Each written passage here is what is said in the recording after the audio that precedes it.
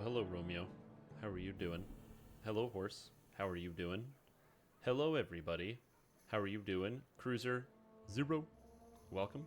I hope you're doing very well. Bobby. Meowdy. How are you doing? Man, so many people are tuning in so fast. Usually it's a lot slower. Usually people, like, trickle in.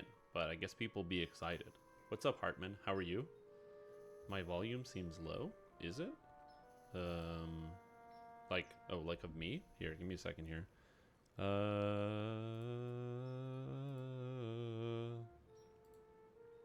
No, nothing's changed. Nothing should have changed, so I don't know why it would be low. Huh, that's weird. Maybe I just eat the microphone. I'll just eat the microphone, and will that be better? Just, like, eat it? Nom, nom, nom. I don't know. My volume should be pretty good. I didn't change anything. Unless I, like, fucked with my settings. I mean, maybe I fucked with the settings? I have no idea. It sounds muffled, too. Okay.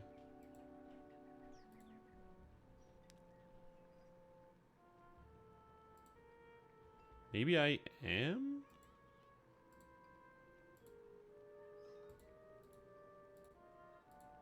I am using my microphone.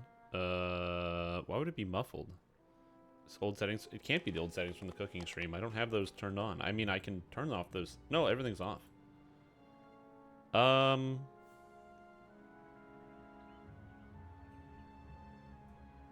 No, it's definitely the right microphone. I mean, I can change it to the wrong microphone. Hold on, that's weird. What's going on here? Because it should still be... Yeah, I can actually see it on the waveform. It's not right. Change it wrong and then check it back? Yeah. No, that's weird. I have absolutely no idea why my microphone sounds so quiet. Even if I'm shouting, it's barely coming up on the waveform, and I don't understand. I didn't make any changes or adjustments since the last time I was streaming. Huh. That's interesting.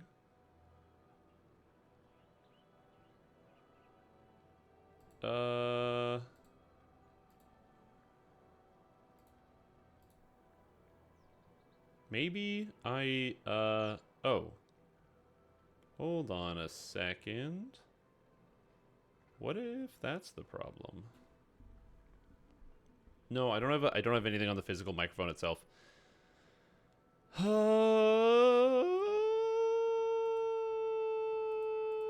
Okay, I don't know what I'm doing. Why would it not? Why? I'm trying to figure this out. What would cause this problem?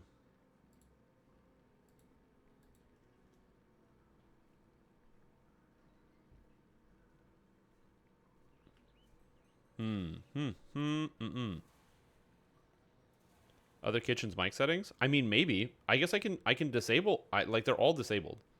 So I'm just gonna delete everything because I remember the settings. Do I update G-Hub? Not recently. Yeah, I have no idea. Give me a second here. Apologize for the confusion, everybody. I have no idea why my mic... I don't even know what it sounds like when you guys say it sounds different. I'm going to go listen to me real quick because I have no idea how different it sounds. Okay, hold on. Say something, Shrimp Tom. Okay, hold on. Say something, Shrimp Tom. Okay, hold on. Say something, Shrimp Tom. Okay, hold on. Say something, Shrimp Tom. It doesn't sound too bad. Yeah, it's just low. It doesn't sound... Okay. It's just low. I can up the gain a smidgen, and that will hopefully just fix some of the issues. I don't know why it's so quiet, but, you know. I can just make it a smidgen louder, and then we should be okay. Anyway, we'll figure it out. It's not a big deal, but we'll figure it out. If I am, like, not hearable, I don't understand why it's like, what? Like, I'm actually looking at the waveform, and, like, I can make myself way louder, but even still, it won't get loud. I just I literally tripled the volume, and it's not even that much louder. It's louder for sure, but it's not, like, that much louder, which is crazy to me. It tripled? Okay. All right. Well, I'll leave a little bit of gain on there, and we'll see how it goes. This should be a lot better, though. This should be better. Thank you for sticking with me through active mic test. You'd think I would have done that ahead of time, but you'd be wrong. But you'd be wrong. But yeah, it sounds fine. So I don't know. Hit the gain no on the back of the mic. No, I didn't touch the gain on the back of the mic. Anyway, it's fine. Everything sounds good. You can hear me. Oh, actually, you know what? Since we're at the beginning of the stream and I'm not doing anything interesting yet, except for screwing up my microphone and doing everything wrong, Ludicrous, I have exciting news. And actually, you know, everybody can share in this. I continued to play more of the video game The Destiny 2, and I did some raid groups, and I can say with absolute confidence, with 2 more raid groups and 2 more completed raids, actually 3 completed raids, but that's not the point, I didn't encounter any Nazis on the computer. I was very surprised. Yeah. I did encounter a pack of gamers who liked using a lot of gamer words in one of my groups, but yeah. But it was pretty good. I was very excited. I got through Garden of Salvation, which I'd never done before. I now have Divinity, so I can use it. And then afterwards, I did Deepstone Crypt. The Garden of Salvation, I believe, took us about 55 minutes. I hadn't done it before, and so they explained the concepts, and it went by pretty quickly. We pretty much just one-phased every boss, so, I mean, I guess that makes sense. And then for the second thing, I did Deepstone Crypt, and that took 3 hours because it was me and somebody else who were learning it and didn't know how to do it. And the other person who was, like, learning it and didn't know how to do it was, like, abysmal at the video game. Just, like, didn't, and also just listening in general. Like, just didn't understand anything, didn't know where to go. We would, like, explain to them an idea, but, like, okay, so you're going to go here and do this. And they'd be like, got it. And then they would go the other way and be like, where are you going? They're like, well, I want to go over here. And I'm like, no. You go here, you stare at this orange wall, and you do this. And they're like, got it, no problem. It's like, what do you do? I stare at the orange wall. No problem. Okay, great. And then the fight starts, and then there they are at the blue wall. It's like, hey, what are you doing? They're like, well, I went over here to fight these bad guys. I'm like, no. You have to stay at the orange wall, and you have to stare at it. And they're like, okay, got it. Sorry, I misunderstood. I thought that was like a time when you did that. No problem, it's okay. We'll figure it out. And then, yeah, like this guy, and because the thing is, the person who was leading it was trying to teach them, teach people how to do things. And so he didn't want to give this guy, like, the ad clearing roles where you don't do anything. He wanted to give him a role in every single part of the raids. That way he could learn the different pieces and, like, learn how to do it himself. Which is good. That's what you should do. You should teach people how they do stuff as opposed to just being like, oh, you're bad at the game, just shoot the ads and then deal with it. So he actually gave him a role every time. But this guy was so abysmally bad, like 90% of our wipes were due to this one guy. Just over and over, the same things over and over. Surprisingly, nobody left except for him. Because after 3 hours, the very calm, very patient leader of the group was like, he was like calm the whole time. He was very, very kind. He was like, yeah, we're going to get through this. It's okay. You know, what can we do? It's like, well, what part are you misunderstanding? He'd be very patient going through it, very patient going through it. After 3 hours, this guy lost his mind. The leader lost his mind and is like, I can't help you, dude. I can't help you. You cannot learn this. You should play another video game. Just go play something else. Like, I can't help you. Which was true, but also it was so funny to watch this guy who was, like, again, super kind and, like, very calm and kept going through the process. And we would wipe and other people would get agitated and he'd be like, hey guys, it's all good, don't worry about it. He'd just, like, crack a joke and kind of keep everybody together. Oh my god. And that wasn't also helped by the fact that the guy who was also very bad at the game, like, he just, like, kind of sounded dumb. He was constantly burping and farting into his microphone. And at the beginning of the raid, like, and I mean constantly, like, you could hear his burps and farts coming through the mic, both of them. And then also at the beginning of the, trust me, dude, it was so loud. I was like, you should see a doctor. Like, you shouldn't do that. Was this guy trolling? No. He wasn't trolling. No. They're not considered gamer words. That's fine. Gamer words are the stuff that you can't type into Twitch because you lose, you get permabanned by, if like auto mod triggers your words. Those are gamer words if it gets triggered by auto mod.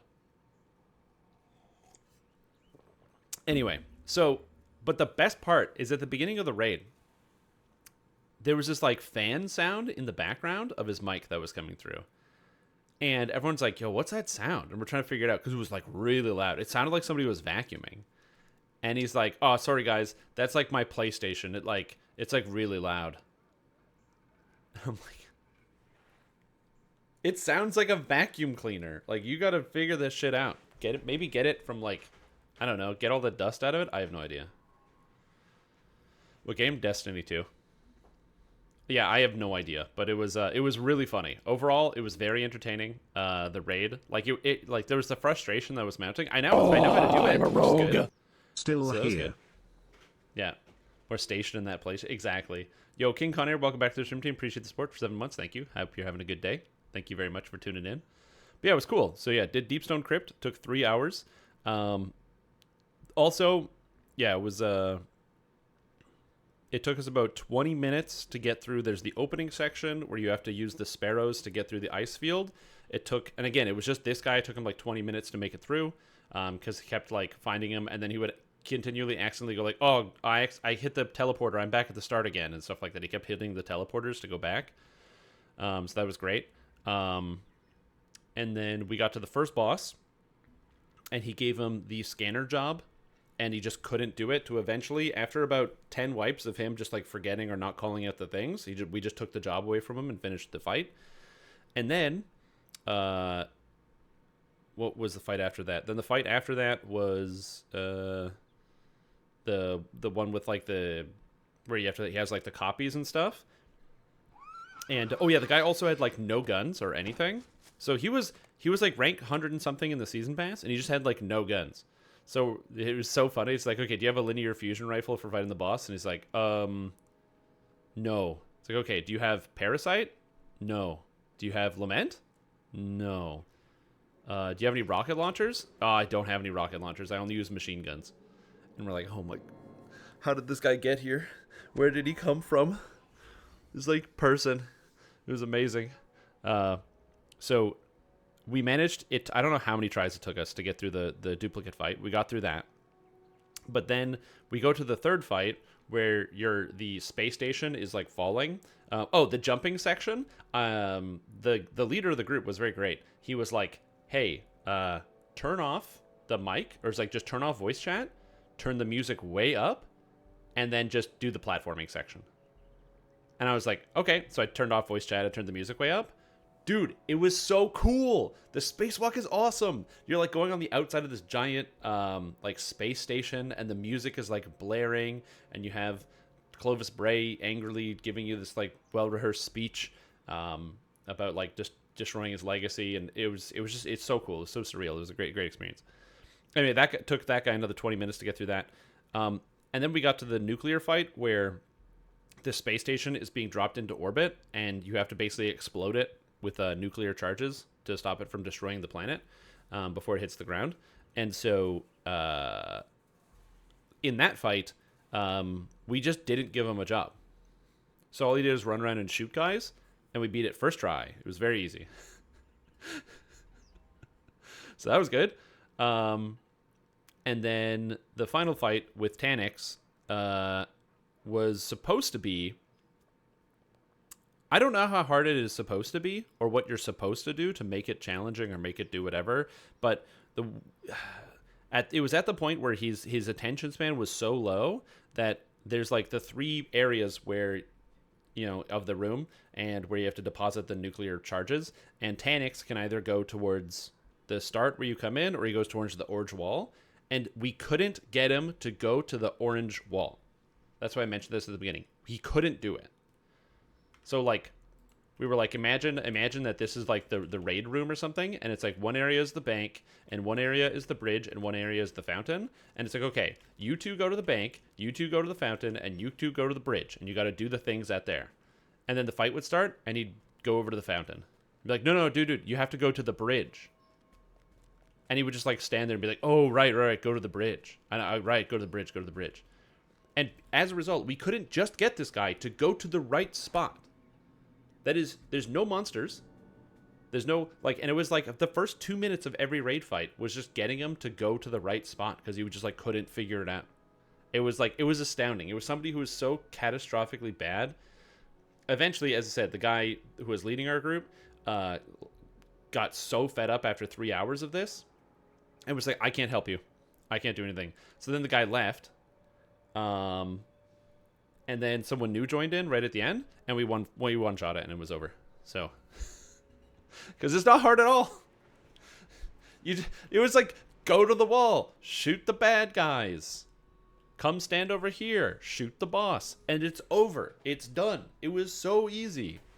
Oh my god. I was on divinity duty. So all I did is stand there and shoot the boss with the divinity. And then he does a slam, which knocks everybody away. But I'm a warlock, so I just use my Icarus dash to stay in range and keep the divinity up the whole time. Oh my god, it was so easy and so fast. It was like when you actually get somebody who can, like, use keyboard and mouse. It was crazy. Anyway, so that was a lot of fun. In 15 minutes. I should have taken a picture. Yeah, mine is 3 hours and 18 minutes. It's my best clear. Hey Strim, Brian here. Borrowing a neighbor's tow behind air compressor. It really moves a lot of air for cleaning things up. Don't stand in front of the hose, it'll really blow you. Yep. Down. Well, unless you want to, right, I know can. this is America. Oh, yeah. This is America. You can do whatever you want. Oh, yeah. Good idea. I should look this up. Raid report. I have to log into this, right? I don't want to join. Okay. Is it Shrim Tom? Okay. There's me. Where's my Deepstone Crypt? Yeah. There it is. Sorry, 3 Deepstone Crypt. 3 hours, 10 minutes. It's the fastest. There we are. Beautiful. Garden of Salvation, hour and 4. This was with a group of people who actually knew how to do it. They kind of didn't really explain how to do it. They just kind of did it. So there's that. Doing my Black Hatcher solo. Was able to solo an Elite 3 levels earlier above your character. Oh, yeah. It's crazy. Diamond Garden. It is amazing, isn't it?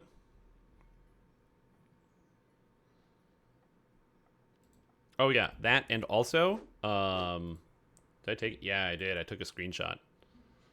Yeah, because I also joined Aruda Nightmares. And then I was like, oh, I got top damage. So I had to take a picture. I was very excited. I'm like, look at me. Most killed, top damage. Stream Tom? That's me. What's that? I clicked the mouse. Anyway, I'm going to stop talking about Destiny 2. I just want to share my experience of, one, not encountering constantly bad, aggravating people, Thunderlord or Rockets. I used a combination of... I used Rocket, so I was running... whoa, what is that gun called? Hold on, I can't remember the name of the rocket. I gotta look it up. I don't have a good hothead yet. I was running Ascendancy, and then with Explosive Light, so I had like 10 Explosive Light, or like 10 stacks before going in. And then also I had Shotgun. I had the Until It's Returned shotgun, the one from Season of the Deep, because it loads 18 shots into the mag. So I can, just unload it. And then also, Tormentors take less AoE damage, but they don't take less elemental effect damage. And I was using Dawn Chorus with the Dawnblade super. So what happens is, like, every time I hit him with the Dawnblade, with an actual Dawnblade thing, they ignite. And so every hit is like 40,000 damage plus 25,000 ignite plus like some extra amount of damage on, like, plus all the Scorch damage. No, we had 3 Warlocks. So the other Warlock was Welling.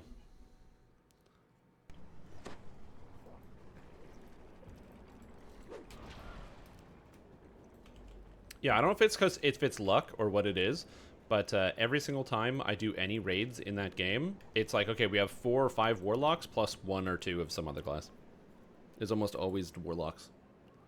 What's that? It's like the cereal. Oops, all warlocks. They're very good. Anyway, I had a lot of fun. Even though with like the 3-hour raid, it did get kind of boring and repetitive to do the same thing over and over and over and over and over and over and over and over and over and over and over. I had fun and I enjoyed myself, and I'm gonna definitely do more. But first, let's do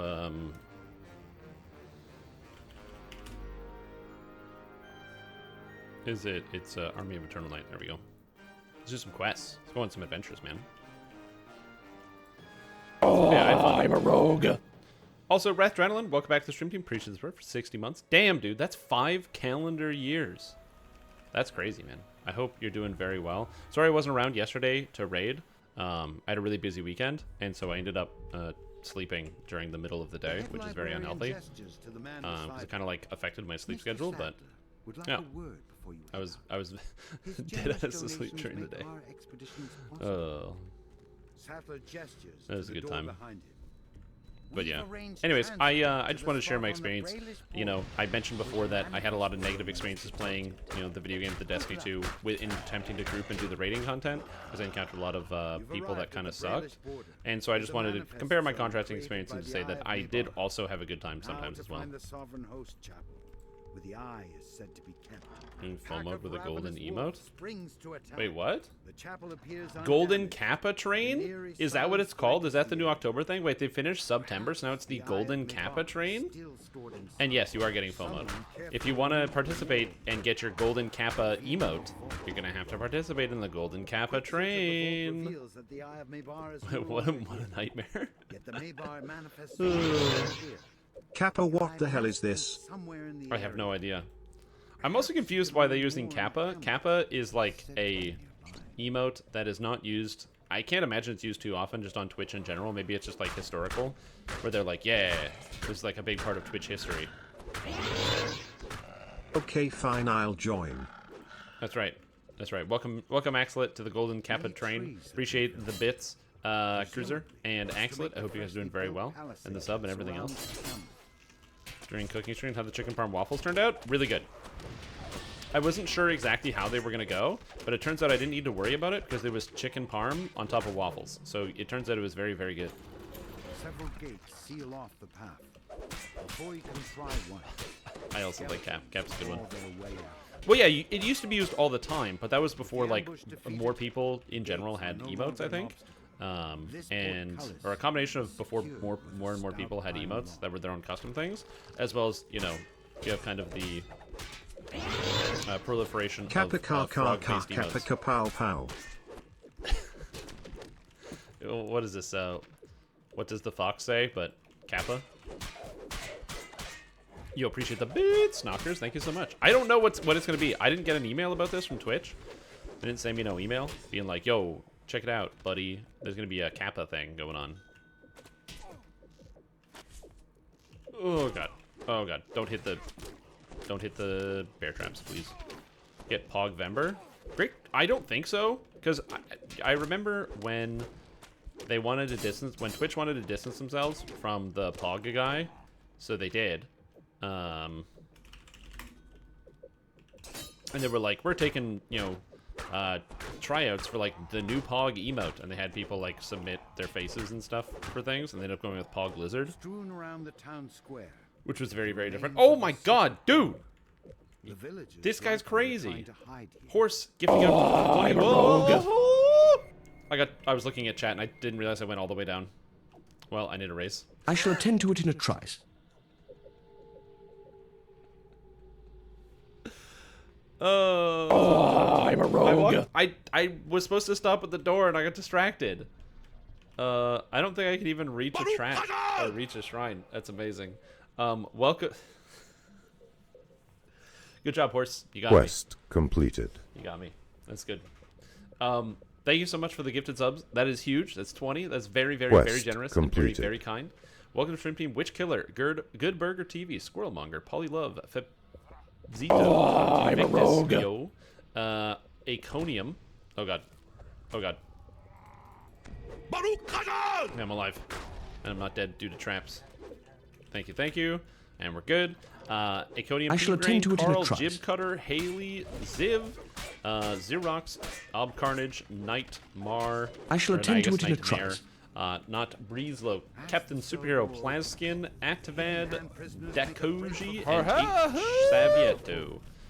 Thank you so much for the support, Horse. That's very kind and very generous. We're on level 6 of the Quest Golden Kappa completed. Hype Train. Again, what exactly the Golden Cap Hype Train is, I don't know. It looks like there are special emotes exclusive for... Oh, it's 24 hours. It's today only. So today only is the Golden Kappa Hype I'm a Train rogue. available. So it is literally only today. The quell rises. Also, Horse, thank you so much for getting us up to these I'm a nuts. rogue. Very, very appreciative. Thank you so much. Thank you for the support. With a final defiant very kind. cry. Anyway. Sealing off the manor hole fades away. Oh god. Quest oh jeez. completed. Okay. Oh, bear traps. We're good. Yeah, I got caught. That's crazy. I didn't even know there was a golden hype train. So that's very generous of you. That's very kind. I really appreciate it. And I hope you are enjoying your day so far and enjoying the stream. Hope you enjoyed Quest my tales of woe completed. from my MMORPG experience. Actually, I wouldn't even call it tales of woe. I know I was complaining about, you know, some element of my Destiny 2 rating experience earlier at the beginning of the stream. But honestly, I did have a lot of fun. Even Has if it you took me really hours. been Kappa even has decided to Kappa, even though want to look more like? Call 985 655 2500 message inside the always makes my details brain hurt. for. Go further, and even more Kappa to Kappa. You can really be Kappa has decided twice as much to Kappa-ing go wish for it. When you decide Kappa even wants to Kappa it and go want, then get Absolutely. really Kappa even has decided to Kappa, and look more like, and go after. It's just common sense. Apply today. Oh wait, no, that's not the Kappa. right quest. Oops. I mean, order in the court. Thank you for the bits. That's very kind of you, Ludicrous. My god. That's, again, the generosity is huge. I was also tempted, somebody was mentioning that I should get an AI to do my voice. And then if I have an AI doing my voice, I can I'm a have rogue. an AI reading to me specifically, which I thought about as an interesting idea. If I was to do that, I think I would do like, yeah, you can have Strimtom reading to Strimtom. I'd have to figure out how to do that, like get something to train on my voice and then be able to speak like me, and be like, well, if you use 100 bits, you get Brian's voice. If you get 200 bits, it's Strimtom's voice. That way I can, you know, far more bits. I mean, create more interesting options. Also, Funny Fang, welcome to the stream with Team. Appreciate this word. You've been a fantastic day. Glad to have you here. Very kind of you. Appreciate it. The Eye of Donvi hovers above a pedestal in the center of the room. Your money. It's only an option for those people that would want it. Text to speech is still available from Brian, which is one of the best voices. Hey So, yeah. Strim, I have an actual question, not that nonsense. Okay. At what DC, roughly, would a cold alk be better than a poison alk? Why would I want to pay more for your voice? Brian has spoken. Well, Brian wouldn't want to. Obviously, he wants to keep his job. So, you know, that's one big part of it. But the second part of it, that's actually a great question. Yeah, interesting. So, the actual range in which you want to think about it is basically if you have your DCs, in my opinion, above 105, that's where I would consider pretty much cold is going to be better than poison in most cases, if not all cases. Is 105. I would like to say 110, but I think 105 is a little bit better. Disable traps while raging? I don't know. I don't think so. I believe you cannot.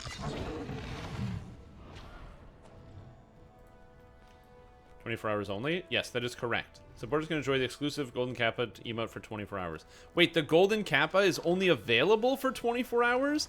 Wait, are you serious? That was the bait and switch? It's not like you can earn it within the next 24 hours, but you can earn it and enjoy it for the next 24 hours, but you can't use it after that? Yo, you guys just got scammed. Nice. Yo, thank you, Mr. Bezos. Appreciate it. Oh, that's hilarious.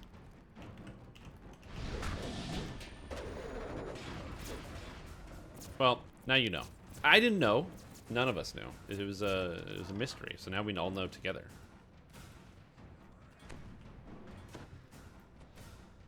True. Yeah, you could also just shove it in DCTV and keep it forever. I can't believe I got scammed out of my $1. Mm-hmm. Spend $7 to buy more bits to post this. Yep, basically. Well, you know, you got to think about it in terms of like spending your money. Think about all the situations in which you would spend money on products, right? So you would spend money and then you would have an item that you spent it on. This is no different than that. So it's basically the same thing. You get to have the experience now.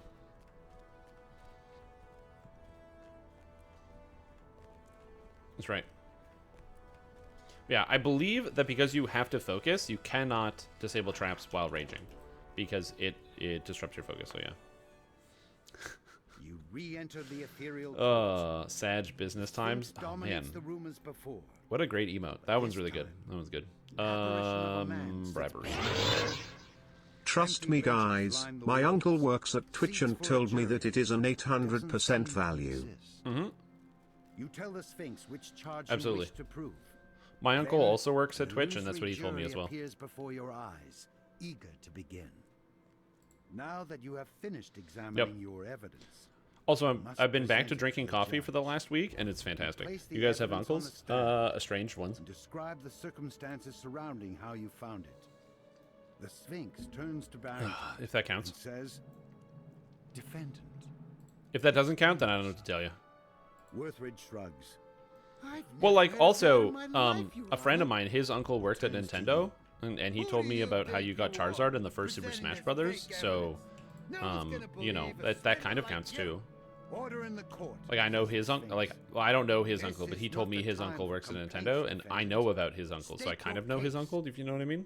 While the Sphinx continues questioning Worthridge, It's basically the same thing. The jury growing bored and restless. You stand before the jury. All right, I'm to ready. give your speech. As you begin, Here we go. watch for the I'm just gonna make sure I don't jury's click this reaction. wrong. So last time I did this, I jury was finishes not paying their attention and I clicked it wrong like an decides idiot. to accept your And words. they were like, "Boo, Earns, You boo." continue your speech with more confidence. The jury ponders. Like this part, I also know that this part is I boring, never or said more boring do it than or the else. combat I said route, Do it. because the I'll combat go. route The is jury pretty finishes fast, their deliberation generally. and decides to accept your words. Bluff or diplomacy? Bluff. Oopsie. You conclude your speech. The problem is it's The jury slightly longer than considers you in fault. actually doing the interrogation, or Impress like the doing jurors this. enough to keep them in your favor. The judge finishes questioning the defendant. You should have done blackmail as Now combat. ready your It's next speech. slower. You place the evidence on the stand and describe the circumstances surrounding how you found it. The Sphinx turns to Barrington and says, "Defendant, explain yourself." You know what I Oh, say? did I click the wrong one? Hearsay. Fuck. Well, I clicked Order in one the thing court, wrong. says the Sphinx. Whoopsie. This is not the time for Did Wrath complaints, leave? defendant. Well, I mean, he's in the State your quest, case. The Sphinx continues questioning Worthridge.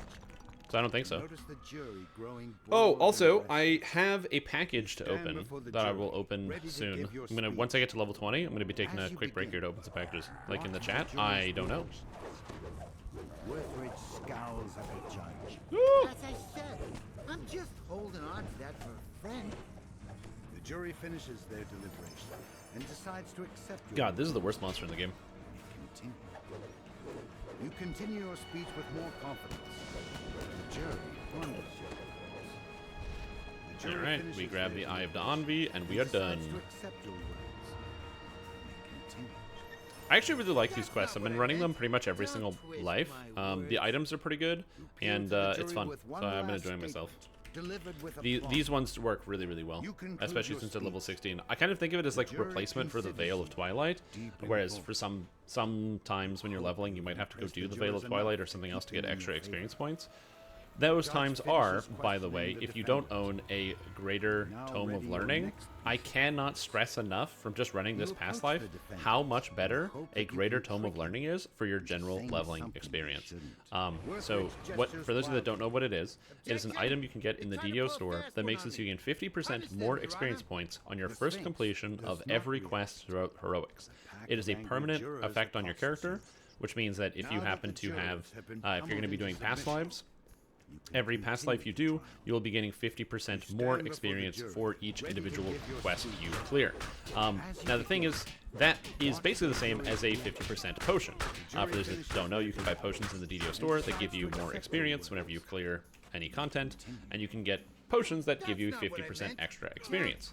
Now 50% is a lot. That's a big number. Continue your speech with more confidence. So the jury honors your words. The jury and finishes people pay a lot of money for those.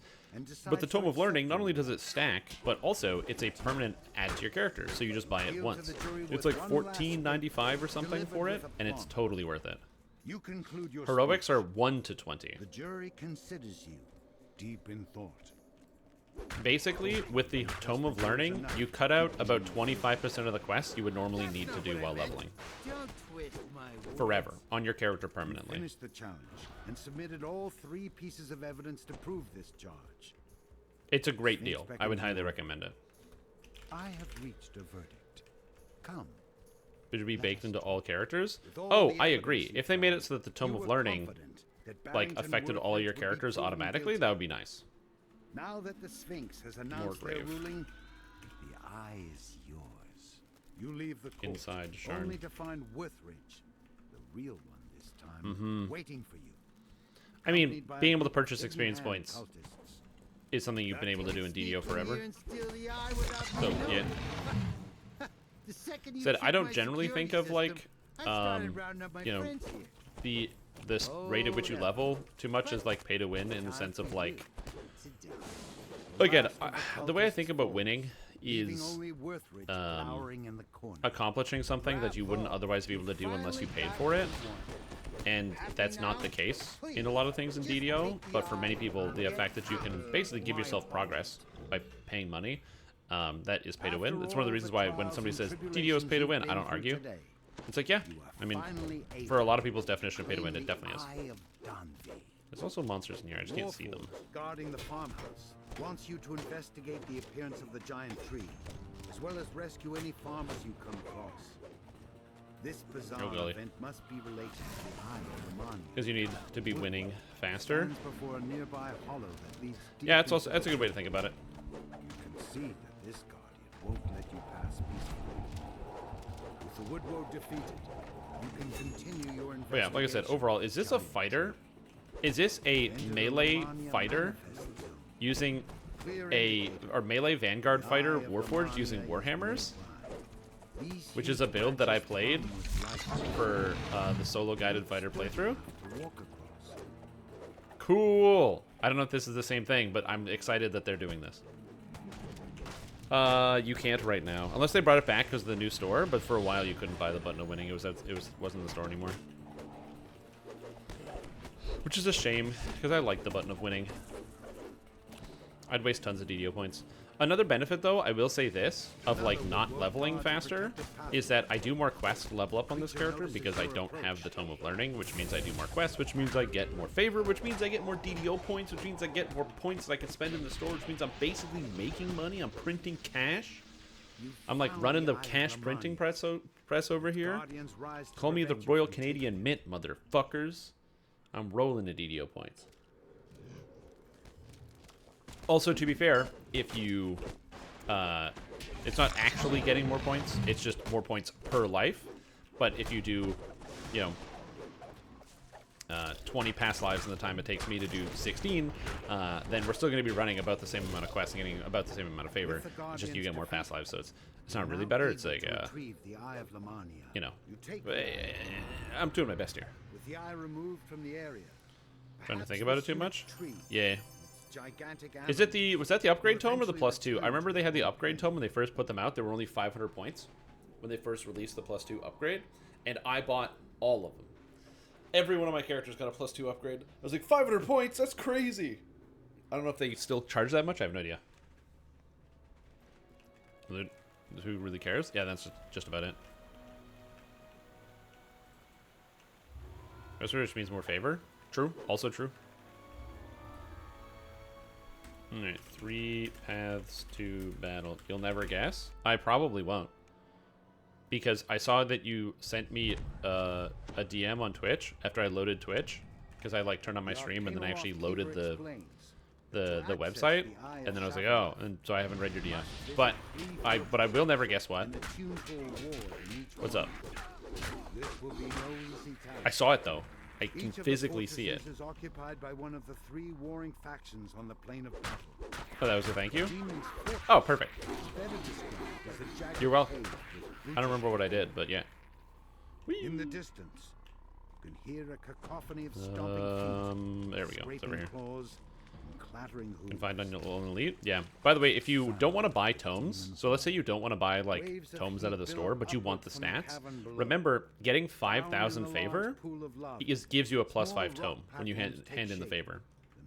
And 5,000 favor, with the number of quests that we have nowadays, you don't even need to own any expansions, and you can get 5,000 favor pretty regularly. It's a little bit tougher on hardcore because you have to be like under-leveled, but for the regular server, you just go and do every bit of content you want. Just basically run every single quest while leveling, and just take your level whenever. The cavern now climbs upwards. Looks like a young stream time. I find it hilarious. Amazing. I mean, there are videos of young stream tom out there.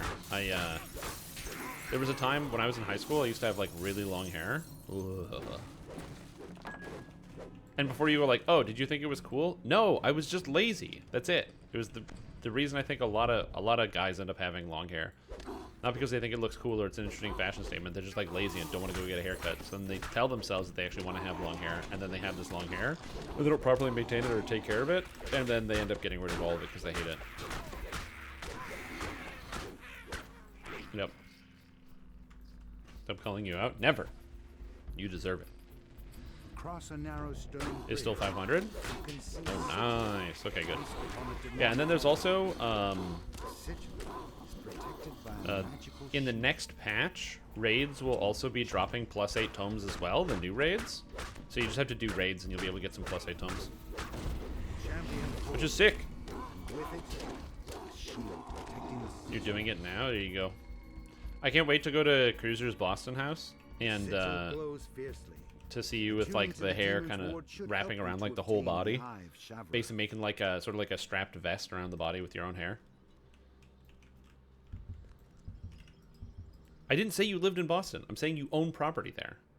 Those are different things. Battle reverberates from the walls of the once pristine fortress. Deva gestures for you to talk to her. Are you giving me a stream Friday night? Anytime. I saw you were just on like a big hype train and I wanted to participate. And also I noticed that I Don't Heal, I'm a Battle Cleric was not subscribed to your channel, so I had to make sure I threw that one in there. Because everybody should be able to see the graces of I Don't Heal, I'm a Battle Cleric. Your hair into a mustache. There you go. It's basically just like holding it all together, you know? It's like a bike lock. You want to make sure everything's like locked in place. You braid the hair into the stash, so it's all like one big piece.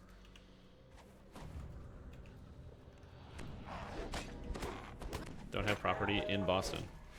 Yeah, you say that now, but at some point you're gonna have property in Boston, and then therefore via time circulation, where time is a circle and not a straight line forward and backward, my statement will be true retroactively, and there's nothing you can do about it. Of course, I help any way I can. If that's inspiring you to do more, if that's, you know, gifting out a sub, or if that's, you know, just watching and having a good time, you know what? I do what I can. Because I'm a hero. A real hero. Just kidding. But, because it's, you know, I don't know. You gotta support other people in the community. I'm a huge believer of the idea that, you know, the rising, what's that expression? The rising tide raises all ships. So, like, if I do well on the website, you know, I also want to share the love and promote other content creators I think do a good job. It's one of the reasons why, after I watched part of one of Fade's videos, I was like, yo, can I watch all your videos on my live stream and promote your channel? And now, if I go to Fade of the Wild Hunt, Fade of the Wild Hunt on YouTube, since I watched it last week, they get 100 subscribers. So I don't know if that was entirely because of me, but I don't know. I'm just gonna assume it's because of me. The Eye of Shavrath awaits you at the entrance. After attuning to all 3 of the wards, the protections for the Eye of Shavrath fade. You can now take the artifact. You've retrieved. But yeah, Rising Tides floor all basements. True, they do flood all basements. Yeah. rather than acting as one more source of. Well, they flood basements that are like on coastlines and stuff. Fortunately for me, I live pretty inland, and the city of Ottawa is called the Ottawa Valley. It's basically just these big ups and downs and hills and gaps. So I'm like close to the top of a hill. So even if like the river would have to flood, The remaining like eyes it would have to of really something flood. nearby, locked away inside the headquarters. Check of out the literature hidden episodes. I'm reading between the lines. Prayer from bars happening this week, maybe even tomorrow. That's an interesting are question. often seen entering the curiosity shop. I wonder if it's happening tomorrow. That's a great question. This shop is filled with odd artifacts and hidden hand cultists. It looks like you're in the right place.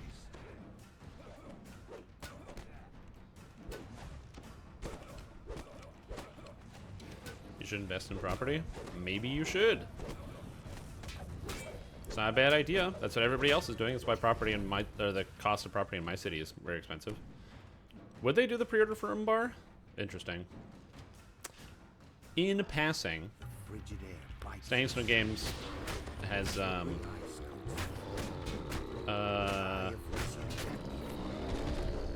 can't say what I'm about to say, so I'm going to stop talking. I don't know what I'm talking about. Who are you people? How did you get into my room?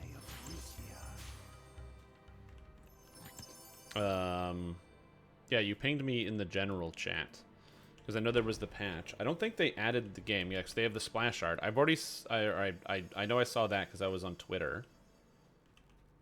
More information releasing Tuesday. Oh, the Mariner is coming to the game this week.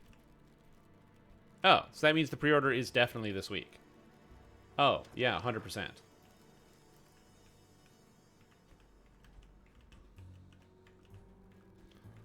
Right.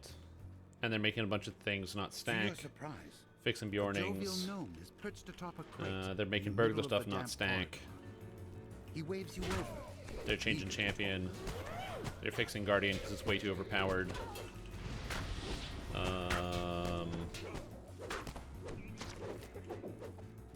And they're fixing Lord Master. Okay. Interesting. That's a good question. I Gnome wonder if it is stands coming out this atop week. An island of crates stacked in the middle of this oddly submerged storage room. There must be magic. Lightning just struck the building opposite your mind. The flash and thunder are absolutely insane. It struck the building? That's horrifying, dude. I hate to hear that. Like, really close by lightning is... It's really easy to think, like, oh, a thunderstorm, or, like, it's so nice to hear the thunder rumbling in the distance. When that thunder strikes near your house, it's crazy. It's so stressful and loud. It's, like, really difficult to describe how, like, it puts this, like, real fear of nature in you. Like, I get why people back in, like, the Stone Ages and stuff were, like, terrified that their vengeful gods were gonna come get them from the sky, because, like, that shit's crazy. Oh, yeah.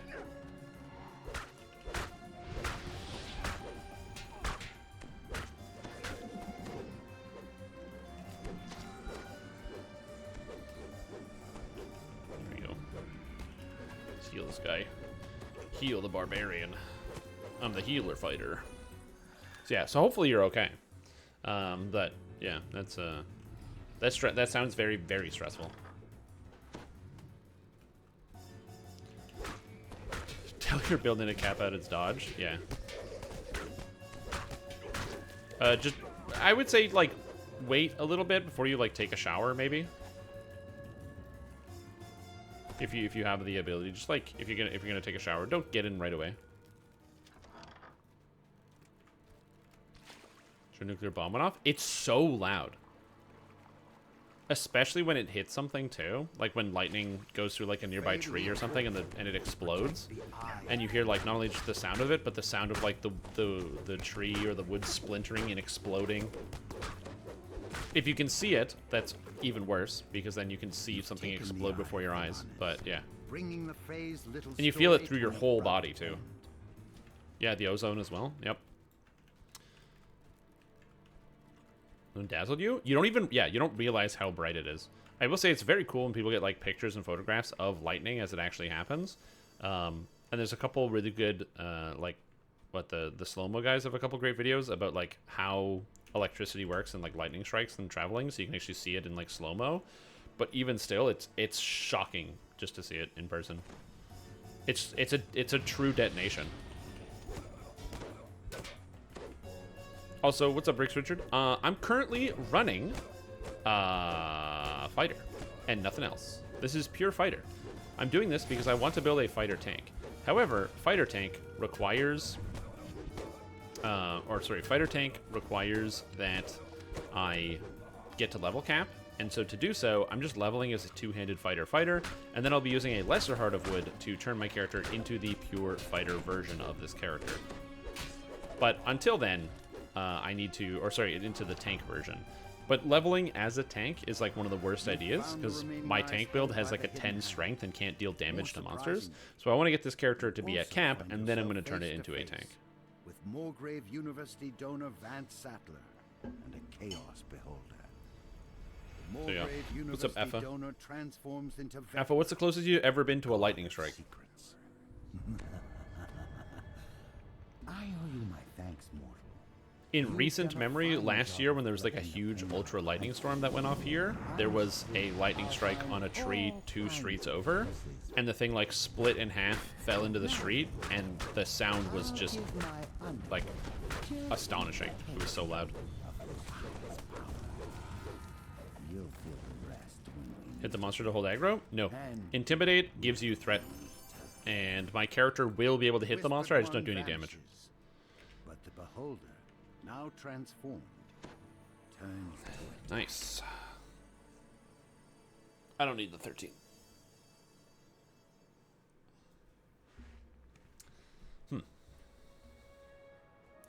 Released on Tuesday, October 3rd.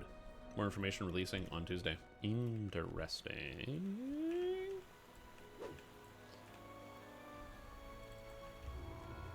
I've been having a blast with the game so far. I was wondering what you get / gain access to when you subscribe. Okay, so number 1, I'm going to do my best to explain it to you, but I would highly recommend, there's a page on the DDO wiki about VIP that tells you exactly what you get. It's like more detailed than what I can possibly give you. And I believe it also has like, it gives the prices, the comparisons, and what have you, but the specifics of what you get. This may or may not be premium account, directed premium, free to play, premium account. I don't know if there's a better account. Is it account comparisons? Oh, account comparisons. Is this the page I want? Aha, account comparison. Ho ho ho ho ho ho ho. So you've got some of the stuff here. But TLDR, when you are VIP, you get points per month. You get extra character slots. You get full access to a whole bunch of stuff. Actually, this is old. You actually don't get the Warforged race, which is funny because you unlock that with 400 favor, which you're probably close to.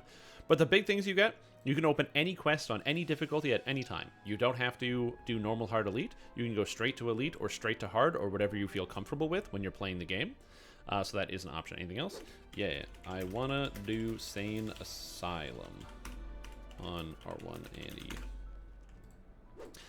So you can do that on any difficulty. You also get movement speed in town just for walking around, so going places in town. You get a 10% XP bonus. You get access to monster manuals. Monster manual are a type of, they're like here, where you get bonus XP for killing certain amounts of monsters. The amount of experience points over the course of like a TR path, if you need I need 3.8 million experience points to level. It's about probably a little over 120,000 for monster manuals, which is a lot. It's a fairly large amount of experience points. You can kind of exploit that for whenever you need it. So that is a good option. What else? More bank space, more storage, all sorts of stuff. Login queue. There's the only time there's a login queue for DDO, it's on Hardcore League, and even then it's a very short login queue. I'm lagging in the game. That's good. And yeah. Oh yeah, you can skip a quest in a saga, and also all the packs, the premium adventure packs.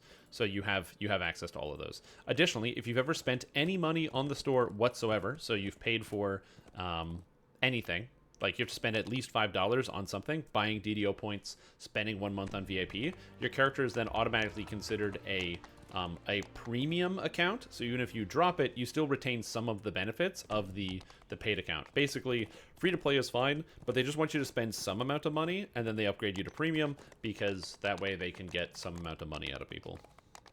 Highest damage? Probably about 120,000.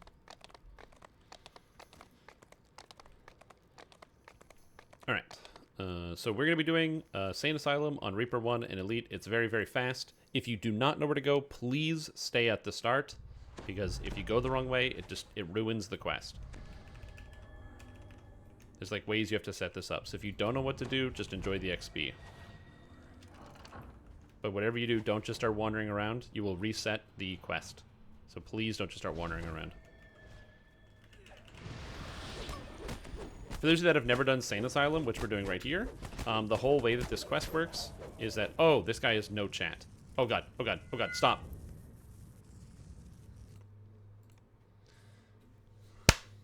Alright, reset. Nobody listens. Ever. Dude, why? Just listen. Just listen. It's every time with this quest. Holy mackerel. Yes.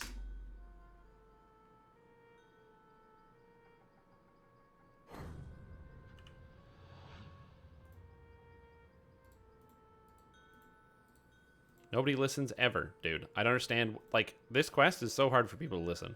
Let's try again. All you have to do, it's very easy, is just don't go straight. Just if you don't know what to do, just sit at the beginning of the quest or follow. That's it. Those are the two things you got to do. Oh.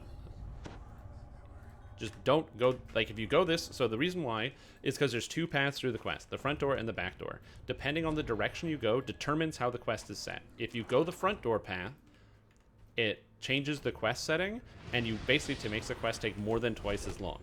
So I just don't want to deal with that, and so that's why I'm like, either if you know where to go, please follow. If you don't. I would like to teach people how to do this quest, but I have YouTube videos on how to do it, and I can teach people, but man, that drives me right up the wall.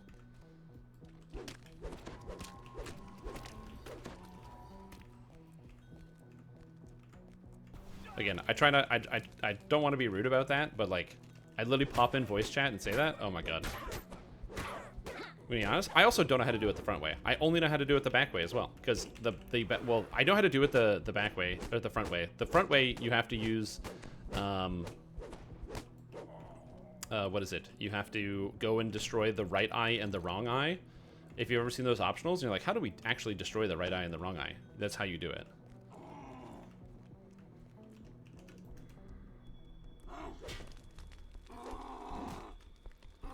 Waiting here. Till he comes through enough. Okay, we're good. I am not attacking. My character broke? What the heck? For some reason I stopped attacking. It was weird. Anyway, we're good. Oh yeah, I am lagging. Okay. I was like, huh? I was reading on Discord in a couple different places that a lot of people are having really bad lag spikes on Arganesson. So yeah, so we'll see. Oh, did you just pay for unlock VIP for a month twice while you're already VIP? Situation of it is with big hurricane in Gatineau, past 2 feet beside your apartment. Ooh, that sounds bad.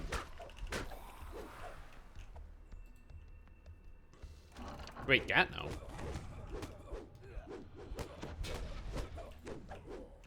Yeah, I haven't done a purge in a while, so I don't know who it or his is or isn't VIP. Yeah, I can't make you double VIP. I could if I really wanted to. I could find a way. Oh, DDO, please! I just want to play the game.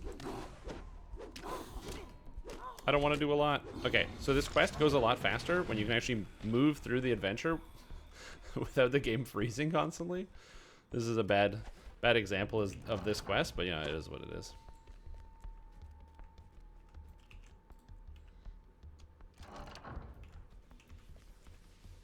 Anyway. You hear a voice. You can rotate every piece of this mechanism, including both sources and destinations. Yeah, and then also the puzzle. Please don't purge, you need your flasks. You can't tell me what to do. Okay.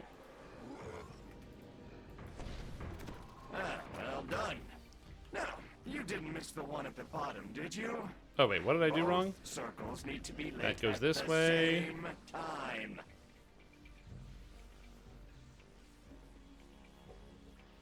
Oh, I went the wrong way. I'm stupid. I forgot how to do the puzzle.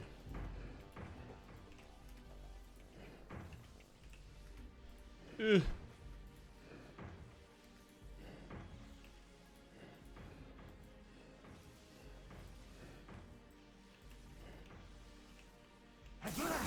I did the puzzle the wrong way. That was also bad of me. Over yet. You never spin center? Yeah, you do.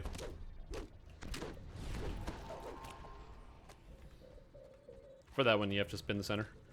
Whee!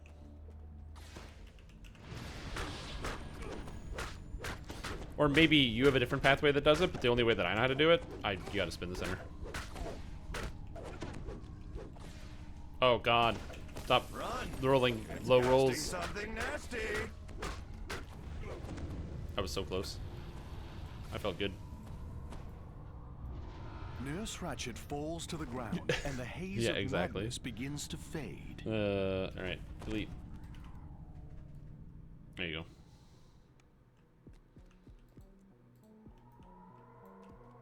So the quest is, you know, you can get it done in 2.5, but it's hard when it's lagging.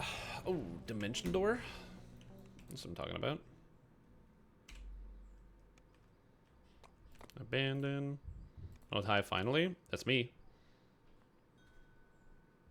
Me too. Rip. And you share demonyms.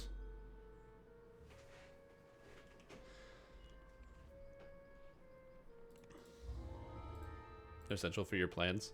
Oh, whoops! I'm so bad at this. I'm multitasking. I'm gonna give myself excuses. Supposed to be elite difficulty. I don't even know what I'm doing. Who are you people? How'd you get into my house? Okay, we're good. Okay.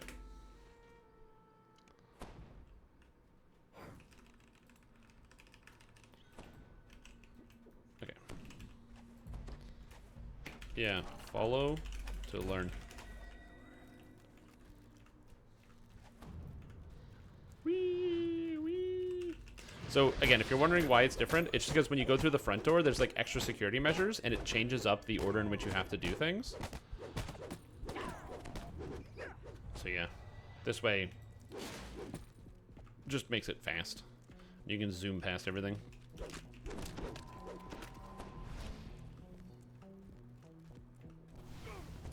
Ow! As I hit the trap.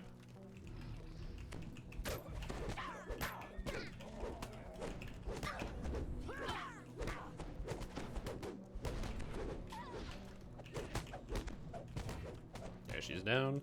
I'm gonna have to get, I think I am gonna use Dire Charge as my epic strike. I think Dire Charge is just too good. Halloween event? The Halloween event is called Night Revels, and it's probably the best, or in my opinion, it is the best event in DDO that they regularly do. The way the Night Revels event works is as you play the game, there will be special spooky champions. You need to be able to engage with the game on hard or elite difficulty to be able to see the champions. And when you kill them, they will drop spooky chests, and the spooky chests will drop keys, sort of just like the pirate event. They started this with the Halloween event, and then they moved the key mechanic into like every event because it's a good idea. Actually, they started the keys with the Snow Peaks event, and then they moved into the Halloween event, and now it's in the pirate event as well. But you kill them, and then you kill the champs, and they drop spooky chests, and then you get the keys, and you can use the keys to run like little small dungeons, basically, the little challenge dungeons. But unlike the Three Barrel Cove, unlike the pirate-themed Crystal Cove challenge dungeon, which is just one big kobold collection thing, these challenges are more like just regular quests with like fun theming. So, for example, one of them is the kobold's new ringleader, and it is the kobold ringleader, but with a twist where all the kobolds have been turned undead by a lich, and so there's like a separate like mechanic that you have to do, and then there's different monsters and stuff, and they scale based on the level. The amount of experience you get is also huge. They're really good for XP, and then you get all these ingredients, and you trade the ingredients into a guy in House Jarasco, and he gives you you trade the ingredients to a guy in House Jarasco, and he gives you like all sorts of rewards and stuff, and most of the items out of the Halloween event are quite good as well.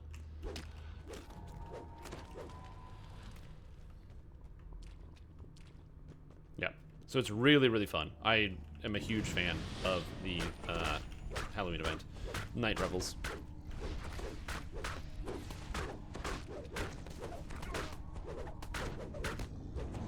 Nurse Ratched falls to the Nice. ground, and the haze of madness begins to fade. There we go. Nice and fast. Yes, there's the Hood of Unrest, which is arguably one of the best items in the whole game. I don't use it out of principle because I don't like it when it comes from one of the best items in the entire video game comes from a festival that not everybody can participate in. Because if you're not playing around Halloween, then you can't do it. Now, granted, it's like 3 weeks to be able to get it, 3 to 4 weeks that they usually have it active. And sometimes they do it twice a year, so it's not impossible. I still just don't like it out of principle. If they want to put something like that in the game, they should put it available all the time, so you don't feel like you don't have this crazy thing. I need 7k XP, so let's do good intentions. Yeah, it's the Hood of Unrest. Gold roll? Oh, yeah, I can do a gold roll. I'm still going to do good intentions, though. But that is a good idea. Start prediction. Start prediction. There we go.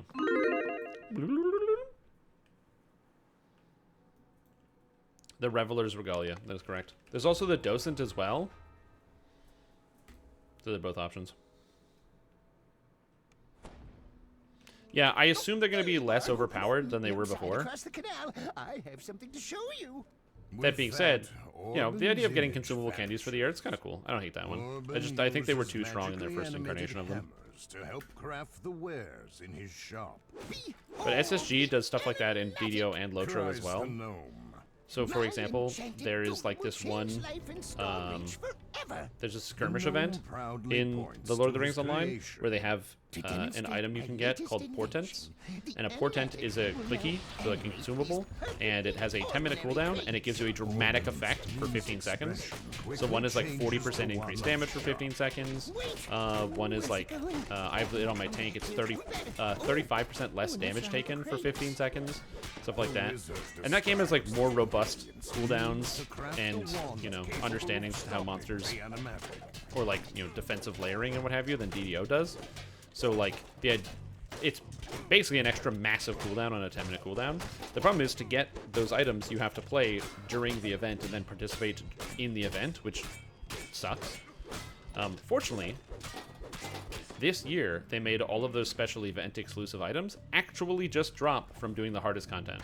So you can get them from doing the event, or if you're like me and you don't do in-game events that often, you can just raid, and you can pull them from the raid. So I got, from clearing the raid on one of the highest difficulties, I got myself my portents. But yeah. Alright, 64 tech, it does. Ooh, poisoned by animated objects. I mean, maybe they're animated poison daggers, I don't know.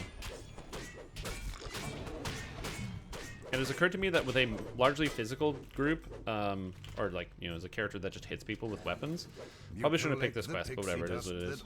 Needs to craft the wand. The pumpkin head? Mm-hmm. Yeah, there's toys, like jokes and stuff, so you can buy pumpkin grenades where you throw them at people and it puts pumpkins on their head.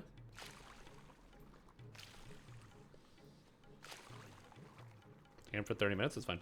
I just have to go get my Crocs. You've obtained a beholder's Yeah, so we'll see what the new stuff is. Night Revels is either going to start this, or like probably start next week. I don't think it would start this week. It'll start whatever day the Lord of the Rings Fall Festival starts. Which, when does the Lord of the Rings Fall Festival start? That's a great question. You can check that, because they actually post that. The 12th is when it starts. So that should also be the day that Night Revel starts. Would be the 12th.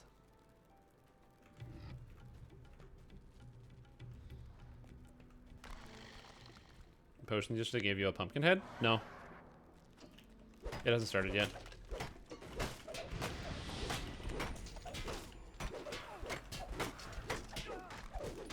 Yeah, so we'll see.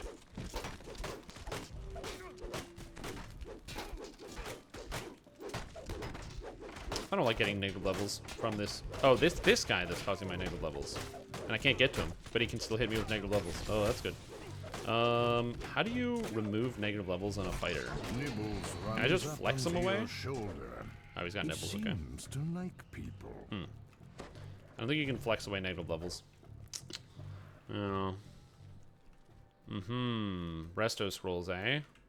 Let me check my UMD real quick. Yeah, that's not gonna work. Well, you know, we'll figure it out. No, it doesn't. Time does. I can also drink potions of death ward that would prevent me from getting negative levels. gives you a Oh, so yeah, I have these unicorn items here. One of the ingredients. So this Corbin is quickly shapes the gloomy potions of ingredients death into a ward. magic These potions wand. you can get from Night Revels. So I bought tons of these. I never use them because I forget about them, but I have them. Strip the enchantments from the golem and remove its commands. I think. Well, there's only one See, way that's to weird find because I've out. literally First, never, I'll remove my ever containment gotten a spell, Pumpkinhead potion then I'll in-game. use the Ever. wand. I have no idea how you got that. Genuinely very impressed.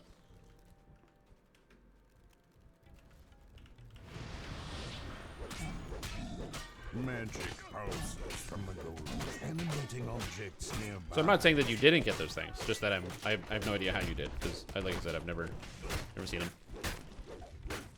Yeah, DDO star items do drop in chests. I just didn't know that was even a possibility.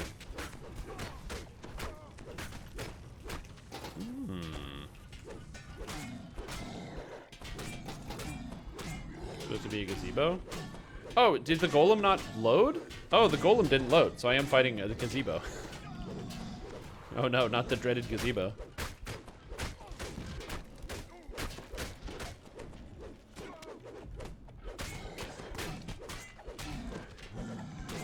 Enemy quest? Sick.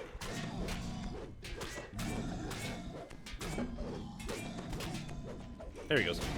Now he's actual golem. I guess it just didn't load for some reason. Weird. Alright, Mythic Reaper, Ring of Prowess. Mythic Reaper, Ring of Prowess. Level 17 Ring of Prowess, actually pretty good. Mythic Reaper, Mythic Reaper, Mythic Reaper, got nothing. Now nothing Alright. more than a pile of useless junk. That's it. And now we're at camp. Still, Camp. It'd be nice to be able to sit down Nice. without the chair attacking you. Giga Gazebo of Hell. Mm-hmm. It's like, what's that game? There's that game you can get, that board game, Munchkin. And in it, there's all the different monsters, and one of the monsters is the gazebo. And it is, of course, just a gazebo, and on the little card, they have, like, somebody who's, like, terrified of this gazebo in the distance. Doesn't look scary, it just is a gazebo. It's, like, level 12 or something. And its effect is you can't recruit people to help you. You must fight the gazebo alone. And the gazebo is like an absolute killer, because if you're not prepared, you can't fight it. It's too powerful.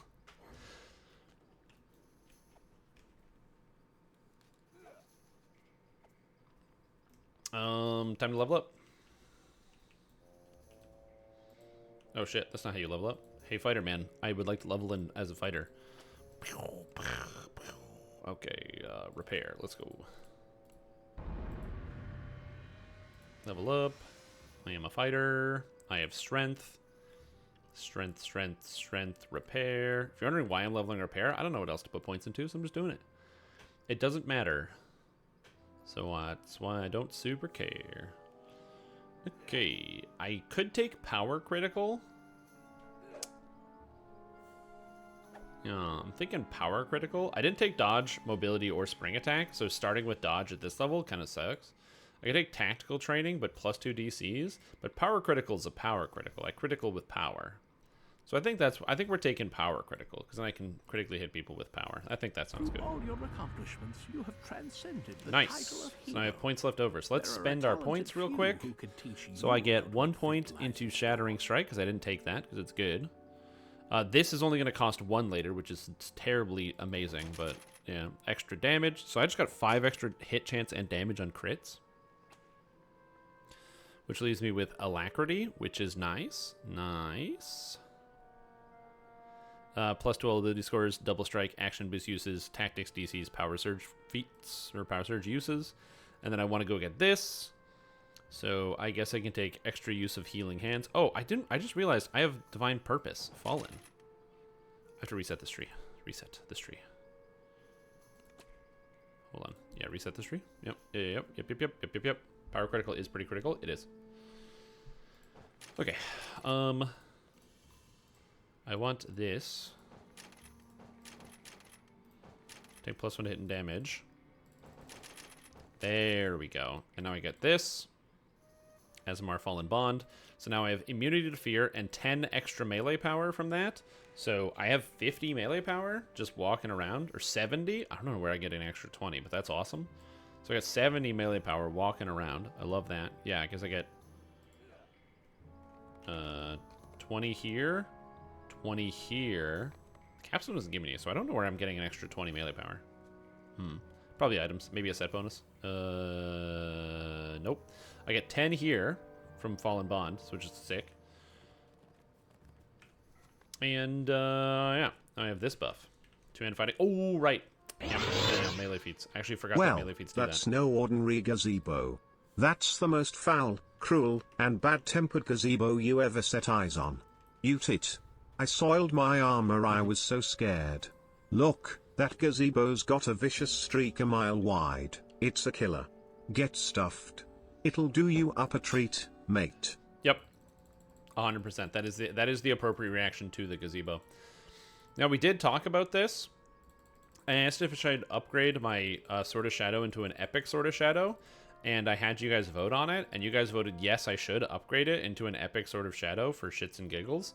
So I am going to upgrade my Sword of Shadow into an Epic Sword of Shadow, so that way I can just keep using it. I don't have to swap it out for anything. So that's going to be the game plan here.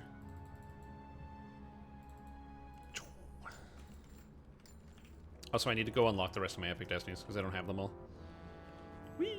Whee! Please give me another Epic Destiny. I need one more. I need one more! Okay.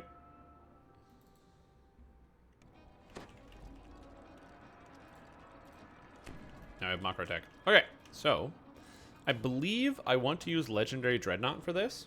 The problem with Dire Charge, though, is Dire Charge literally useless until I get Momentum Swing, which is kind of disappointing.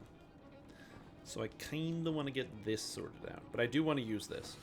Divine Crusader, I don't really want to use Consecrate, so I think I'm going to just... I already have a lot of attacks, so I don't really need Shirati Champ or anything else. The problem with Fatesinger is that I already have like a lot of attacks that already do a lot of damage, so I don't really care too much about Fatesinger. Like, yeah, I could use these, but like I already have so many really strong attacks that I just spam constantly, so it doesn't really seem important to me. Adrenaline? I hate Adrenaline. Like, not like the concept behind the attack. I think Adrenaline is a good move. I just like... I really don't like stopping what I'm doing to like press the button, and then the number of times where like if you attack Q, so if I do like 7-8, my attacks will queue like that, so I can just hit them way ahead of time and it'll queue, but Adrenaline doesn't queue. So what happens to me is when I'm playing, I have to like mash Adrenaline. I'm mashing, I'm clicking, I'm mashing, then it goes through, and then I can start doing another attack. But if I like press Adrenaline, it won't queue, so you have to like mash it until it goes and then press it, and I just don't like mashing something every 8 seconds. I find it very unsatisfying. Some people enjoy the combat, some people enjoy the playstyle, and the numbers are big, and it is a good ability. I just can't deal with it. It's too frustrating. I also don't know what mantle to use. So that's going to be... We'll figure that out. But I think we're just going to grab Dire Charge anyway. Fuck it. It's good for now. It's an AoE, I guess. I don't have Momentum Swing, but it's fine. What's like a fun mantle to level with? I don't really want Macro Attack. Use Ramp. Meh. Draconic Incarnation is on spells. Annealing Sentinel. I could get Renewal, but like, I don't really take any damage. Yeah, Primal Mantle's pretty good. Magus the Eclipse Frostlight can get the upgrade. It's not terrible. The Fatesinger Mantle's not bad either, because it does give you temp HP, and it gives you melee or range power AoE damage. This is actually a lot bigger than you think, because it's 120 temp HP, and it goes off all the time, and the damage isn't that bad. It's not good for single target, but the fact that it hits everybody around you is nice. It just helps like chunk down nearby monsters, which is pretty good. Primal Avatar obviously is going to be pretty good, so this is not a bad option. 3 points into here. Problem is I just don't want anything else that's actually in here. Fury Mantle does give passive healing. It's 60 10s every 15 seconds. That's kind of low, and I feel like I'd rather just go with the Fatesinger Mantle, if I'm being honest.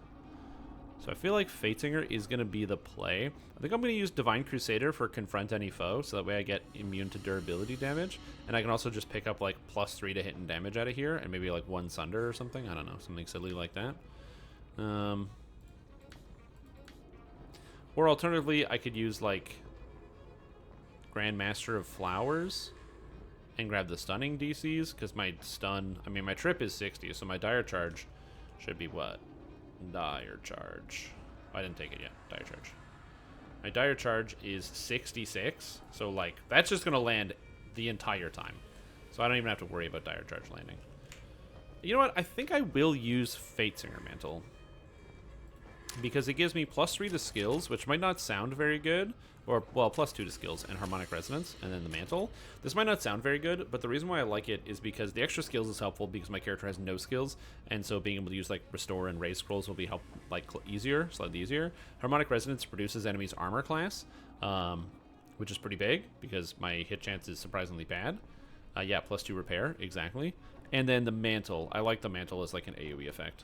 Again, it's not... This is not for the end game. This is just for leveling purposes. It sidesteps a lot of the requirement for healing. And then I can pick up, like, I would be using Dread Mantle if I was actually playing this as an actual end game DPS, but this is not an end game DPS. I want to be here by 23 momentum swing. So I want to get Dire Charge or Dire Shot. Enemies to make a 40 save or be tripped. That's good. And then my third tree. I don't think I need the stunning DCs. I think my character is pretty good in terms of the DCs, especially considering that's not even in Reaper mode or with Power Surge. So I think the answer is just go Divine Crusader, because, you get the convenience of Confront Any Foe, get Weather Any Blow, which is convenient. Like, +3 hit and damage is really nice. Tactics, DCs, push through the line, action boost bonus. I don't need the hit points. If I was going to take anything, I guess I would take push +3 tactics. I'll take +3 to hit and damage, which is pretty good. I mean, it's not amazing, but it's good enough.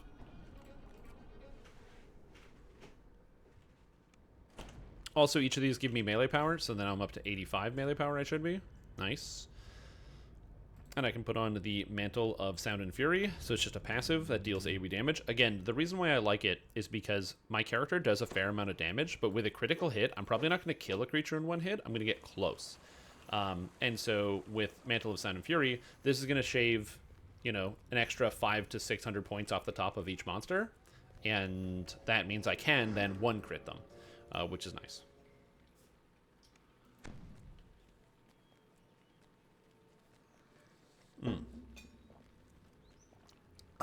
Coffee.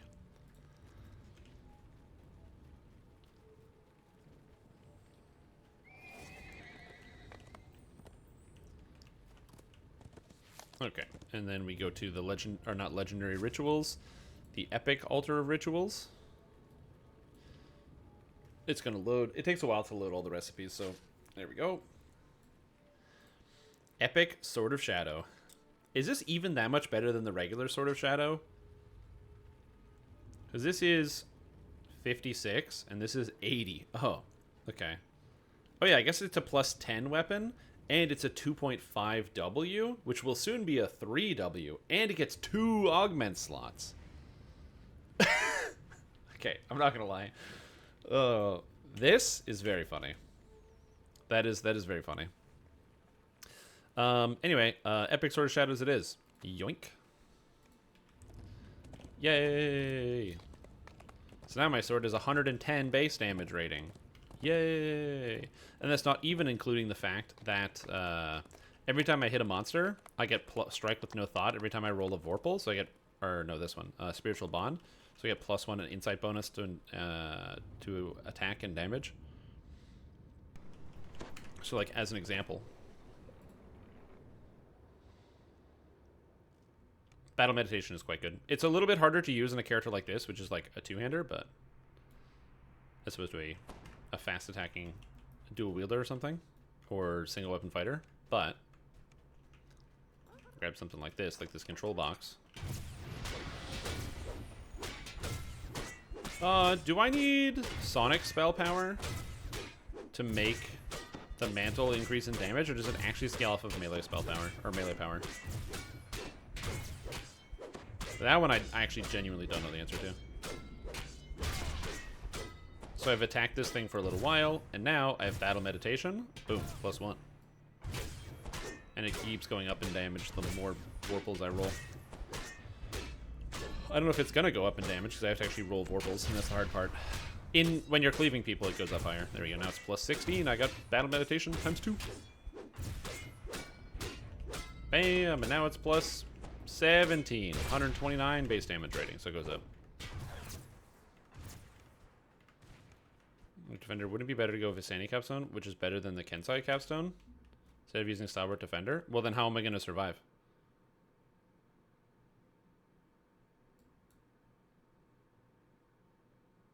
Like, how do I prevent myself from dying then? Like, what's the strategy there?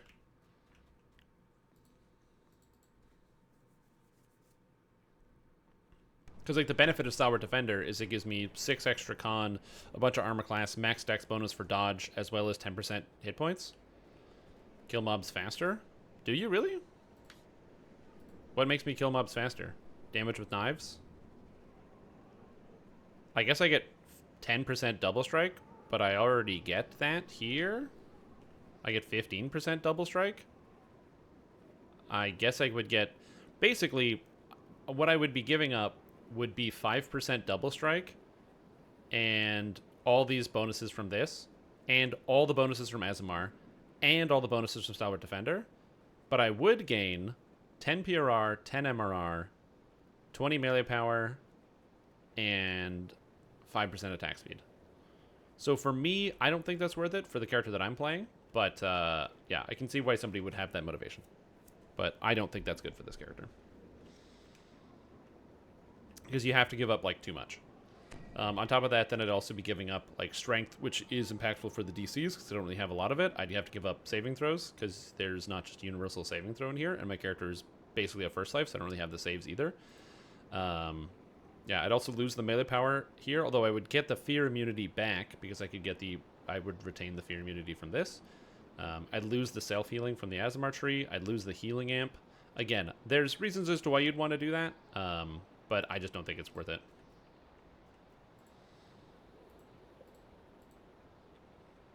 Plus, also, I think that this shouldn't be in the game. Like, Blade Master giving +5 attack speed when using melee or throwing weapons, that should be not in the game. They should remove that. There should be +5% attack speed when using daggers. I have no idea why he isn't using daggers. It's so stupid. But it is what it is. Yeah, also vulnerability stacking, which is nice. Yeah, I've been a huge proponent of they should fix that. It's like they're like, oh, why is it that you know, why do you read guides online and find that people are saying, yeah, take the Vistani capstone on every single build in the entire game because it's better than every other capstone in the entire game? Because it has nothing to do with daggers. That's why. But doesn't that make it a true universal tree if it's good with everything? No, that makes it unbalanced. Okay, I was sent some packages to my house addressed to L Trim. I'm gonna open these real quick on stream here and see what's in these packages. I have no idea what is in these packages, but we're going to find out. Do I have any scissors here? I'm a frail and feeble man. I can't just tear open plastic with my fingers. Ugh. Also, the cat heard rustling and she came into the room. Okay.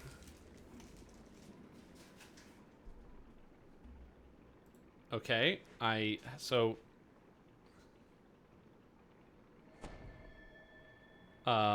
the first thing that was sent to me via the internet, this was sent to me by you guys, my viewers, is a book titled How to Talk to Your Cat About Gun Safety, and Abstinence, Drugs, Satanism, and Other Dangers That Threaten Their 9 Lives. So that's great.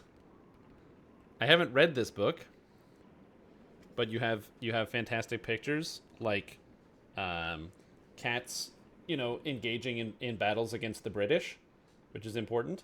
So that's interesting.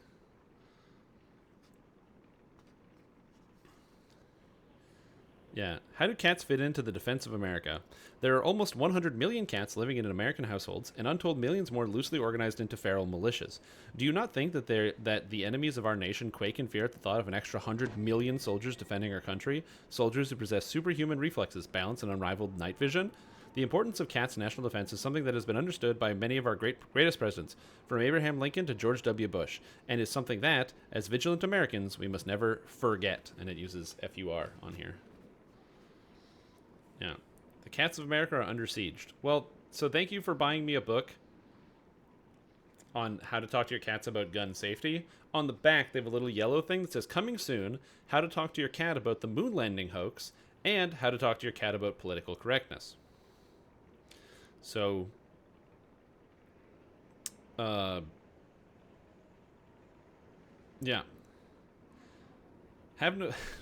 Long gone are the good old days when cat's biggest worries were mean dogs or a bat. Today's cats must confront liberals, online predators, and the possibility of needing to survive in a post-apocalyptic wasteland, and other threats to their 9 lives. But have no fear, the American Association of Patriots is here to prepare you for difficult conversations you dread having with your cats. Written in a simple Q&A format, How to Talk to Your Cat About Gun Safety answers crucial questions such as, what age is the right age to talk to my cat about the proper use of firearms? What are the benefits of my cat living a lifestyle of abstinence? And why does my cat need to use the internet? Can't he just play with yarn like other cats do? Our country and our cats stand at a precipice. It will take courage, and it will take hard work, but armed with the knowledge within these pages, we can make our cats and America great again. Thank you for sending me this book. I appreciate it. I don't know what to do with this, but I will do something with it. And that's a fact. I can guarantee that. Okay. I was also sent something else. I don't know what's in this, so we're going to go back here, because I don't know if I can show it on camera yet. I was told one of these things I might not be able to show on camera, so we'll see.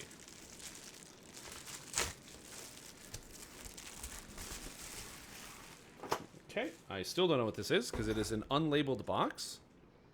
That's interesting. Came off of Amazon, so I assume it's fine. Oh, and this one...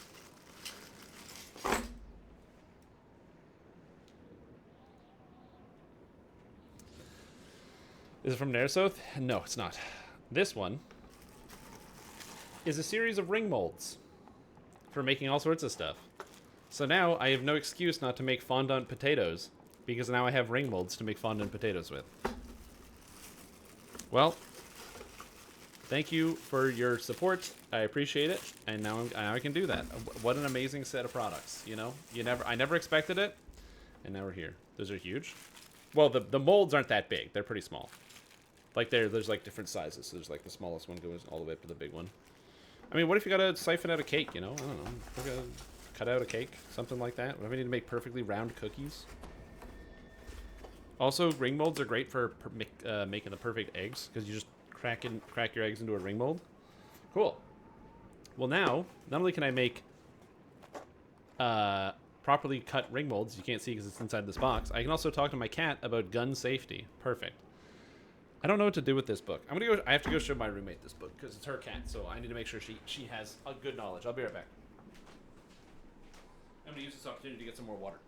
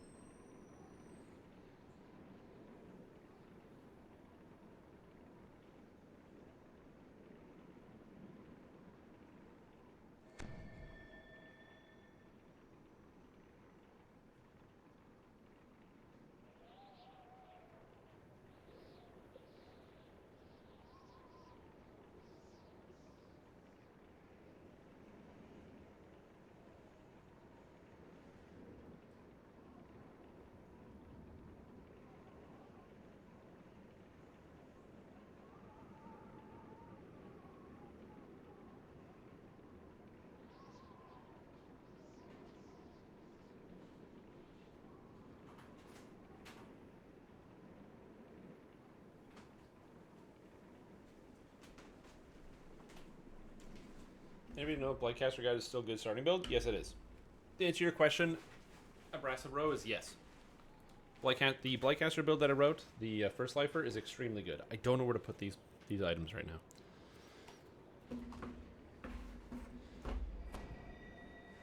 Alright, I am back. From near, so he did get summoned. Depends. How do you need a visa to view Canada? Yes. Okay. What are we talking about? Oh.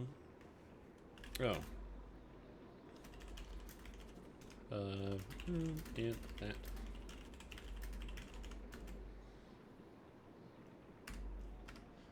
I'm gonna be doing the leveling thing here in just a sec. I'm just checking my bank for extra level 20 gear. I need to check the bank for level 20 gear. Gold roll prediction is over. Is it? Oh my god, it's time for the gold roll prediction of the day. That's right. You guys put in hundreds, if not millions, of Sunflasks with the hope of getting everything you've ever wanted from today's gold roll. And you might get it, you might lose it, but I'll tell you one thing. The only person that definitely wins are cats who practice gun safety. Back to you, Stream. Gold roll. Ooh! That is a 28. That's a 28. What are you gonna do? Sorry, guys. Everybody, I apologize. I wanted to do better, but I did not do better. Throw the XP in here. This goes in here. I don't need this anymore. Okay, Cloak of Dodge. I really don't have a lot of items that I can use on this character for leveling. It looks like. Let's do 14, 15. I got a Mirage. I got a Smash and Grabber. I got this. I got a 4 million XP stone. I don't plan on using that, so I'm good. All right, I guess we just kind of go.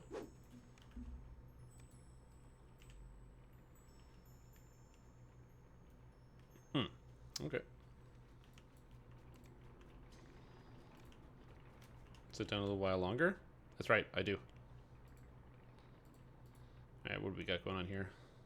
Oh, obstructing orcs. Nice. I will join in for that. Oh man, you want me to stand up? Okay, sounds good. How do you get to keep on the Borderlands easily? Yo.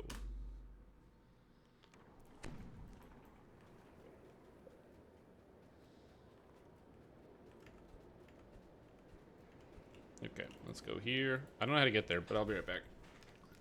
Okay.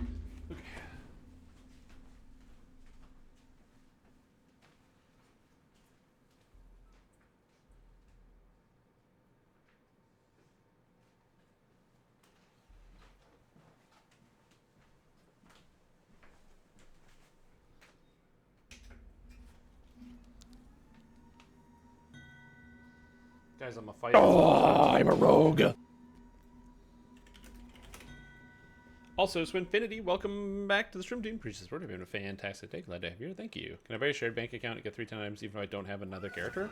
The shared bank you can buy even if I think so. I don't know why that would ever be the case, but yeah, you should be able to.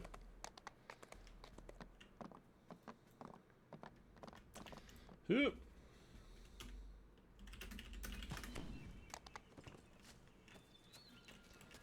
Alright, let's go. Yeah, I don't see why you wouldn't be able to. I don't know where I'm going. So I'm just going to go out this way. The keep on the Borderlands was built to protect this valley. Constant monster attacks have driven the valley's residents to take refuge behind. Anyway, this character should be fine for leveling. I think so. Anyway, I haven't really thought about it. Oh, I didn't spend the rest of my Reaper points. Oh, man. I also like the fact that because I'm so low on the Reaper point scale, I've actually earned 2 Reaper points while leveling this character. Because for a stretch, I was running a bunch of Reaper 4s and 5s just for no real reason. And Fighter feels really, really good. Again, all the defensive bonuses you get from Stalwart Defender during the leveling process, the 10% extra hit points. So number 1, immune to knockdown and fear is really powerful. And then also, the 10% bonus hit points, the more health you have, the more health you heal from second wind. So it's actually like stacking. It's really good. Dot the ravine walls. Okay, we are in Hobgoblin Horde. And their monster allies that is this one. Their base. Nice.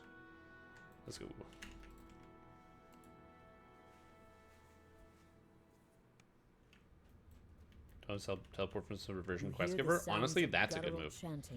Oh, we already done this side? Okay. Whoops. Oh, I don't have any haste potions. Whoops. Alright, well, I guess I'm just running around. You have to buy a shared bank access? Yeah, I don't think you need to have characters. Also, when you buy shared bank on one server, it applies to all of your servers. It's definitely the best bank to buy. A magical barrier seals off the passage. Perhaps the magical runes on the wall are the key to opening it. Yeah, it's pretty good. It's like bright outside. Can you see outside my window? You can kind of see outside the window.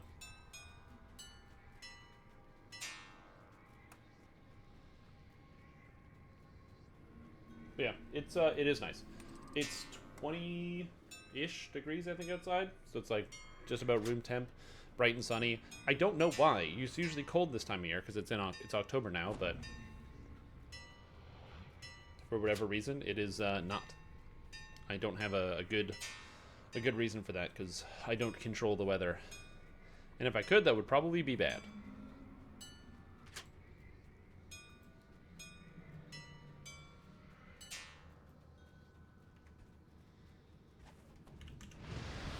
Dire Charge. Oh, whoops, that doesn't work. I forgot that Dire Charge does not stun unless I have the stunner knockdown. Man, what do I got to wait to level 23? See, now I have the temp HP, which I'm very excited about. I think it works really well on this character. I think that, yeah, the temp HP is quite good here. One of the reasons why I think Fatesinger Mantle is better than you think for leveling. Again, if you're doing like High Reaper leveling, it's not going to be quite as good. But for Epic Elite and stuff, especially if you have physical resistance rating and other stats at scale, it's not too bad. Also, Dire Charge Sundering is also better than I would have thought, because at least it allows me to bypass some fortification and some armor class, which is nice for a character like this, who does not have a lot of ways to bypass fortification and armor class. So I'll take it. Gotcha. And it even gives +2W. I think my character just hits so hard I don't have to worry about actually having like extra damage on this.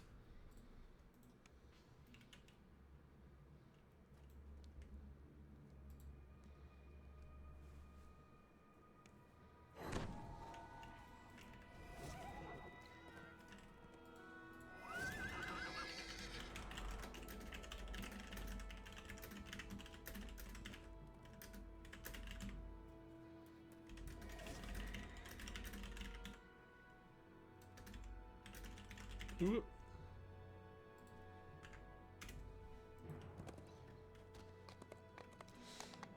Sorry, I was responding to a message from a friend of mine who sent me a quick message on Discord. I have to do a investigation real quick.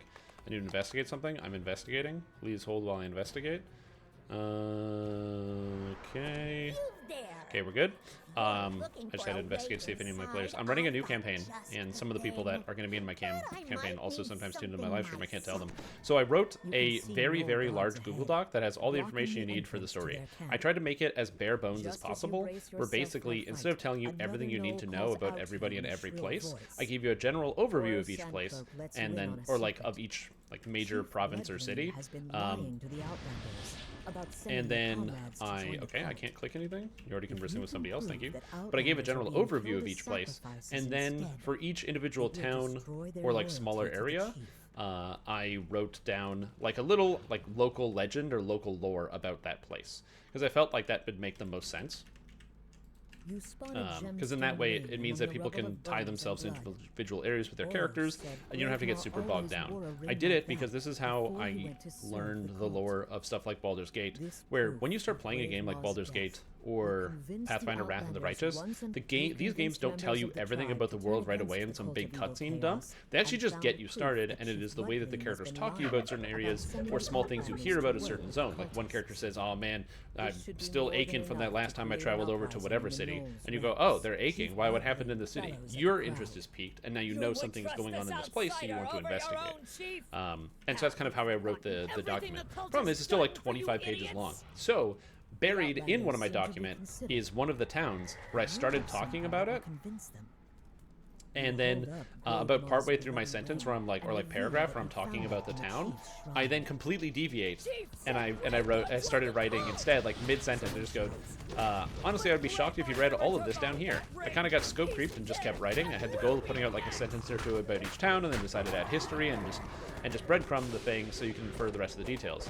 So if you actually found this, send me the message spaghetti. So just send me like the word spaghetti at any point out of nowhere without telling me why.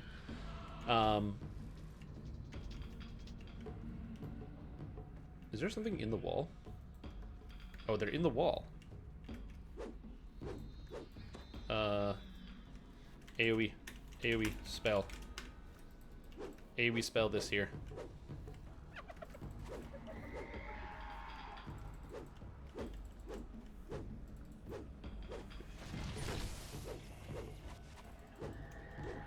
Like right there. You gotta like hit the walls. Oh shit. Yeah, looks like Fireball's not working. Oh, it is. Oh, it's getting hit. He's got Tempest. He's got Arcane Tempest. Nice. He's dead. Nice. Nice job. Nice job, team. Anyway, I was like, message me spaghetti, and you get one more stat point to start with. And of my 5 prospective players, 2 people have sent me the word spaghetti. The Outlanders cheer, relieved that they can finally leave the borderlands behind. Just buried somewhere in the document is just a message saying, send me a spaghetti and you get more stat points. And I don't know if, and so far two of my 5 players have found it and sent it to me. Who laughs with her. There must be more to these two than it initially seemed. With Chief Bloodgloom and the other cultists out of the way, Eula and Oro can finally escape into the wilds together. As they turn to leave, Eula tells you to hold on to the charm of evil chaos she gave you, in case you need help defeating the rest of the fight. Whispery voices and scraping sounds announce the presence of undead. Be free, life is meaningless. There's a purpose. Free will is an illusion. There we go. They're in the walls. They're in the walls! They're sneaking around, man. They got that wall hack. I will say that, I don't know what it is. I guess just when you play a lot of DDO, you get that innate sense of something is wrong. So I noticed that something wasn't progressing in the quest. I was like, something is going wrong here. Something is happening. And because we were all crammed in that tiny little hallway, I was like, oh, there's a good chance that that's what the problem is. The monster got like shoved through the walls or something. I knew there was something going on. I just couldn't really, you know, I didn't know the exact cause or the root cause in the moment. I need more healing amp. Because I want to be able to heal myself out of combat. I can only heal myself in combat. I need potions. I got rid of all of my potions foolishly. That's not a stun. If only that was a stun. And if only I had put Death Ward on myself. From the shadows of this chamber.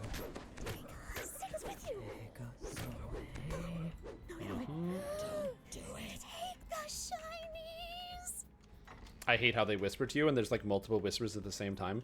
They did a good job with some of the voice lines in these things. I dislike keeping the Borderlands conceptually because I don't like how it's just one big circle of very simple, straightforward quests. But it is not terrible as like a starter zone for the game. So again, I don't hate everything about it, but I'm not a huge fan. This is not my favorite zone. Some people really like keeping the Borderlands. I don't. I definitely am not a keep on the Borderlands loving sort of feller. Can you stop being behind me? Jeez Louise, man. Settle down. What, do you got ants in your pants? This gets a reaction out of the voices. No. No. No. We got him. Nice. Ooh, you gotta be careful about this stuff. Moving fast. I have lots of, like, epic ingots. Sometimes people ask me, like, why I don't just use the, ethereal weapons and heroics for dealing damage to outsider, or like the outsiders and stuff. And the reason why I don't do that is because I don't have any heroic ingots. I only have the epic ones. The fleeing priest's voice turns into a scream and is then cut short. Borderlands 2 Cult Harder. Yeah, exactly. It's an even bigger circle with even more quests.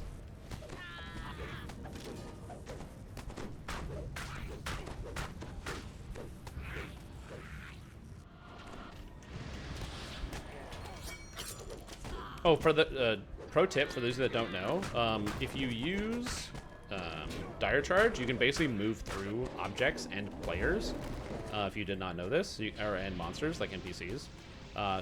Dire Charge lets you basically phase through walls. Oh my goodness gracious!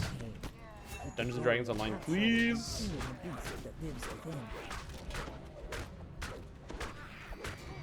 Empty land around it.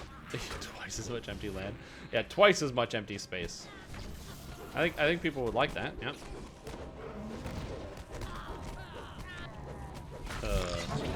Give people more to do, you know. You must now confront the creature he tried to tame. It's one of the reasons why I'm not as big of a fan of like a lot of the open world games as often, because I find open world games usually don't fill their spaces with interesting things that are populated well. Which is why, for me, even though there are issues I have with Elden Ring's open world design, and I wish they did things differently, I do like it, and I do think that it is a good game with some good open world designs.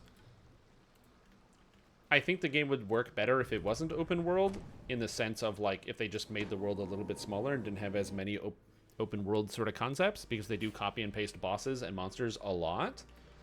But, you know, it is what it is.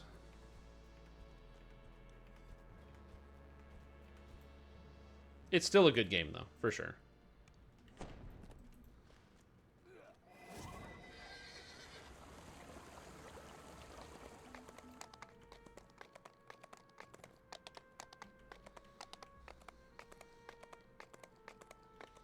We're going to do small problem. Okay, good call. Good call. Oh, yeah, dude. Obviously, make 2. Then you get to keep 1.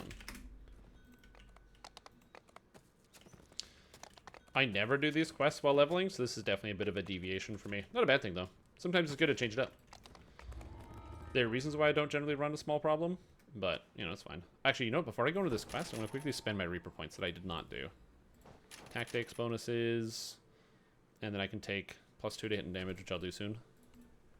Damages. I don't know if I need Death Ward in here, but I'm going to assume I can. Oh, yeah, I should. I actually have the belt on another character. I should go get it. The sapphire-studded belt buckle. Yeah, I should go get the sapphire-studded belt buckle. For those that don't know, it is a belt that comes from the quest Kind of a Big Deal. It's minimum level 20, and it gives you access to 3 charges of shield at cash level 20, which lasts a very long time. So it gives you 20 minutes of shield, protecting you from magic missiles. And everybody needs some way to protect themselves from magic missiles. And if you're somebody who doesn't want to be wand whipping every 5 minutes, it can be a good alternative. You just have to, like, swap. Dude, this lag is crazy. I can't even fight the monsters because they're like lagging all over the place. It's not even just like they're missing. They're like, I don't know where they're gonna go. Is it level 21? That would make sense if it was level 21.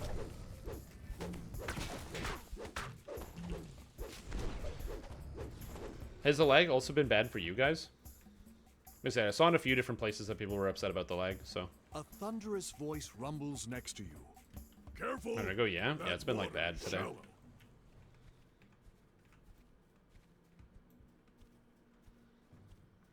You played today? Weird. Like, I can't hit the monsters because they're just all over the place.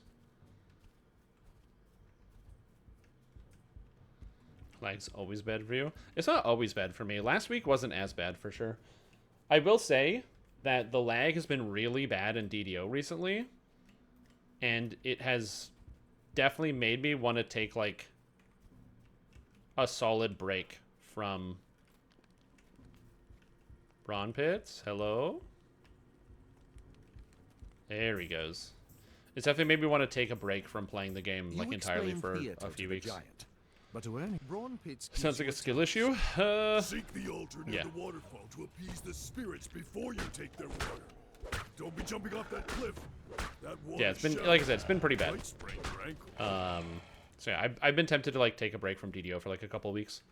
I was gonna initially do the excuse. I was kind of hoping that the goggles that you can get from Vecna Unleashed for the secrets, I was very much hoping that those goggles would have been like required on each character to do them, which would give me an excuse to take a break for a week. Be like, well, SSG doesn't want me to play, so I'm not going to, and like stop playing for 2 weeks. But yeah, I have been heavily thinking about how much the game has been lagging. It's been affecting my experience and enjoying the game. I wish it wasn't, but yeah. It's also difficult because there's so many awesome video games out there, and it really sucks to go play like other video games that are like whatever. But then to have them like lag out is very annoying. Or to like to have this game lag out in comparison to like other games where you play them and maybe they don't have the same quality, they don't have the same build crafting or whatever, but they at least perform, which is nice. Like I was mentioning at the beginning of the stream, I did a bunch of raids in Destiny 2 over the weekend, and I had a lot of fun doing them. But there was also like 0 performance problems in that video game. There were player issues of like literal human beings not being able to, you know, do the raid because they couldn't figure out when somebody said go stand by the orange wall, they kept going to the blue wall and couldn't figure out what they were doing wrong. But that's, you know, a slightly different thing. See, I actually really like the gear for Vecna because I think it's like really good introductory-wise, and it's a little bit better than Isle of Dread in terms of like what you need to do. There's no crafting really; you just kind of go get the items, which is very satisfying. But yeah, oh yeah, Fighter Fight's good. I'm really enjoying Fighter Fighter. Maybe they were blue-orange colorblind. Oh yeah, yeah, and exactly. So like, if you're somebody who's going for like ultra endgame, Vecna provides you with basically nothing, right? So like, and I'm not going to argue against that. That's like very literally true. Don't have any firewood. Check up in the hills northwest of here. Because like you can customize all the gear from Isle of Dread. You have the items and the equipment and everything, or like the raid weapons that are so much better. The Dino Bone crafting for like the rings and the artifacts. A lot of that stuff is like super duper good. I'm actually just gonna wait by the thing. But the Vecna gear in a lot of cases is nice because if you're somebody who's getting started, you just have to go get the items and put them on, and then crafting on the set bonuses. If you actually farm out like 8 pieces of Vecna gear, you will have the 60 esoteric relics to make your set bonus too. So it's good for people getting started, and I like that from the perspective of, I'm just gonna wait till they're at the top of the thing. Let me, oh, whoops. What? No, I was typing in chat. What the fuck? Okay, I guess I wasn't typing in chat. That's good. I was really hoping I was typing in chat.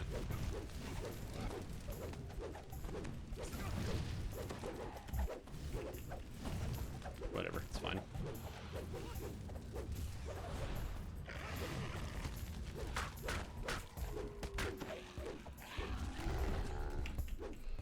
There's so many monsters.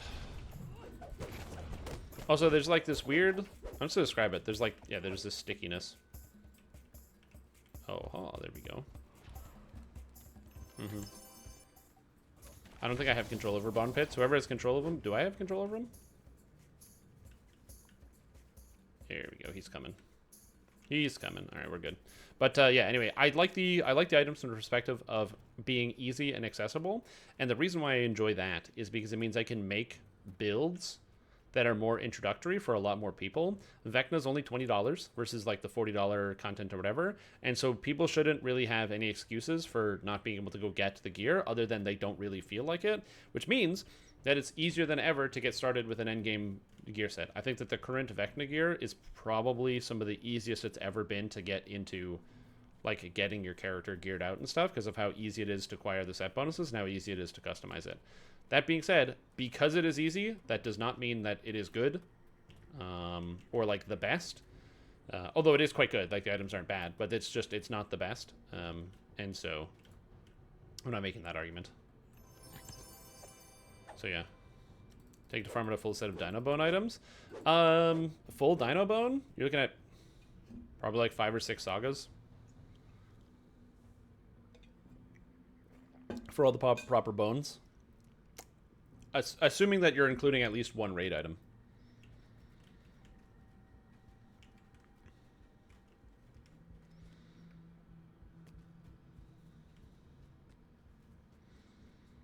That's my instant kill spell. Mm-hmm. So yeah. Current pilot would actually pick build with 3 monk, DC caster, rogue. Mmm.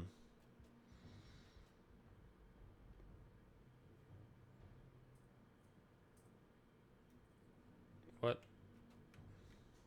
Oh, do they skip the buddies? They're just bringing them all the way to the end? Interesting. I didn't know they were skipping that. Okay. But yeah. So as I said, I can understand why people will be unmotivated. I actually think that the gear and the content is really good. I'm just getting, like, you know, agitated by performance issues in DDO.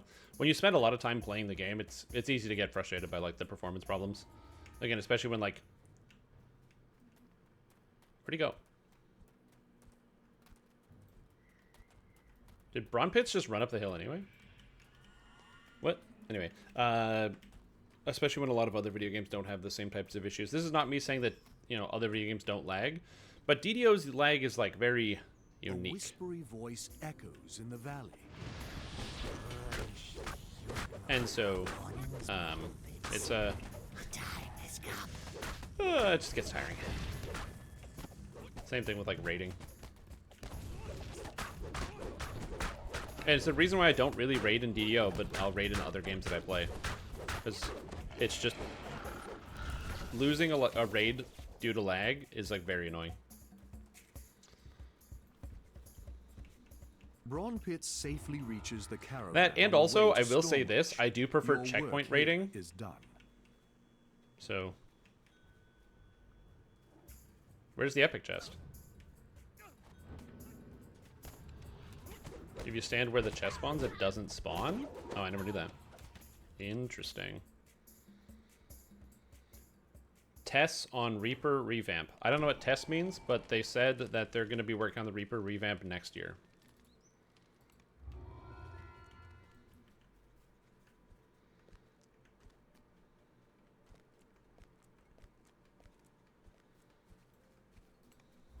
So yeah. Test equals time estimate? Is that what that means? I don't know. Like, I've never heard that acronym. Dying in hardcore because of lag? Yeah, but, like, I go into dying into hardcore because of lag because I accept the fact that Dungeons & Dragons Online will always have some latent level of lag in it. And so if I die in hardcore due to lag, it is what it is. You know what I mean? Like, sometimes that's going to happen to you. You hope that it doesn't. You try to build characters that can, like, survive through it, or try to do content where lagging is not going to kill you. It's fine. But I don't know, there's just something about, like I actually don't mind the idea of dying to lag in hardcore nearly as much as I mind the idea of dying to lag on the regular servers in raids. I guess the way I think about it is hardcore is like a secondary bit of content where it's like, it's fun and there's an element of challenge to it, but it's not the most challenging content because inherently on Hardcore League, you're generally not playing the most challenging content. Oftentimes, you're instead playing, like, easier versions of the content to get through it. Whereas with raiding, that's supposed to be like the pinnacle of what characters are supposed to be able to do. The hardest of the hard, making it so that there's like extra challenge so people can really test their skills. And that not working, like a good component, like the degree of luck that's required in DDO raiding, not because, you know, you can't do the raids, you know, there's so many lucky elements to it, a lot of RNG in the raids. There's some RNG in some of the raids, but for the most part, it's not too bad. It's just the fact that one of the major RNG elements is, do you lag out or not? And that just sucks. The illusionary ones I just hate that. Unlike the previous room, this place feels like it's baked in. That scorpion completely enveloped the Mark of Shadow. The destruction of this make-believe scorpion has also what are you gonna do? As I said, I try not to be I try to be more positive, but yeah, the performance problems do they do get on my nerves. Getting on nerves. But that's okay. Like I said, it's just part of the game. It's why when that guy came in the other day and he was like, they just got to make the game look better. Make the game prettier, and then people will play it. I'm like, ah, man. I wish that was the case.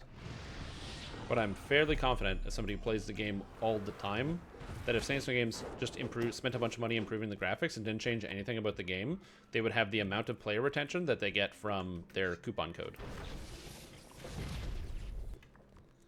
which is they get a burst of players that then goes back down to the people that actually want to continue playing the game.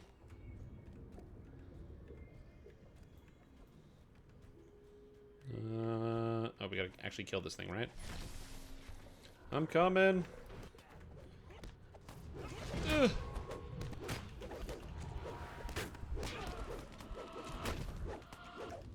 Here we go.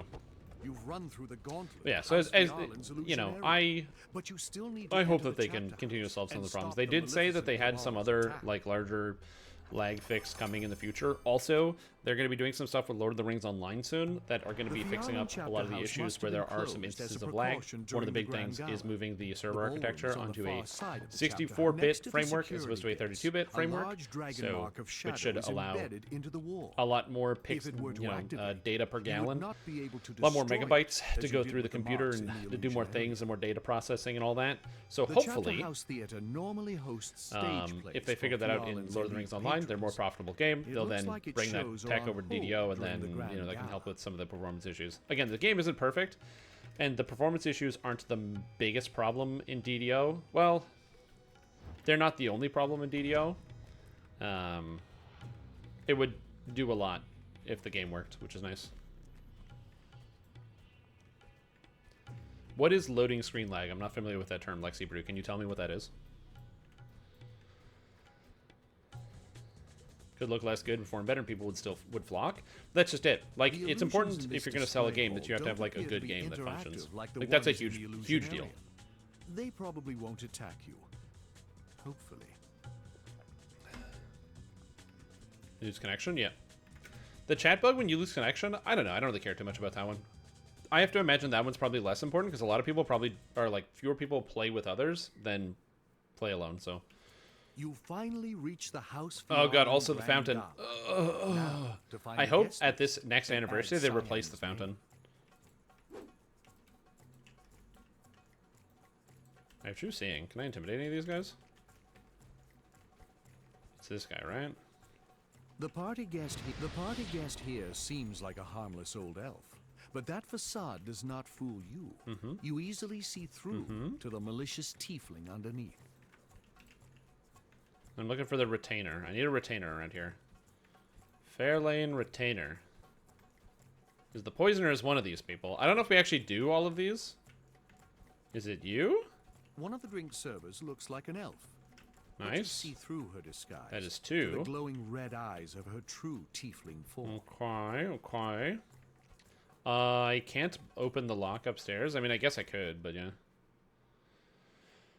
You get load screen for a long time. Okay, I don't think of that as lag. Again, this is why and so I mentioned this last week when we watched the Fridays at 4, where we watched with Severlin and Cordovan. That a lot of people think of things. Is this gonna bug out because they can't get in the center? These tieflings must have been poised. Oh my god, they can't get through. Cyan will want to know that you've eliminated this threat.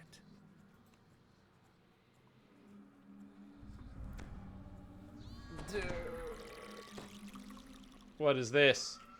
But yeah, I don't think of that as lag. I've never thought of that as lag, and that's why I think that the discussion about what is and isn't lag is complicated, because people will describe different things as the same thing, right? So when I think of lag, I think of there she goes. She's dead. Nice. When I think of lag, I think of something where basically I'm inputting to like my inputs are not being read by the game. I input an input, so I say go forward, and my character does not go forward. That's essentially what I think of as lag. There's a delay between my inputs and the outputs of the game, and so because that is really jarring to the gameplay. Getting stuck on loading screen for an extra 5 seconds doesn't really affect like the play of the game. It's slower for sure and it takes longer, but I don't really think of that as both being an issue or even be something that I would describe as lag. That's more of like a loading problem. And the reason why I think that these terms matter is because if you have like 5 different people all describing the same thing as lag, it misrepresents what problems people are actually having because you're not able to identify causes, if that makes sense. Because you can't identify what the issue is. Does that make sense? So I'm not saying that you can't be upset about loading screens taking a long time, but that's where, like, if you go on the DDO forums, you will find all sorts of people describing like 100 different things as lag, and then you just, again, you run into problems of, like, you know, there being complications in getting certain things solved or what have you, because they're identifying the wrong problems or listening to the wrong people. Glad to be running with you again. You knew it's me? You should, because my name is Stream Jim. That's me. The loading screen goes away, but actually seems to be able to do anything. That one can also be there, yeah. Oh yeah, I hope they'll be able to fix that. This recording definitely is its own lag. Since we give a second connect in. Exactly, yeah. And it's like whatever, it's basically the instance that you're loading into hasn't received your data yet, so you can't do anything. Again, this could also be just me being, like, you know, pedantic about it and being like, well, it's actually called this. But I would just imagine, like, if you're somebody who works, like, because I had to deal with this all the time when I worked in sales, is you would have somebody describe to you a problem, and you're like, oh, I know how to fix this problem, so you describe to them a solution to the problem, or you try to investigate this problem,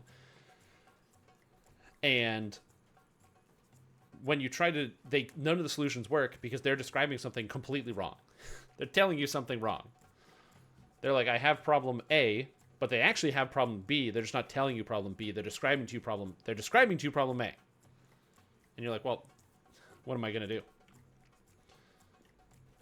Same thing for, like, people who work in IT is you have to, like, learn the language. If you're somebody who works, like, IT support for, like, any type of company with people who don't normally, not that they don't work with computers, just that their job uses a computer, not that they are computer people. You know, people who struggle with, like, the Microsoft tools that you can get on your computer, like Outlook is a challenge for some. Those people can't describe their problems very well, and so they will describe a problem to you, and it is your job to kind of decipher what they actually are talking about as opposed to what they're telling you, because usually what they're telling you isn't right. What is the solution to loading screen lag? That's not what we're talking about. If you think I'm describing solutions to you, you missed the entire conversation.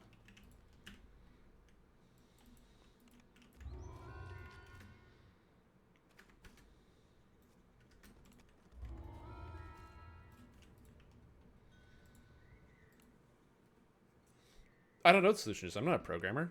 I'm sit at computer game man. I missed your point? No, I'm talking. You're listening to me. I didn't miss your point. It seems that's heavily based off of your PC. Yeah, it can be. You're running Titan this life? I am not running Titan this life. No, thank you. No, thank you.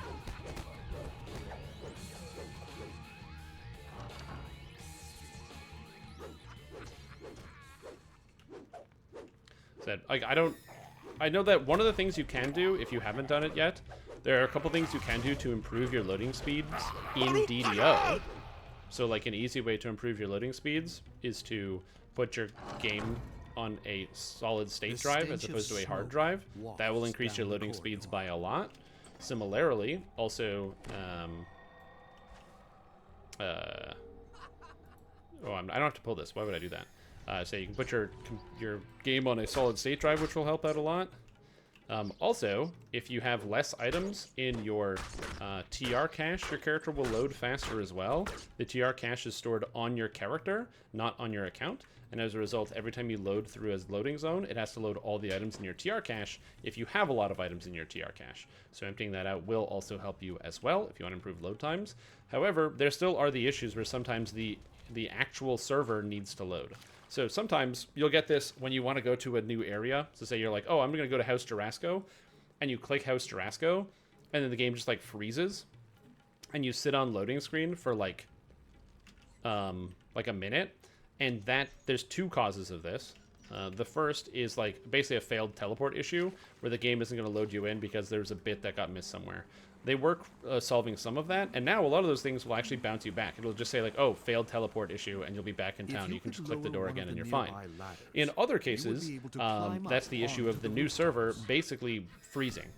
the entire server is just frozen and can't do anything. It can't send data, it can't receive data. As you turn Not the good, valve, obviously a you problem, hear a turret in the but that distance. will sometimes happen. And angry Where squeals you'll nearby. know this is happening because you'll load into, like, say you click the door to go to the harbor from the marketplace, and then you're on loading screen for like what feels like 30 seconds to a minute. And then when it unloads, you'll notice, or like when it actually finally loads the game, you'll see like 6 other people also just standing there with you at the same place because they were all waiting on that same loading screen because the actual server where the place is having some type of connection issue and it's not loading properly. That happens all the time.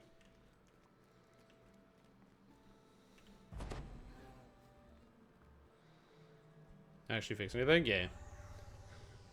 Move to South Korea near SSG servers. That could be an option. Logging out's also another one. And it's happening too. Mm-hmm. Oh, at the same time. The lag, man, the lag.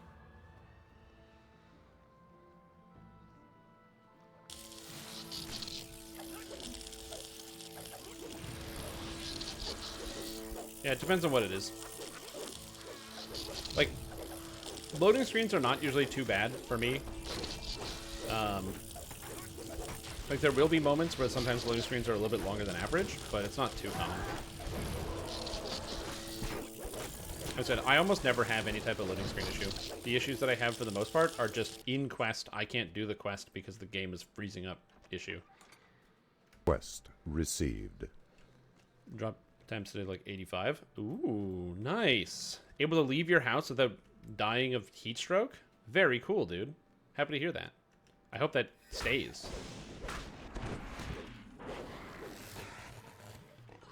Spellcasters.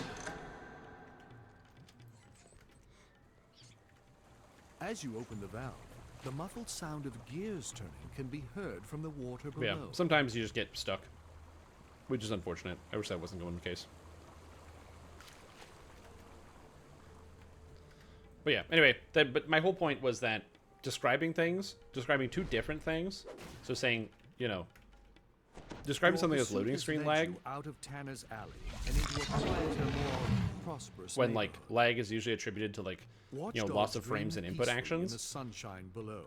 It kind of muddies what you end up talking about, and I don't know. It's just, it makes it harder to or like using the same word to describe two different things that aren't related because they sound related but they're not. It's like why specificity matters in so many different fields, because you lose important context because then it's like, you know, oh, like, you know, are you jiggling the internet cable when you're logging in and out? Like, I don't understand. A magical field flickers into place, protecting the Other people hear Severland's dodger on the lag questions. There are many kinds of lag. Which lag you're talking about? That's not a dodge. That's a genuine question. If you think that there's only one type of lag in DDO, you don't know anything about computers or video games or servers or anything like that, which is fine. You don't have to know those things. But like, there's lots of different types of sources of lag. Did he avoid those types of questions? Yeah. But it's also not an incorrect thing, because again, people will oftentimes attribute one thing to something else, or they'll misunderstand cause and effect.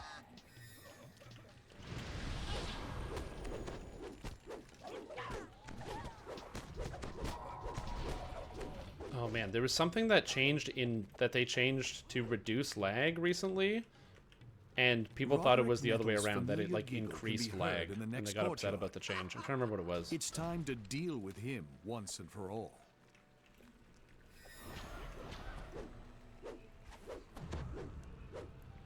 Your boss would definitely call you on it. Yeah, but he's the boss.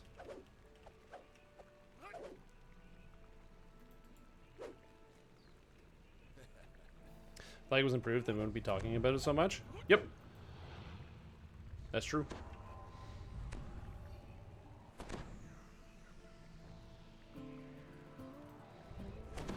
There's also like, I'm trying to think of the best way to put it.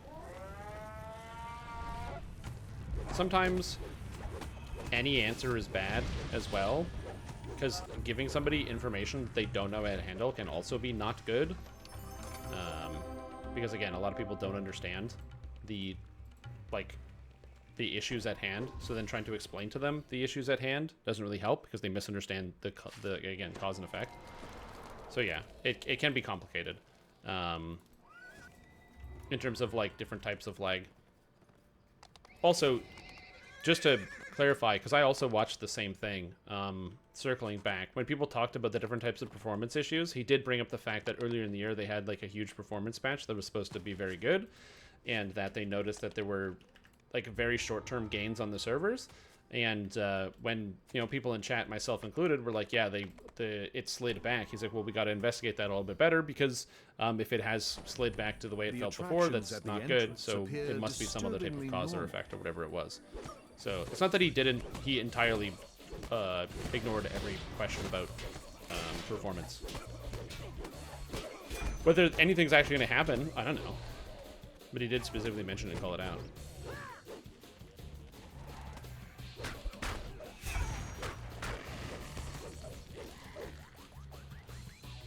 Yeah. I understand why text was spectacular about the customers. You can have zero understanding. Oh, dude, 100%. Because sometimes people just get like glazed looks in their eyes, where they just like they don't want to know the inner workings. They just want things to be fixed. Like myself included. I don't really care. I mean, I kind of care because I find like game design stuff interesting. So I definitely do care about learning how the game works on the fundamental level. But actually, that's what it was. It was red alert. That's what it was. So red alert. The reason why sometimes explaining stuff to people doesn't always work like you think it is, like you think it will, is SSG was saying that one of the reasons why they have the red alert system in the first place in the actual video game is because if people aggro too many monsters while playing Dungeons & Dragons Online, they run into performance problems because the pathing servers and other issues effectively clog up and cause lag to happen all over the game.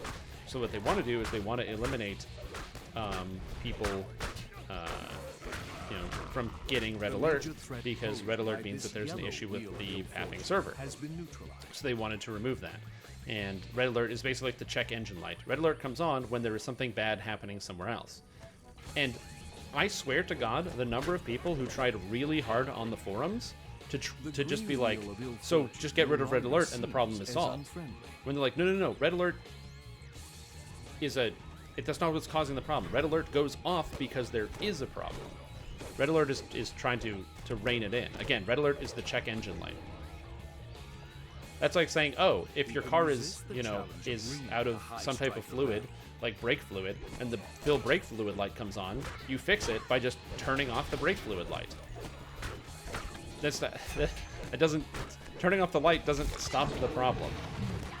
But again, it's people just didn't understand that, because sometimes explaining stuff doesn't always work in your favor. It doesn't always work the way you think it's going to. Because I think that those explanations just made it more confusing for a lot of people. Again, I'm not trying to generalize and say that everybody doesn't understand things, but that's another reason why sometimes it's not always good to talk about the specifics of problems, because you can cause harm if you give people an explanation that they don't understand, and then they run with a misunderstanding of your explanation. This yellow wheel of fortune has been rendered less It's beeping like crazy. This thing's too loud. Turn it off. Yeah, exactly. What's the build? I've been on DDO stream in a few weeks. This is pure fighter. I'm fighting people with my fighter skills. I'm going to be turning this into a tank. Oh, orange circle. Oh, that's red. Is orange this way? I have no idea. Orange. It is set. Orange set. It's pure fighter. I'm going to be turning this into a tank when I get to camp. But I am not at camp yet, so I am not turning it into a tank. I just decided to level as a two-handed fighter, because by leveling as a two-handed fighter, it means my character is able to... Game crash? Nice. It means my character is able to level much faster and deal a lot more damage, and then I can use a lesser heart of wood to completely re-roll the character once I actually get there. The classic move. Whoa! I've never had that happen from one of those exploding dogs. It launched me over a building. That was awesome. I've never seen that before. That's great. Because I've gotten knocked back, but not up. Touchdown!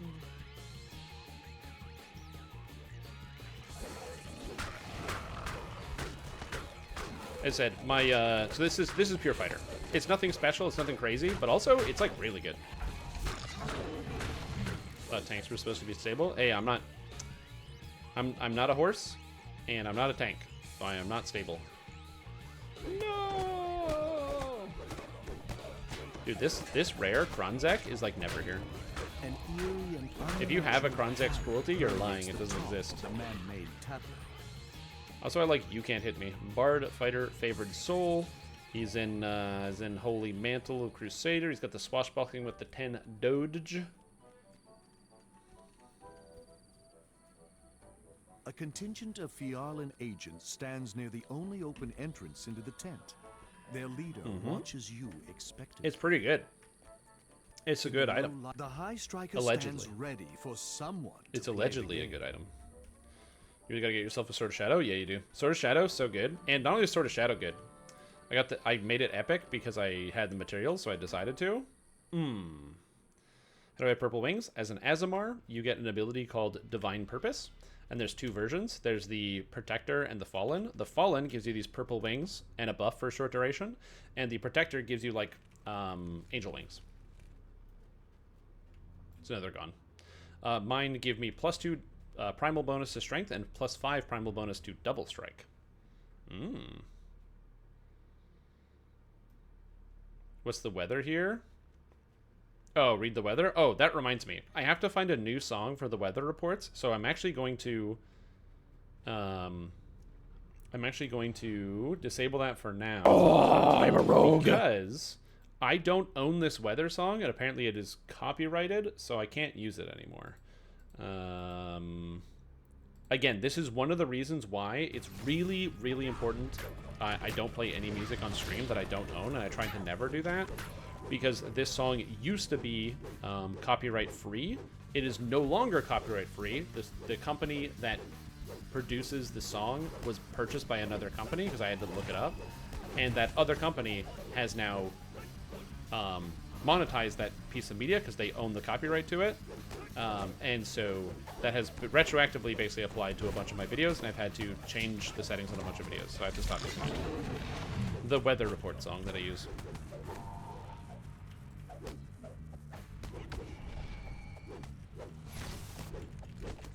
Yeah, so I'm gonna have to. So I can't play that one anymore, and I will need to get a new one. This is something I was also doing over the weekend. So let me just disable that real quick. As the planar anchors binding her to Eberron are broken. For now, and we'll get back to weather in a bit. I just gotta find more things, or make my own. Make a weather song out of that. That'd be a good idea. I do like Sharnhorns.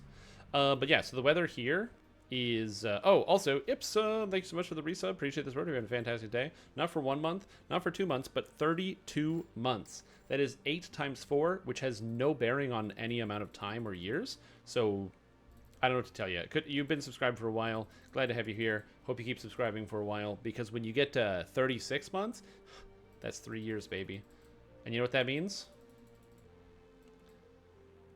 Because if you do, explain it to me. That would be handy. Thank you. Like the content? Damn straight, dude.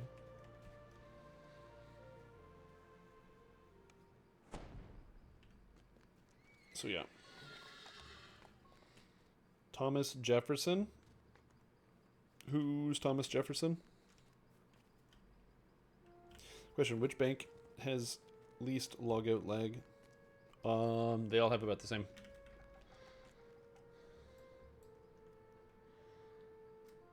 Okay. I don't need to confront any foe. So I guess I will do... Well, I do want that, so I guess I can do this. This only gives you if you have a shield. Thomas Jefferson is one of the founding fathers. I know that.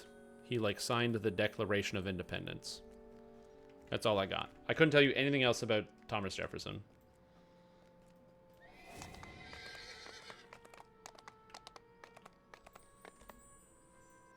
As soon as in the Terrible Twos is how it works.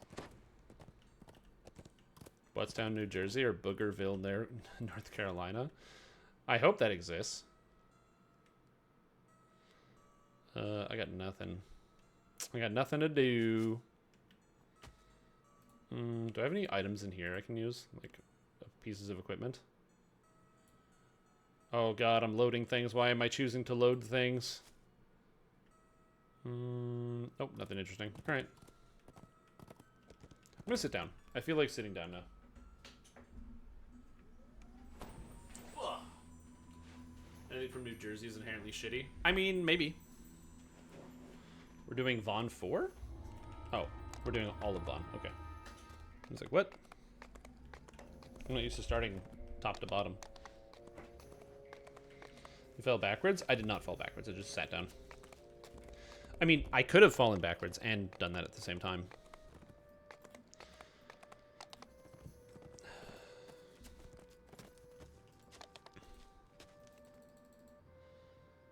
So see how I clicked on the door, but nothing's loading? That's because there's an issue. Like, the game is lagging right now. Like, the servers themselves. Damn servers not taking my inputs and turning them into outputs. But anyway, oh wait, I didn't answer the question of the weather. So I'm assuming you're asking for the weather around where I am, which is in the city of Ottawa. The city of Ottawa has one of the highest temperature ranges of any capital city on Earth. It gets very hot in the summertime. It gets very cold in the wintertime. We get a lot of rain in the summer, and we get a lot of snow in the winter.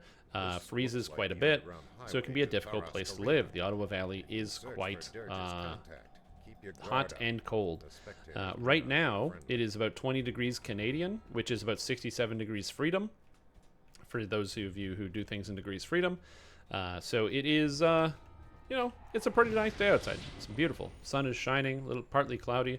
According to my Pokemon, according to Pokemon Go, it is in fact sunny outside. So I'll take it. I made his trip check at a DC 72. I hate this game.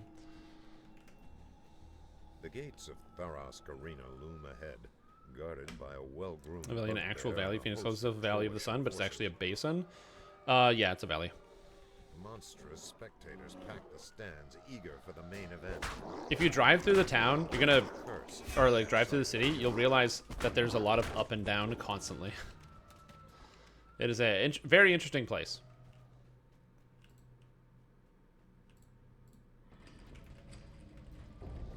So yeah, it is. There's a lot of up and a lot of down here.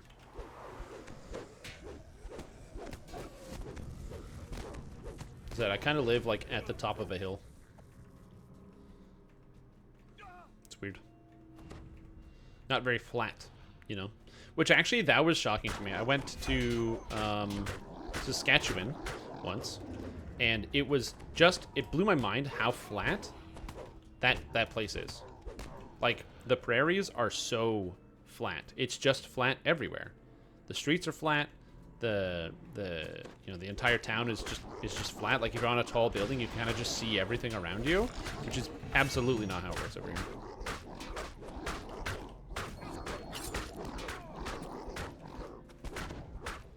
That's weird.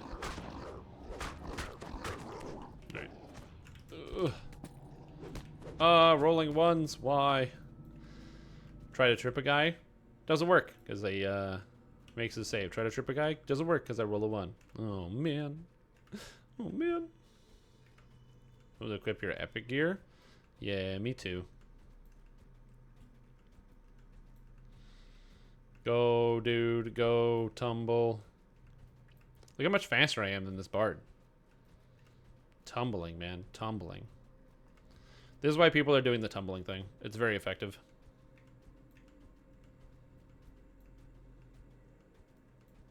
Almost there. You notice words etched above this gate. Tumbling tumbleweeds, Batman. Inside, scarred and muscular trolls wait restlessly. Gatemaster Brooks shrieks. Yeah, the damage in this character is pretty good for the most part. I'm not too worried about it.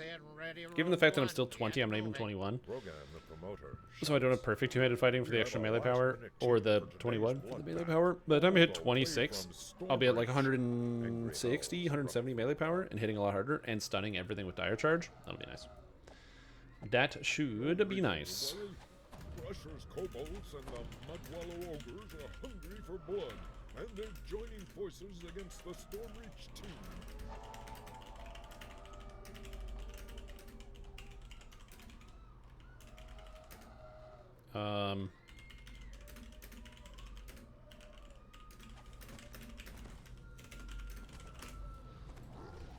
People dizzy. Just give you a dizzy debuff. It's not a bad idea.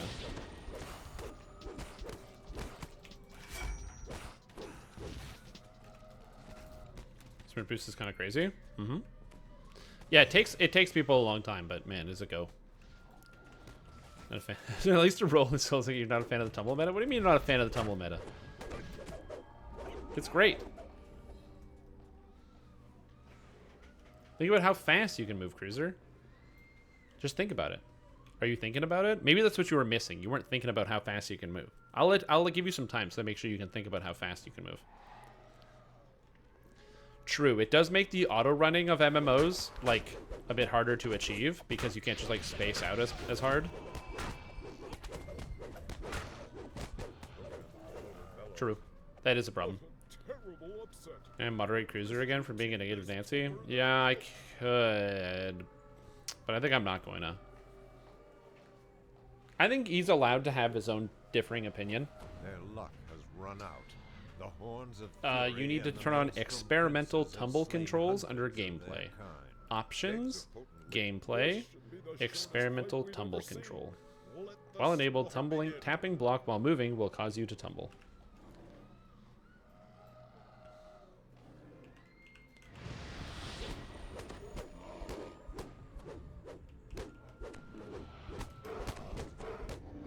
Yeah, you have to make sure you turn on each character. Well, a lot of all those settings in gameplay are per character. They're actually saved in your UI, so if you set it up and then save your UI, it'll save it there. Who could imagine such a disaster? So many great gladiators slaughtered in their prime.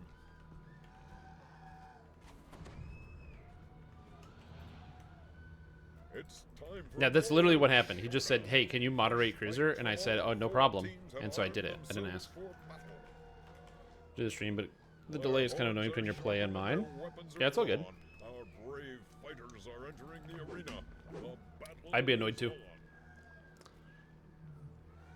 Hive mind applies with bees or ants. There's lots of things with hive minds. It's not just bees and ants. They don't got a monopoly on hive minds. Although that is a lot of them. A lot of them are bees and ants. So, you know. I need to reduce your armor class. There we go. So now his armor class is way lower, so he's much easier to hit. For whatever reason, a lot of the monsters in the Vault of Nightchain have tremendous quantities of armor class, which makes them very annoying to hit. So being able to hit them with Destruction for minus armor class, as well as Harmonic Resonance for minus armor class, as well as Sunder for minus armor class is very helpful. In Vaughn 3 and such, the monsters will have over 160 armor class. I don't know why. I have no idea why. But Vaughn 1 to 4, the monsters have really high quantities of armor class. So if you've ever done Vaughn 1 to 4 on a melee and struggled a lot in the early leveling process, that would be the reason. Because you just can't hit the monsters. You can't critically strike them. The Stormreach team has spilled a sea of blood today. But it T-stroke? T-stroke's good, man. T-stroke's good. Oh, I should get my epic bloodstone from my other character. If we take a break, I'll go get it. Because that would just give me more hit. Because right now, general combat, crit confirm 11 bonus and 15 damage. Mmm. Mmm.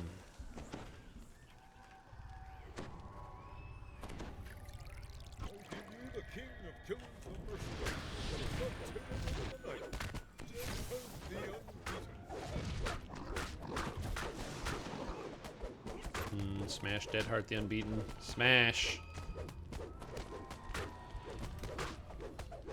No, I rolled a 1 on my Executioner Strike. Damn it. Video games are hard. 11 D1 bonus. 15 D1. I have plus 15 to damage. 15 damage. Every +1 adds up, man. Every +1 adds up. I can take 21 as well. Is there a reason to... I'm going to do that before we go do... taking 21. I'm going to go do that and take 21 before we go do the Vaughn 3. Because I want the extra hit points, and I want to take the points in Reaper, and I want to have the extra bonus.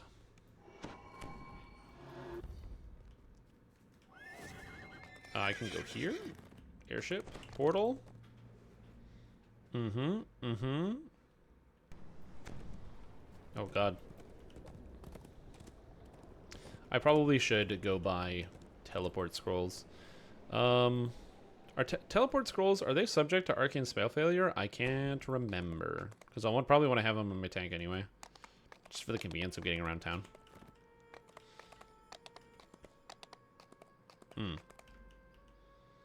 Well, that's fine, I guess. Who doesn't like a little arcane spell failure? Oh, I don't get perfect two-handed fighting because I get overwhelming critical because I don't know how this game works. Oh, that answers so many questions. I get it now. Alright. Well, there we go. Anything with an arcane origin gets arcane spell failure? No, they do not. The spells need to have a somatic component for that to happen. If the spell doesn't have a somatic component, there's no arcane spell failure on it. So, like, for example, if I just go here, and I go to teleport, doesn't tell me. Oh, well, I'll just buy 100. Yeah, some spells don't have arcane spell failure because they are not, they don't have somatic components. It has none? That's good. 9 a.m. call today at 1 a.m. today, so basically 0 notice. Was told we signed a contract early 2020 and I told the implementation team today. Nice, that's good. There you go. You're all signed up. Where are we heading? Dagger? It's already been done. That one's been done. Minos Blossom's been done. Whoop. Amazing. How would you even get notice at 1 in the morning anyway? Who's at work at 1 in the morning sending out these emails? Because if it's like on the East Coast, that's 4 in the morning for them. If it's on West Coast, it's 1 in the morning. That's crazy.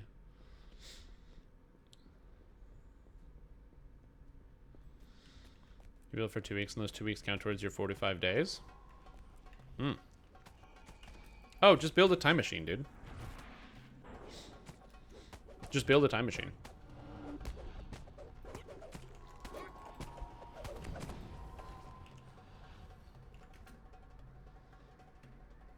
Because if you have a time machine constructed, you should be able to get those 2 weeks back, and then get the rest of the stuff you need for the server implementation done sooner.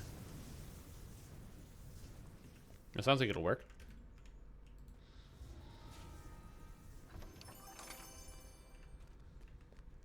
Whee! Be more, people. Okay. So we're just missing the Minos Blossom and the Silver Mirror. Silver Mirror people, I'm assuming, are doing the Silver Mirror. Memnos Blossom people are doing the Memnos Blossom. Who's dead here? Oh, it's Rooks. He died. No. That's who was doing this. Oh, man. See, I would help here. The problem is I can't help. Because I can't raise the dead because I don't own any scrolls.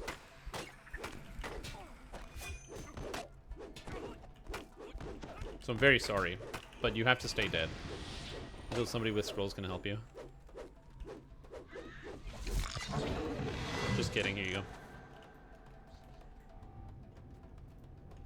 I just used my raise cake. So there you go, you got raise caked.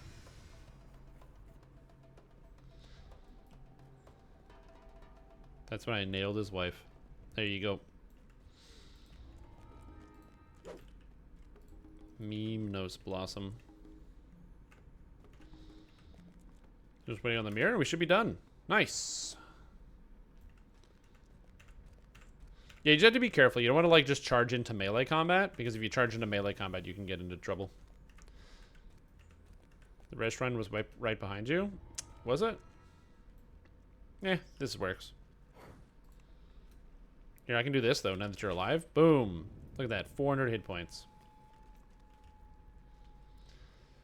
I do not have the golden locket. But I do have the dagger, and I do have the blossom. The apparition materializes before you, seething with rage and inner turmoil.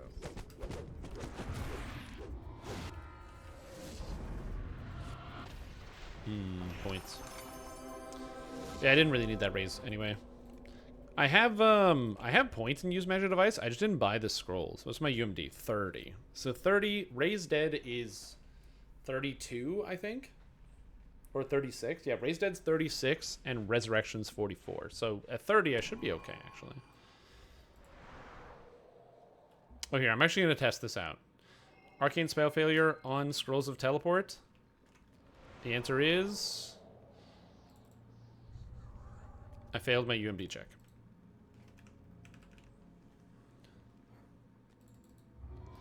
The answer is...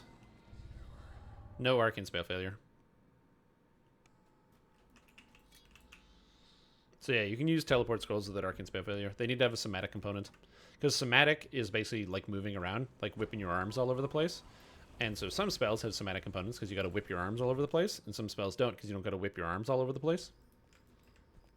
So it just depends on exactly what it is you're looking for in that moment. Collapsed into a gulch. As you emerge from the gulch, trollish war drums begin to beat a steady rhythm. I forgot about horse in this quest. Right, I can just horse away. The Blackheart trolls have made their home in the shadow of these ruined walls. Yeah, spells without a verbal component can also be used while silenced as well. Yep. Could they possibly be allies of Vale? Oh, no, not that horse. I can never forget about that horse because that horse sent me the book How to Talk to Your Cat About Gun Safety and Abstinence, Drugs, Satanism, and Other Dangers That Threaten Their 9 Lives. So I can't forget about that horse.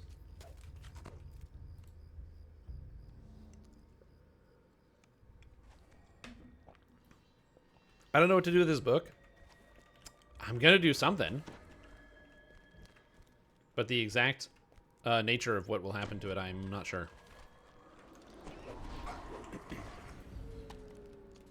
A group of drow ambushers in the next room calls a battle cry.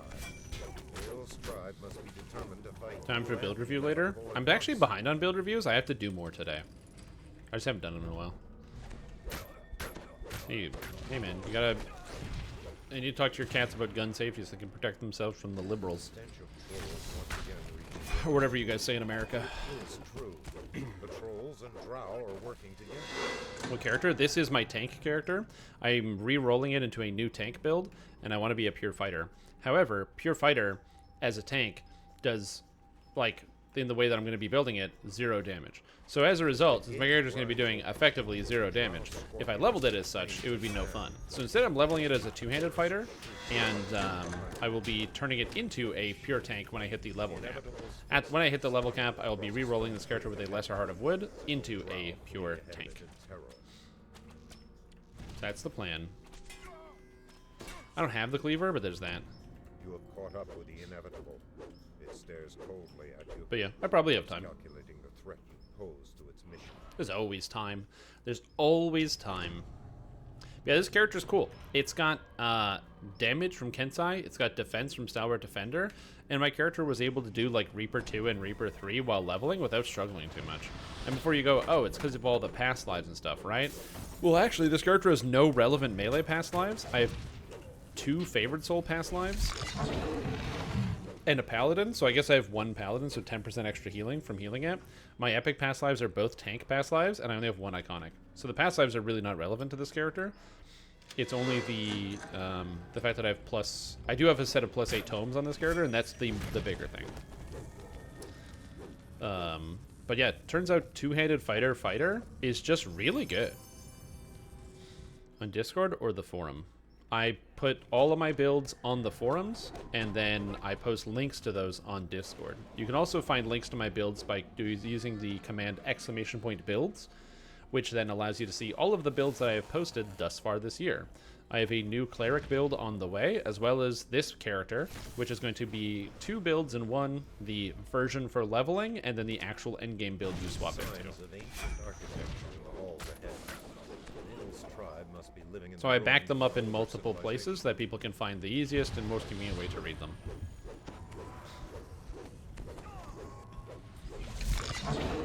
6+ in heroic, just instant kills and stun lock, and a shitload of damage. Because you have to be able to deal with Reapers. Being able to crowd control Reapers is a huge, huge help.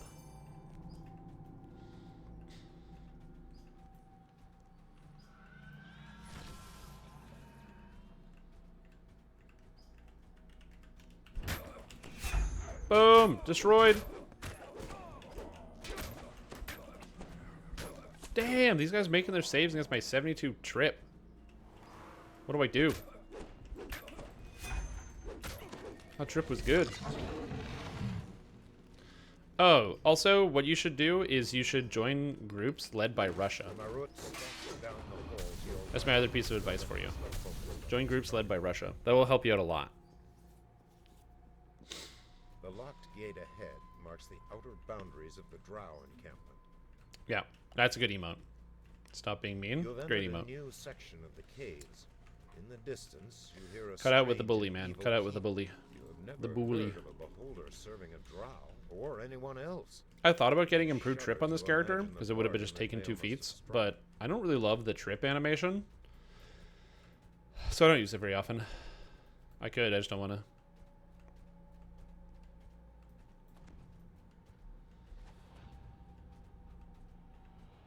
Oh, okay, I get it now. Yeah, it's okay to bully me.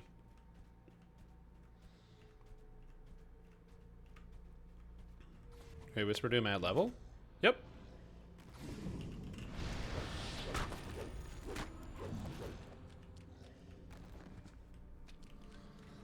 Also, it's so funny because they barely type anything in chat, but sometimes they'll actually type whole sentences. Or my favorite is when they just like somebody will leave party and they'll just say bad. More sparse as you emerge from the beholder's domain. And you're like, that's really funny. Ahead, torrents of I have a water vertigo item? gently No, I don't have any from tactics below. DC's items. If you leap into the waterfall, there will be no turning back.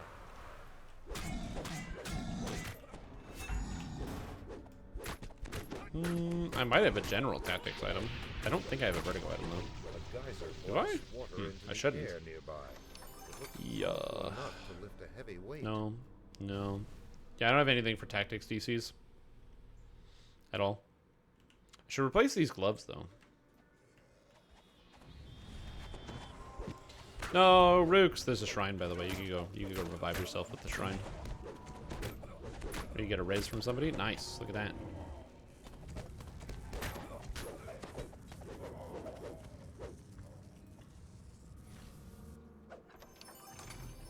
We're good. Yeah, I don't have an item. I could if I wanted to. I just figured 72 would be pretty good for this level range. Although Trip is kind of weird because it's an opposed strength check, so some monsters are opposed strength / dex. So some monsters might have like a lot more extra strength than dex. By towering statues from a lost age, Vale chose a dramatic battleground for her last stand against the inevitable. Some of them farm some nonsense. Yeah, that sounds about right. That sounds like a horse thing to do. He was proud of you.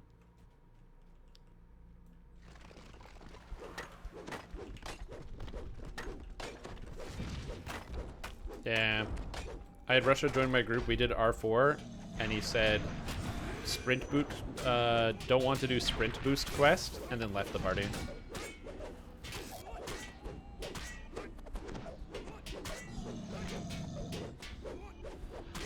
So, yeah, Reaper 4 with the sprint boost quest, it is what it is. It happens sometimes.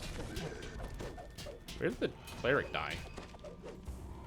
You have destroyed the implacable Marut and saved the vampiress from her doom. Vale shouts in. Oh, there's a bunch of guys here. I was wondering where the cleric died. Oh shit. Earth grab.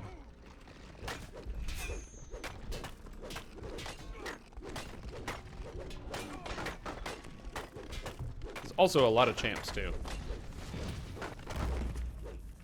A lot of champs. I need my things.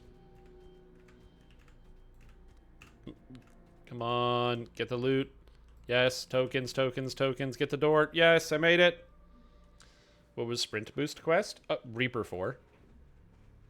It was too low of a Reaper, so it's just sprint boost. That's what they were saying. They were saying, "Oh, Reaper 4, that is just sprint boost where you don't have to fight anything." Cuz it's too easy. What was it? I don't remember what it was. It doesn't matter. Yeah, exactly. Hey, I'm okay with that. I was very happy to run a sprint boost style quest. I needed a break, man. Man, a lot of Pokemon Go infographics. Tomorrow's spotlight hour is Slowpoke. these tunnels is almost unbearable. Who would want to I live do in have such a place? mega... I did get mega slowbro energy, so I can get a mega slowbro, but I don't have a good one. So I could try to catch a good The slowpoke. lever locks into place and the gate opens. You hear the sound of clockwork gears winding down. The gate crashes shut. Haywire spared no expense in keeping his secrets. You hear someone clearing his throat. The sound appears Who's gonna open the door? a stone face set into a wall. I'll sort that out later, I guess. Can you make a tumble build? It's every build in the game. I'm just tumbling.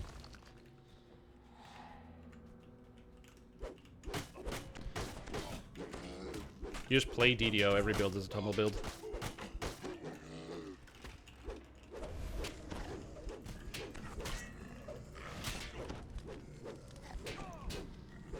Die, Plague Reaper, die. It's the only Reaper I don't like, because I can't critically hit him. Ugh. Even through your clothing and armor, you can feel the floor grow warmer. See, this is exactly one of the reasons why I try to avoid using the cargo hold as much as possible, because you have all the amazing amenities everywhere on the ship, and so, like, bank is on the first floor, so I'm going to use the bank. I'll go to the Cadence crafting station. I'm going to go do the hireling stuff. Once you just know where everything is on the ship, I try to actually use it, because I'm like, so much money went into all these amenities. I'm going to use them.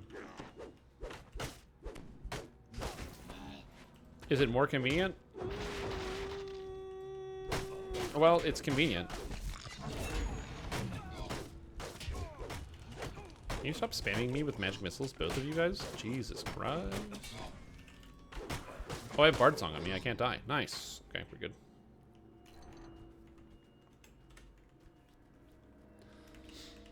Yeah, I do want to play a Thief Acrobat at some point to capitalize on some of the tumbling stuff, which would be kind of cool. I would like to play a Thief Acrobat. Because also it's just been a while. And, yeah. Looks like you can do some fun things with it, so I'm going to do that. Ship, I don't know what to do without it. To be fair, crafting her, like, shroud items, like legendary shroud items, would be insanely annoying if you actually, because to get access to an altar of fecundity to craft shroud items, you have to either do the quest, which means doing all 5 quests in the Vale to access the altar of fecundity, or use your ship. And I don't really want to do all 5 Vale quests every time I want a shroud item. So being able to skip that is really nice.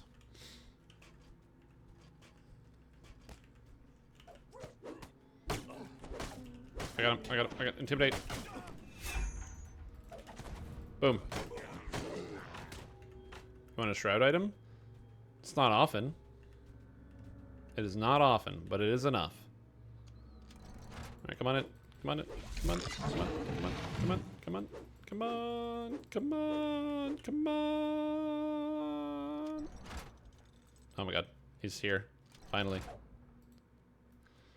Okay, we're good. RC2 stops abruptly and rocks back and forth in a daze. Yeah. Some people do want shroud items. I'm not saying shroud gear is bad.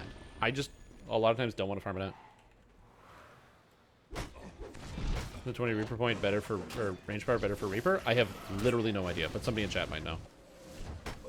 I think generally the answer is going to be it depends, because one Warlock is not 20 extra range power, because one Warlock it has to hit people, which means you need to be in melee range with your bow attack. So I would assume the Monk would be better for the extra damage, on average. Where is Dexel? Where are they?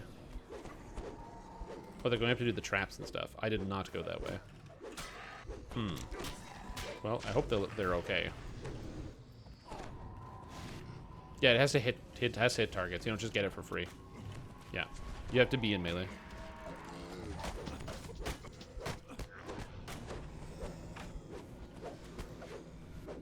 Yeah, but when they do, oh god.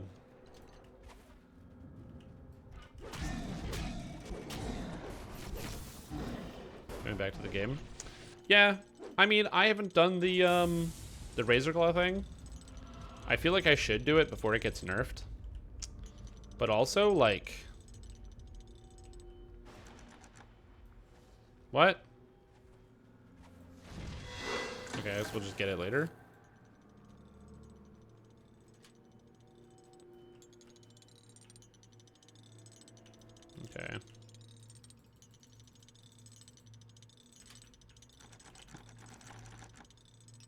Okay.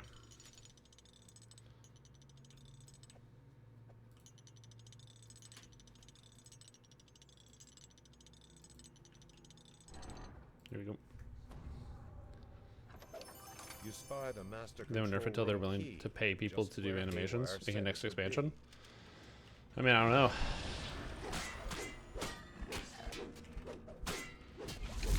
What's the meta with Razor Claw? 18 fighter, 1 favorite soul, and warlock.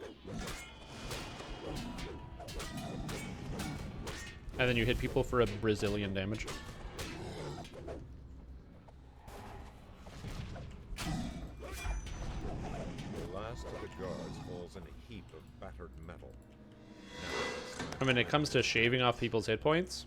That is a very close shave. Toneless voice echoes through the foundry.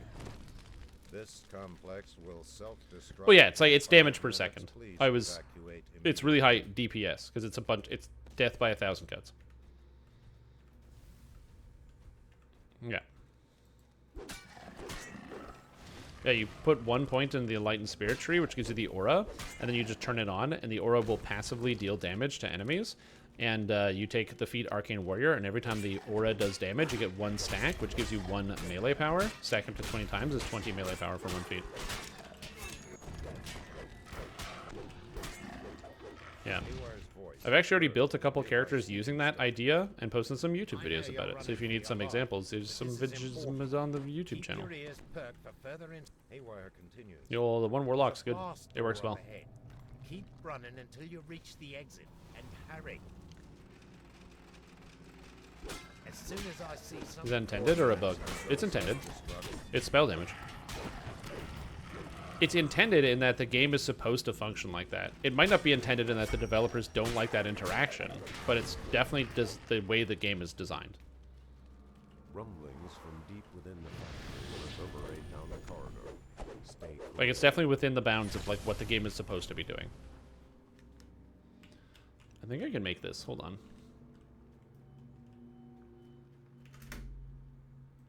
Nice. I don't have a voice the master. Oh yeah, I do. Haywire gestures to the glowing. You feel Is it powerful elemental okay? So energy the way that pass through the your tumble hands. works is that you can basically tumble and then jump, which gives you a little bit of extra reach. And I equate it to how in Donkey Kong Country for Super Nintendo, you can roll and then jump after you get off the ledge if you're still in the roll animation. 3 minutes until self-destruct. It's like the same mechanic.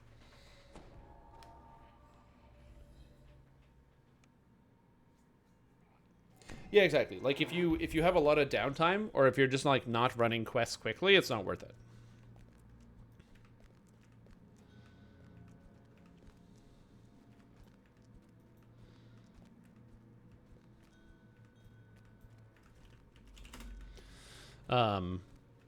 And there are a lot of people that don't play the game that quickly. If you take a lot of downtime between rooms, if you're like a flower sniffer, you're investigating quests and looking at stuff and reading things in your inventory, or you take downtime between fights, then the Arcane Warrior is not good for you.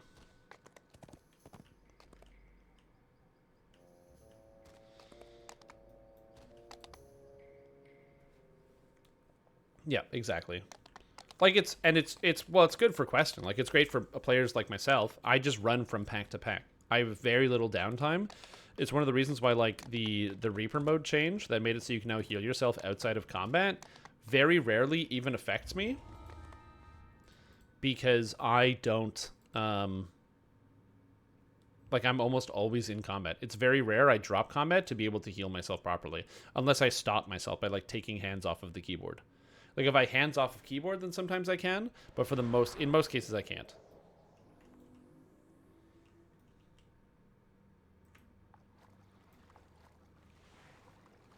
Icy tendrils of biting cold swirl around, stagnate sewer air.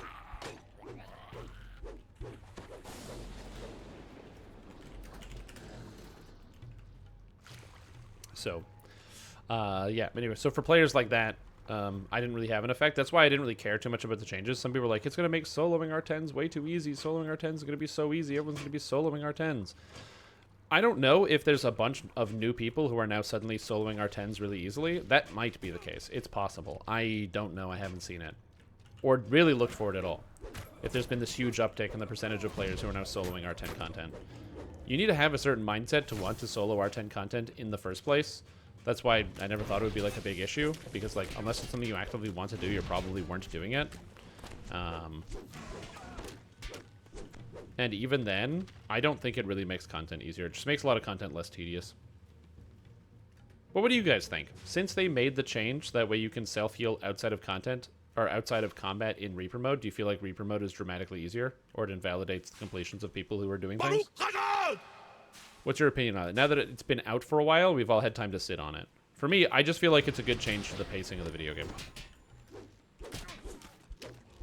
And it makes it a lot less punishing when you're playing a character or leveling on a build that can't heal itself effectively. Also, Grey Wolf, welcome back to the stream team. Appreciate the support. Have a fantastic day. There's two Reapers. You can live, Stream Tom. You can live. It's good.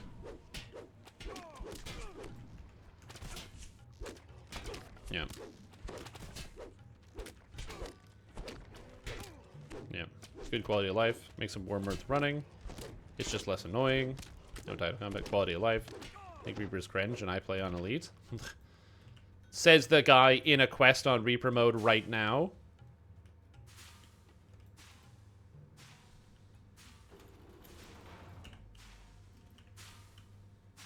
Mm-hmm. A prisoner's voice calling for help.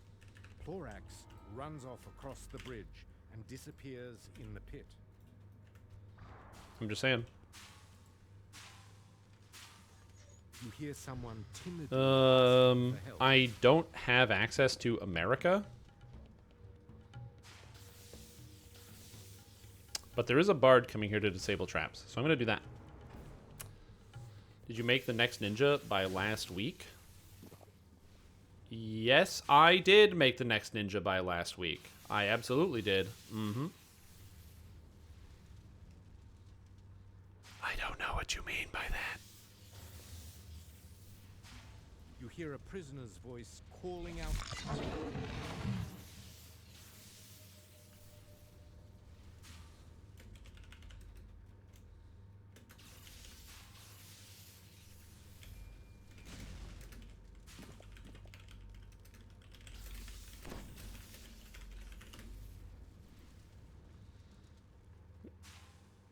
Oh, did I become ninja?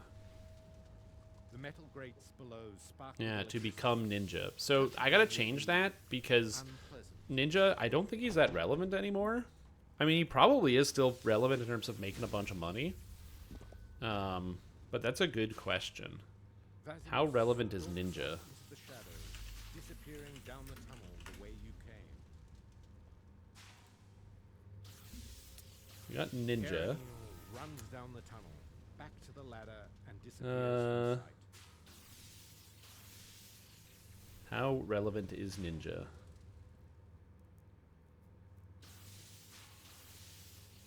I mean, he makes a shitload of fucking money. So that's a fact.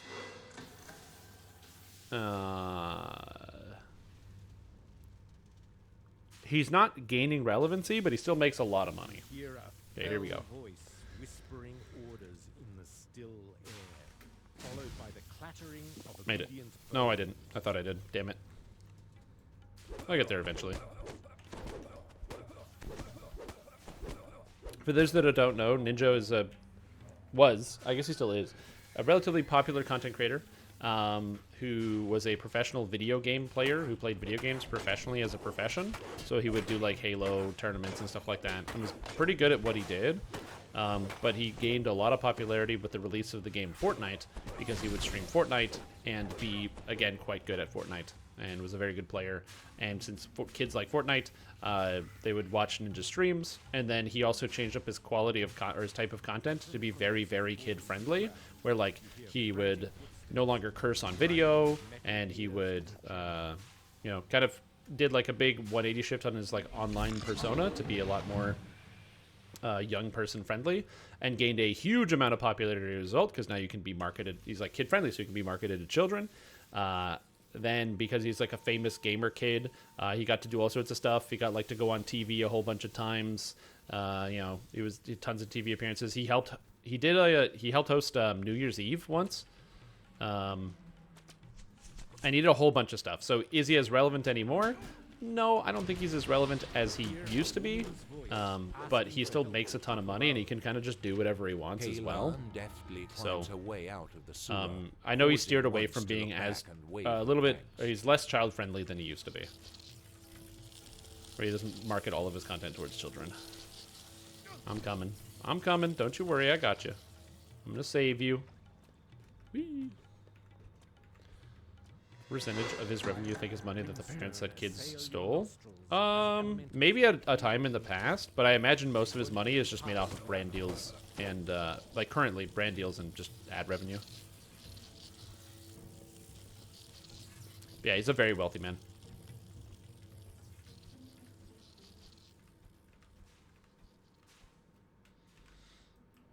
Yeah.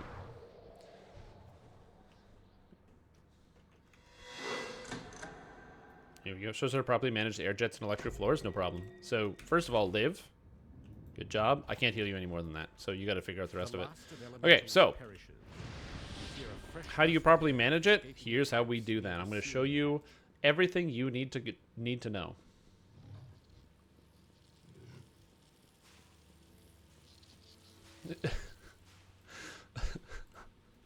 A buddy of mine is playing Baldur's Gate 3, and he just sent me a message that said, well, that fight was unexpected. Walk out and greeted by a million goblins trying to kill you. Anyway, so what you're going to do is you're going to jet up to here, and you're either going to go walk across here to get up, or you're going to jet all the way up here, pull, pull, pull, and then you're going to want to go over this way. However, it's going to be difficult. If you have feather falling, you can grab onto this. But what if you don't? Just take one hit, and then climb onto this barrel, or this box right here. So that's where you want to go. Now, once you get up here, finally, we're going to do the ludicrous skip. So to perform ludicrous skip, basically you want to take less damage from lightning. There's a square here and a square here of the lightning trap zone where when you walk between them, you're going to take extra damage. So to do the skip, okay, what you want to do is you want to come along this edge. You notice how I'm not taking damage? Then I'm going to enter this zone, take one hit, and then jump onto this. That's how you perform ludicrous skip.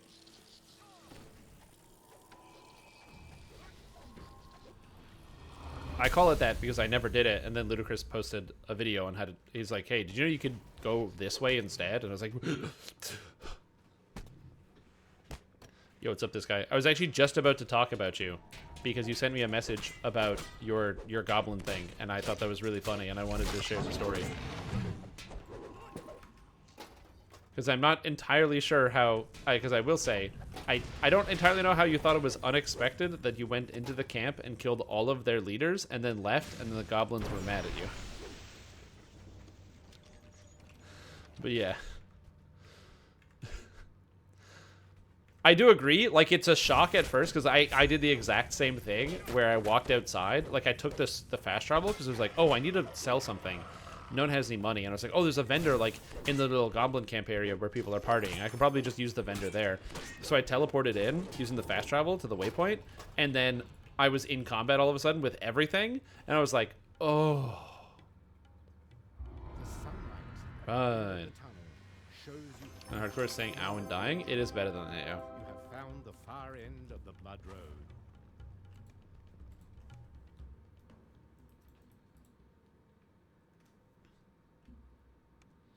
And so, yeah, I just thought that was really funny.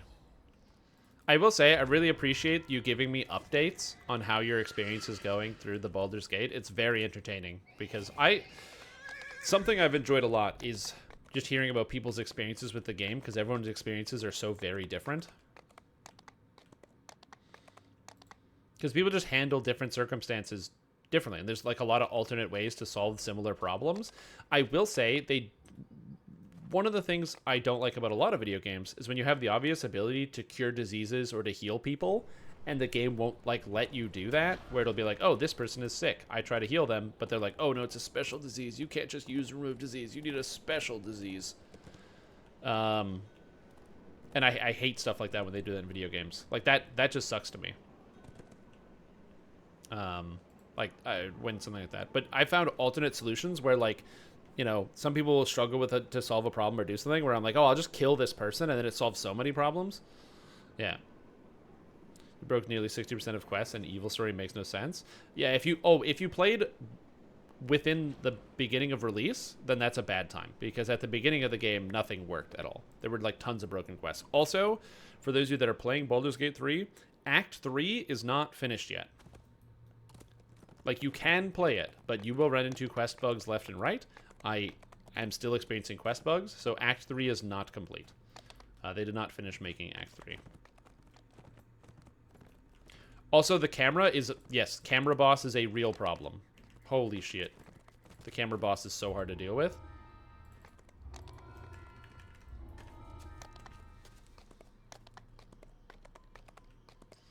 Also, a lot of spells, they don't have the ability to raise and lower the camera on your own. So it was very annoying where you'd have these like large-scale buildings and places in Act 3. Because Act 3 is the city of Baldur's Gate, so it's actually getting there.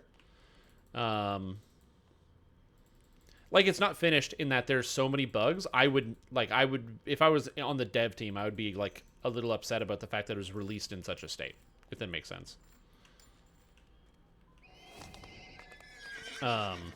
Most quests in Act 3 are useless because you're legit friends with most villains. No, maybe on your playthrough, not with mine.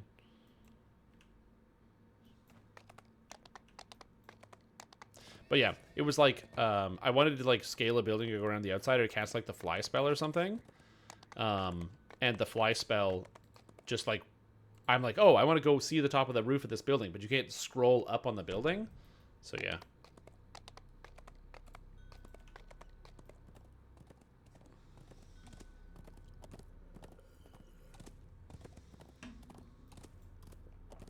Yep. Kind of issues.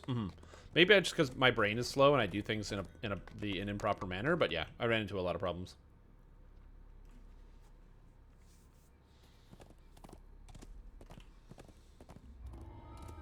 Yeah.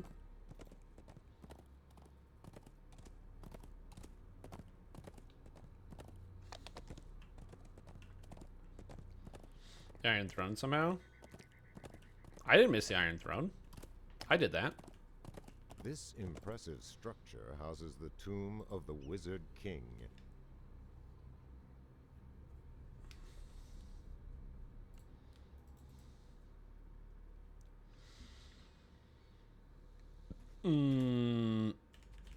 I'm level 20 at the moment.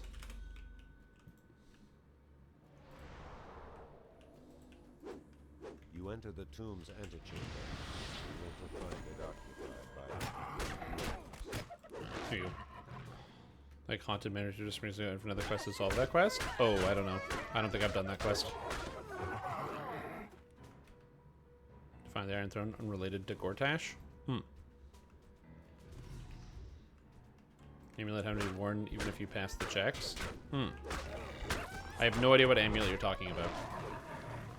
On a quest started to figure out. Again, I have no idea what you guys are talking about. So please no spoilerino me on the haunted necklace manor quest or whatever you're talking about. I'm working. I'm going as fast as I can. I'm 130 hours. I'm just not done the game yet. But I'm trying. I'm trying over here. It's a very long video game. A lot of moving pieces. It's a good game though.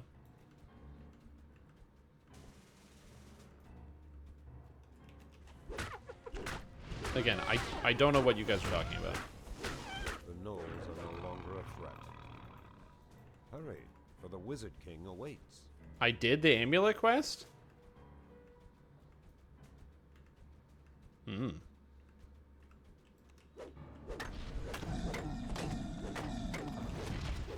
Again, I have no idea what you guys are talking about. The monk? Oh, that one. Yeah. Well, I didn't do it right. I had to reload it. Yeah, I gotcha, yeah. I had to reload the quest to get it to work. Welcome, traveler. You will learn to call this place home as I have.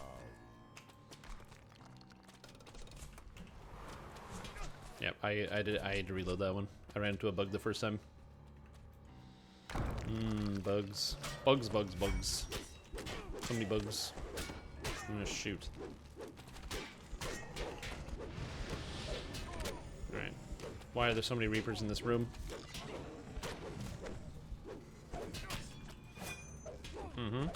Thank you for dying.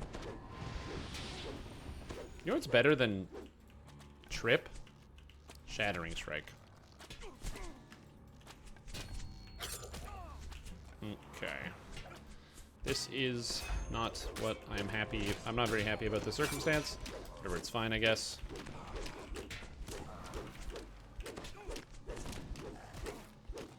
This is why we use Destruction, and Sunder, and Shattering Strike. So I should be able to critically hit this thing, hopefully, a few times.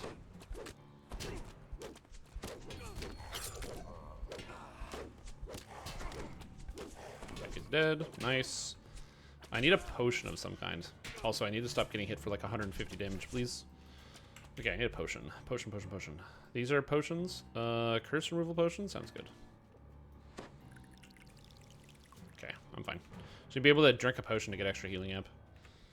You do the quest where you get stuck in the McDonald's playground. That one was very buggy. Yeah, I hate that.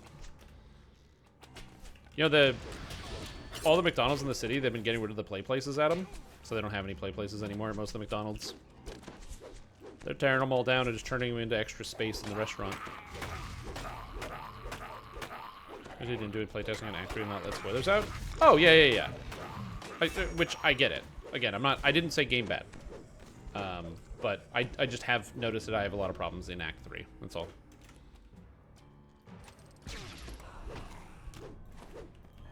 Like, I would say... I don't know, I've probably had to reload at least 15 times so far due to bugs in quests in Act 3. Which is more than I would like to reload quests, or reload the game due to bugs in Act 3.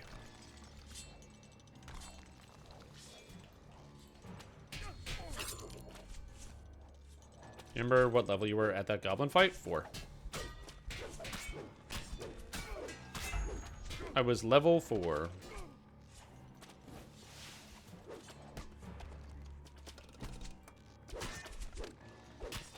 And then I got level 5 later on. Here are the play places. You can still take your girlfriend to the restroom. No. That's not the same thing. That's not the same thing. You spawn free, which is why you like watching Baldur's Gate 3? Yeah, that's funny. I did things wrong, so I didn't save any of the hag victims. I basically just did their quests wrong, where like I wasn't listening or paying attention, and I thought I was doing stuff right, and then I didn't do things right, and then a bunch of people died, and I was like, well, couldn't save them. Couldn't do anything about that. So I had the stream intentional? No, I typed in random words. Nope. Yeah. No, I don't think you're behind. Yeah, I finished the whole goblin camp at level 4. Because there's also lots of areas around like the goblin camp that you're able to go and find, right? So you've got like the goblin camp. I don't know if you tried to leave. There's like a bridge that leads outwards. There's like all these. There's this area with like a bunch of knolls. There's like the swamp that you can go explore. So there's lots of places outside just the camp that go around. There's that spider cavern I think we talked about. So if you just keep looking around, you keep finding more stuff. Yeah. The best location in the game? I don't know. I like the goblin camp. I would not call it the best location in the game. What is we fought instead? Oh, is that really what I typed? Oh, that's just a typo. That's okay, though.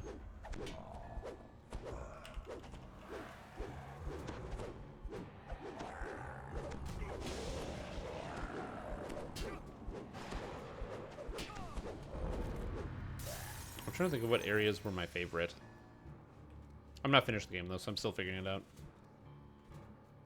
Your mom? Damn it! Got him again.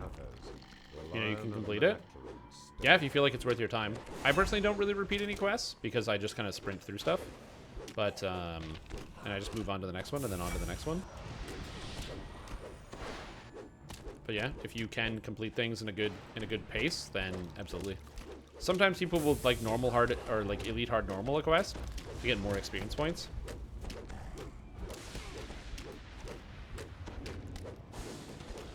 Because experience points good. Did we kill Witch King? Oh no, we did. Wizard King? T1 done.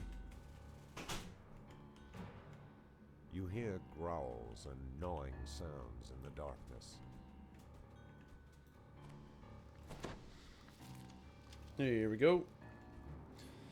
This is where we lift the shadow curse. Oh, is that what I was supposed to do? Lift the shadow curse? Oh, God, stop bullying me over this, guys. I didn't do anything wrong. I didn't do anything wrong. I didn't do anything right either. It was too hard to figure out. I don't know. I can't believe it even devoted a chunk of the ending cutscene to have him like look back and be like, well, guess we couldn't figure this one out. I don't even know what you're supposed to do. That's annoying.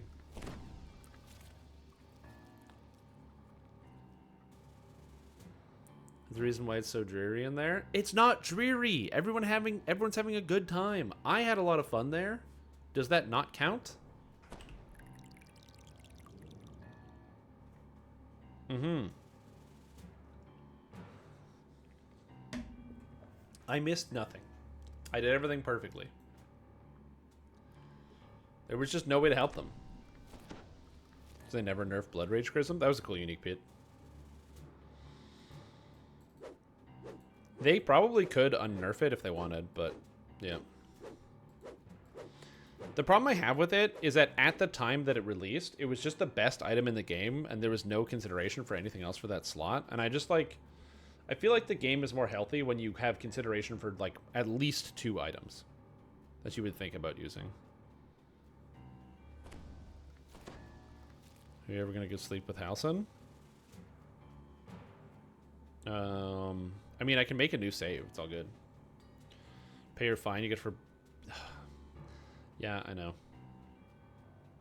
I did run into that issue where I had to I broke my oath multiple times. It's not ideal. I'm not happy about breaking my oath, but it is what it is. Your evil run?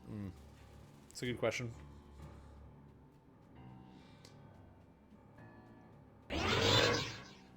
Hey guys, we've saved the hot Arsima. Our job is finished.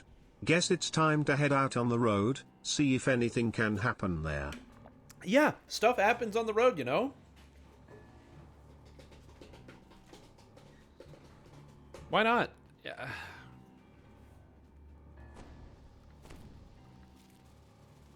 Look, man, I don't know.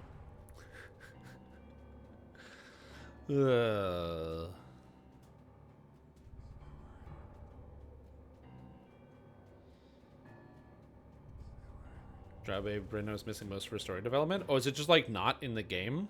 Minthara? Yeah, Minthara died.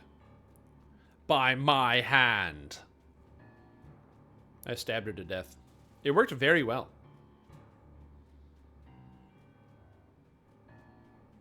Yeah.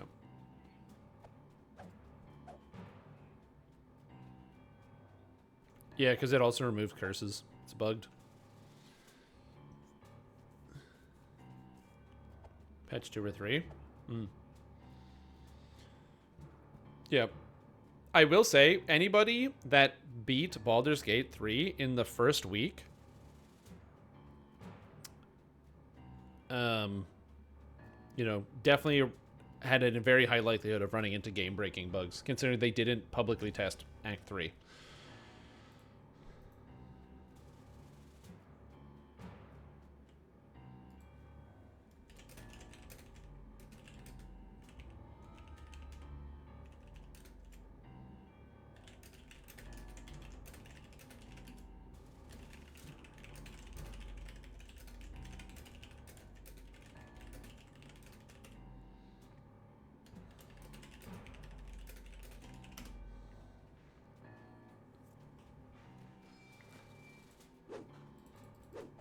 Yep.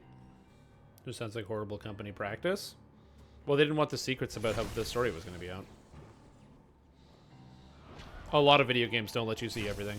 It's the same thing with like MMORPGs and pretty much any game that has like high level stuff. It's like the demo or like the alpha or beta testing will be the early parts of the game, not the whole game.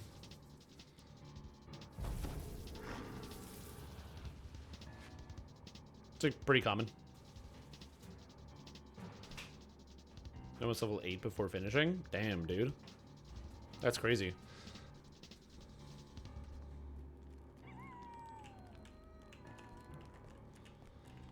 Yo, take care, buddy. See you later. Let me know what else happens to you on the Sword Coast. Did I charge to the wall? All right. Oh, I can't go through this one. Rats.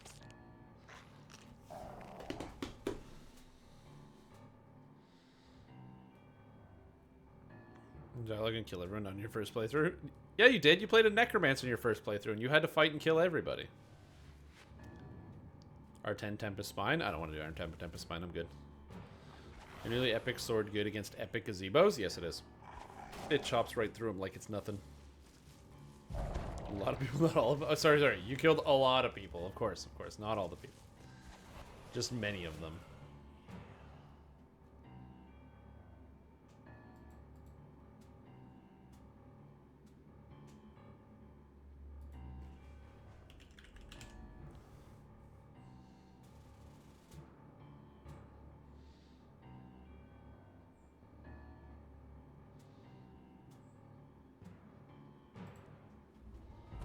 Kill the Flaming Fist because feck those guys. So I would like to say I didn't do that, but I definitely did do that because I killed, I don't know, 10? No. 13 Flaming Fist members. Not intentionally. I didn't try to. I wasn't trying to hurt them, but they tried to hurt me, and what they failed to realize is that John DeVere Pipega is a master of his father's art of self-defense. So I use a little self-defense. All right. I'll use the bathroom. I'll be back in a second. Look, I didn't do anything wrong. They attacked me. I just was standing there. I was standing there. The Wizard King.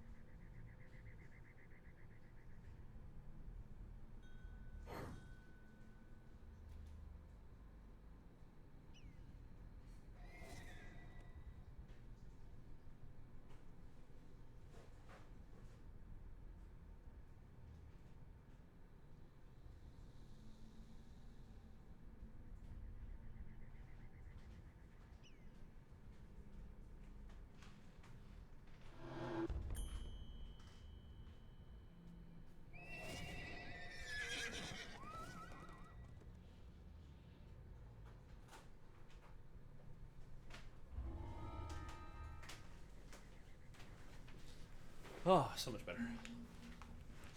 Gotta get back into it. Yeah, it's a long game. I can see why people like, and those style of games are games that I don't, or I have a habit of not finishing because they're so long. Do you ever see Mintaro's personal story? No, you don't. You just have to watch it on YouTube. I guarantee you those YouTube videos already exist. Oh, another bloodstone. Who's with me? Do you need a bloodstone? Do you want the bloodstone? Yeah, you want the bloodstone. All right, you can have the bloodstone. Stop bothering me. This guy literally is staying next to me and be like, bloodstone, bloodstone, can I have the bloodstone? Can I have the bloodstone? You might be like, but he didn't say anything in chat. He didn't ask for it. He didn't do anything. His horse shifted back and forth. He stood there. He stood next to me. I knew what he wanted. He wanted the bloodstone. He was thirsty for bloodstone.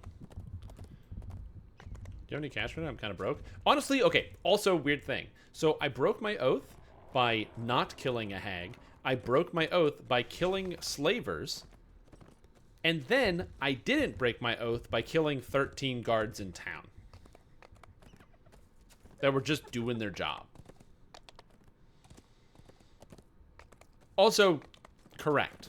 I murdered so many people trying to prove that Newspaper Man was wrong about me being a villain. Also correct. This is one of 2 locations in all. So yeah, that was something else. Where water can be found. The Oath of the Ancients.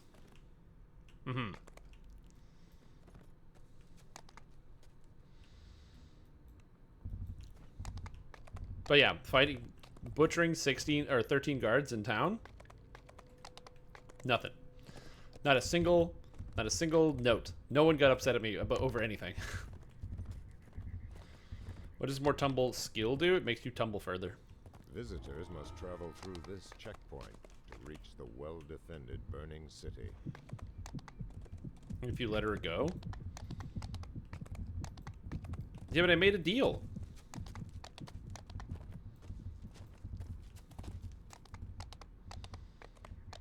Yeah. You never run Epic Chains of Flame anymore? Yeah, I say a lot of things. It's related to nature, not human lives. I broke my oath killing a slave master. Mm-hmm. More faster is correct.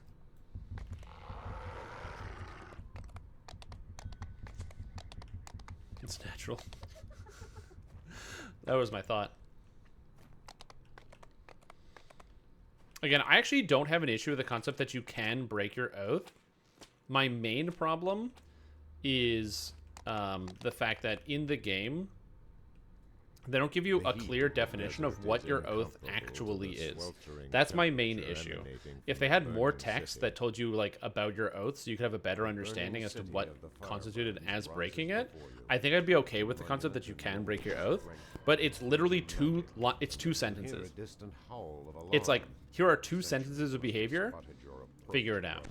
And like that's one of the reasons why when you play games like pen and paper, in a lot of cases, if you're going to do something that might be against your character or like against something that your character should know better, in a lot of cases some dungeon masters might be like, hey, you're about to do X thing, are you sure you want to do that? Like they'll just confirm with you before you do an activity that could otherwise be harmful. Not every dungeon master will do this, but some of them will. And the reason is because your character, let's say you're playing as a paladin, right? Your paladin has been a paladin not for like a day, but they probably have been a paladin for like a year or 2 years or 3 years. They also understand the culture. They know what the stakes are for following the rules and why they would want to follow the rules. They know the ins and outs of the rules. And so that's why if the game, you know, had like in some type of indication or a warning system that was like, hey, by the way, doing this will break your oath. Are you sure you want to? Yeah, exactly. Like doing an intelligence check. I usually do the, for me, I always do the, are you sure you want to do that? Like when somebody's about to make a very bad decision, I just go, okay, just confirming, you want to do this, this, and this. And when I say, and when I question somebody as Dungeon Master and say, are you confirming? They go, hold on, let me make sure I'm thinking this through. Yeah, also the first one's free. Yeah, you can murder one innocent. Don't forget about that.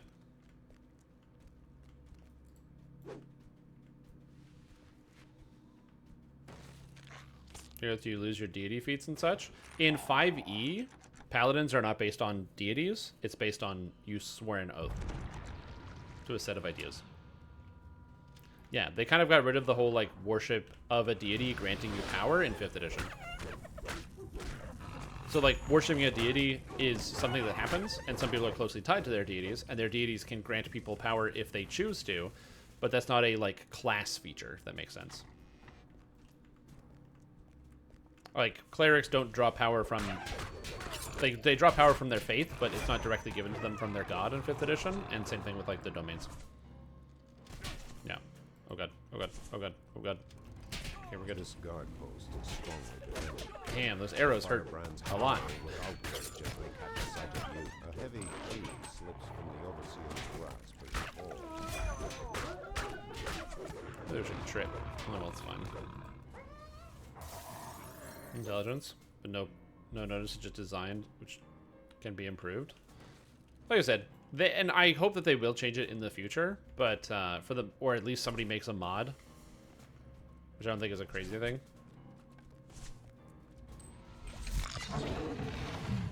Which is dumb if you think about it. I mean, not in the context of the way that they have it set up, right?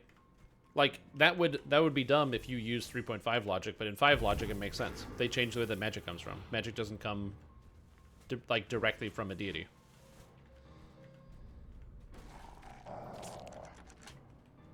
So in 5, it's fine. It is different, but the rules are different, so.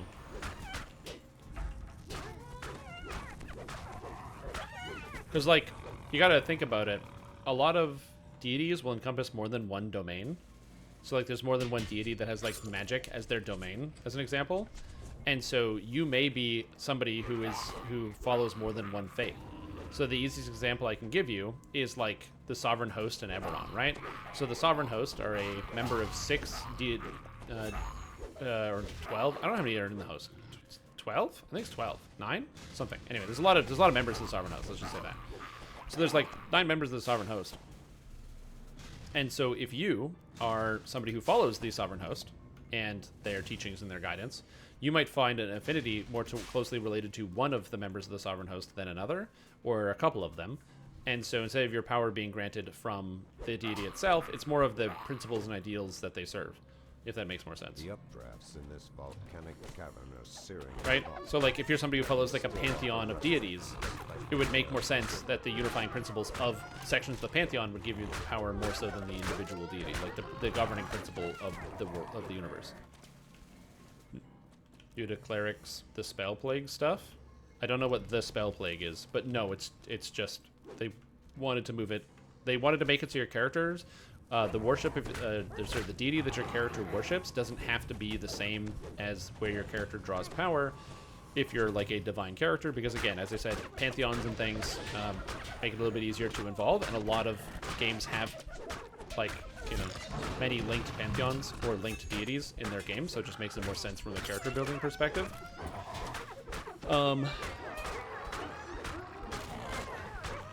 And yeah, something like that. Also, another thing, if you want, and this is really important, this is one of my favorite parts about Dungeons and Dragons, is you can, the game itself doesn't enforce players to worship a deity to get their powers, right? That's not an inherent rule of the game. But if you are a dungeon master, you could just say, we're doing Forgotten Realms, and in Forgotten Realms, your power comes from your deity, so you have to follow your deity's rules as opposed to, you know, the domains that your deity encompasses. And then it's done. You just did it. Rules are for cowards. Yep. Did anyone get the key? I didn't get the key.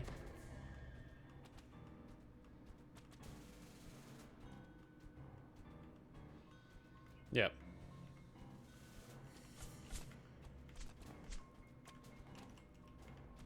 Wait, there's nothing here. We did that. Should be this key, right?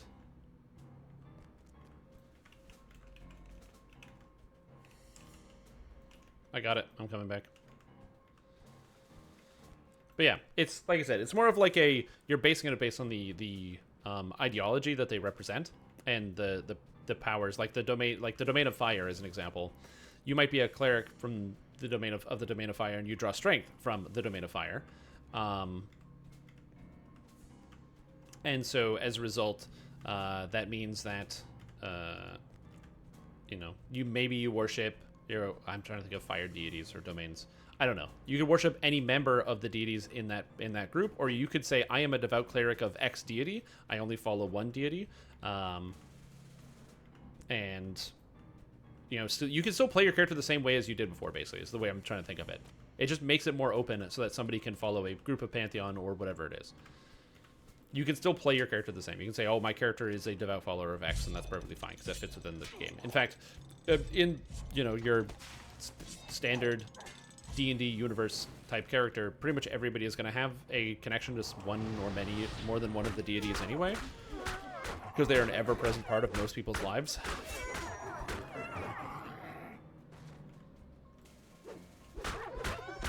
You know, it's like if you're a Underdark drow, you don't have to ask questions of your faith in terms of like wondering what's real and what's not, and being like, I wonder if Lolth is real, because you don't have. There's no faith necessary in that sort of thing. It's more devotion, because you know Lolth is real. Because if you piss off Lolth too much, Lolth smites your entire bloodline and kills everyone.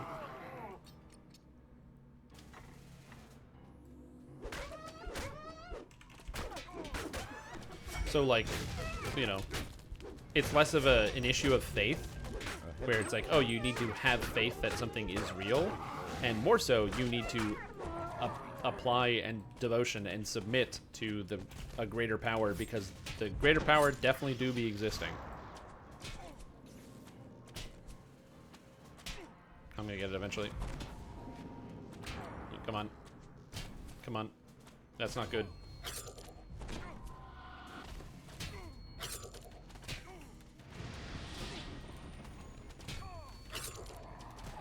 I can do this. Come on. Come on, please. Dodge, thank you. Woo! Or worse? Yeah, or worse, exactly. Leveling process so long, it turns out I got another past life, most likely from when I shared the account with your dad. Oh, yeah, that totally makes sense. Yeah. Because the leveling process takes way longer on your third than your second. 100%. And it really ramps up in terms of time. Yeah, I got a key. I gotta catch up to everybody with the key.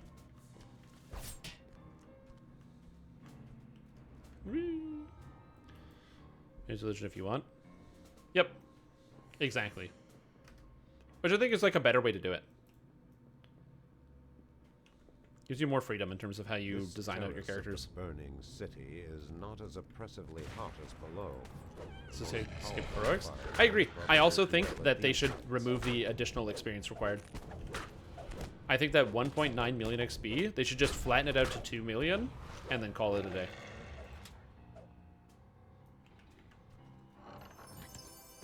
Yep. It lets the have-nots catch up to the haves. So all the people that don't have the hundreds of past lives that, you know, some people do, they would be able to catch up much faster. So something like that would be great. I would like to see SSG actually, you know, implement something like that. I've been a huge proponent of that. No. Here we go. We're good. G revenues from XP pots. Oh, they definitely sell a lot of XP potions. They sell a lot of XP potions. They sell a lot of autos boxes. They sell a lot of things, but I'm certain they sell a lot of XP potions. People like XP potions. It makes you level faster, and progression feels good.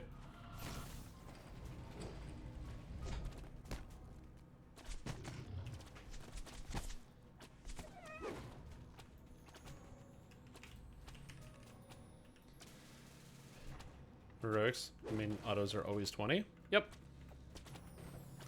Yeah, just make it a nice round number. Sounds like a good plan to me. I like it. It's my plan, I said it, so that's why I like it, but yeah. Heard about the weapon damage? Yeah. They're buffing a bunch of stuff.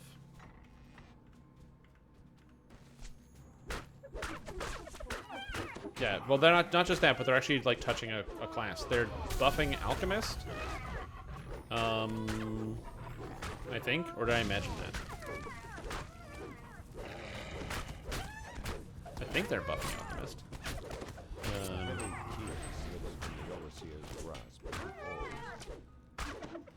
Well, they're just making it... Didn't they make it so that the stuff is just no longer tied to the reaction for the most part? So it's like, if you happen to be in one... Like, you're like a thing... What do you call it? If you use one of the combat styles... Or, like, one of the trees, you don't have to use that reaction state as well. I'm pretty sure. You know, I did play on Lemania a lot, so you'd think I would remember this, but, you know, it's just... Yeah. Exactly. I'm pretty sure it's just a buff to the class. They didn't make... It's not a huge buff. It's not a huge buff, but I'm pretty sure it's just a buff to the class. But I'll double check here.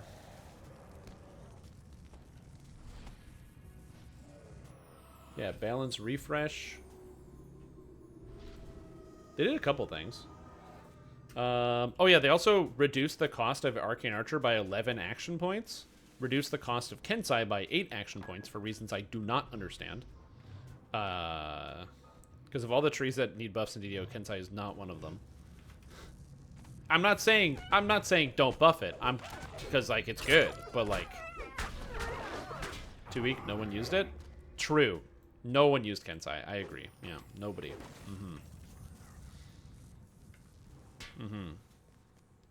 Picking up what you're putting down. Just chilling. Oh yeah. Yeah, and then like I said, Alchemist, Apothecary, and the other stuff, they very much just like added, it's like not a lot of buffs to Alchemist, it's just minor buffs, but most of it was just clawing out the, they added a lot of spell power to Biochemist, which is nice, but it's mostly just clawing out some of the silly like stance requirements. It's like, you have to be in this stance to get this bonus. Now you just get the bonuses. So the stances are separate from the actual tree.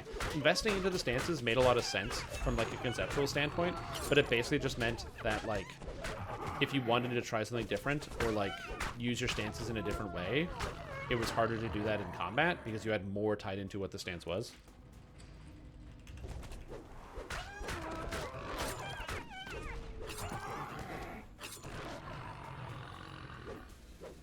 Yep. As I said, it's more just quality of life.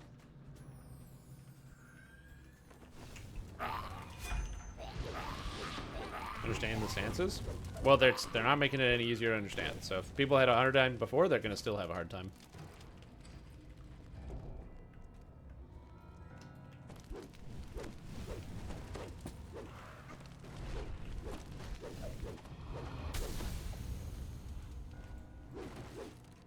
Where are we going? Must finish adventure. Apparently we're doing ADQ 1 and 2, which is exciting because I don't do that very often on this character. Or like very often in general. Kensai solo R6. You can definitely solo R6 on a Kensai. Yeah, you can. You can. Like once or twice, you know. Maybe it's a fluke. You have to check. Yeah, but I got Google, man. I don't need the solver app. I got Google. I can just Google it.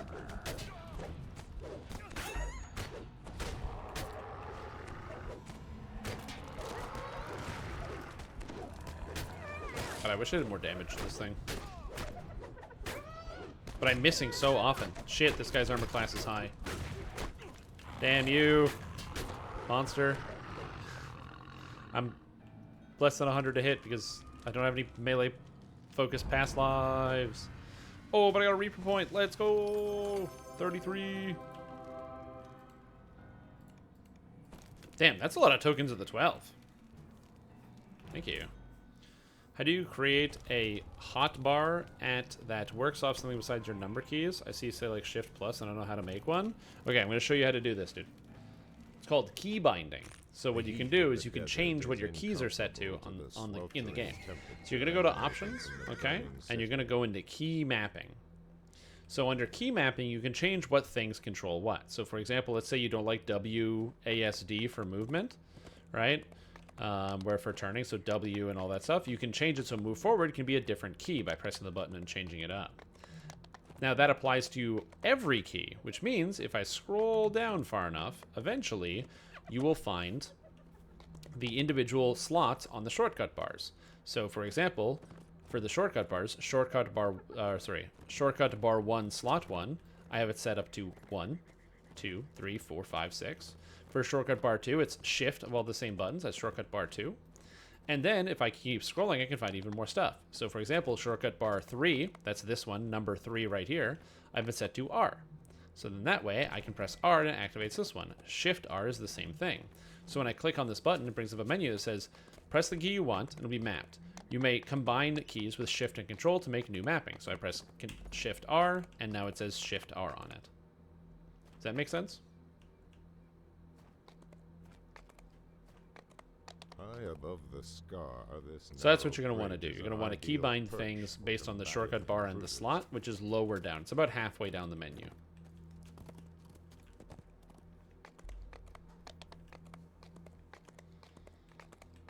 Yeah, is the dude on Kensai Razor Club able to do solos THDH hard? I mean, probably.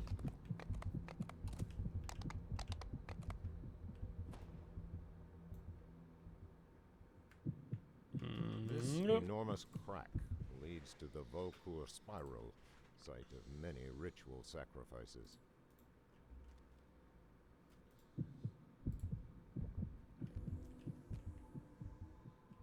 And now we slide down here and fight some monsters. We're on You elite, slip the right? I was offering not paying into attention to your Reaper. Yeah, pack. okay, good. Careful not to spill any of the contents. Yeah. Key binding stuff can help you a lot because it can save you time just when you're trying to kill things or set stuff up. I would recommend using keybinds whenever you get the opportunity. I recommend having more hit chance. God damn it, I can't do anything to these bastards. Cries of alarm sound out from the upper reaches of this chamber. The drow are coming. I need more hit chance. I didn't take Tactician, but my brain is like, take Tactician and then take Honor so I get more hit chance. Oh my god. Yo, what's up, Sukai? How you doing? How are you now? These doors Uh-oh. are meant Dexel to is keep dead invaders in the first out. room. That's not good. Whoever's there hopefully can save him. To mouse wheel? True. Get one of those mouse wheels where you can, like, just, like, spin it at, like, top speed. Millions of inputs. Goddamn gazillions. I can't wait till Dire Charge actually does something instead of just sundering people. I mean, the sundering isn't bad, but it's definitely just not what I want. I also still haven't made a Blight Wolf yet, which is something I want to do.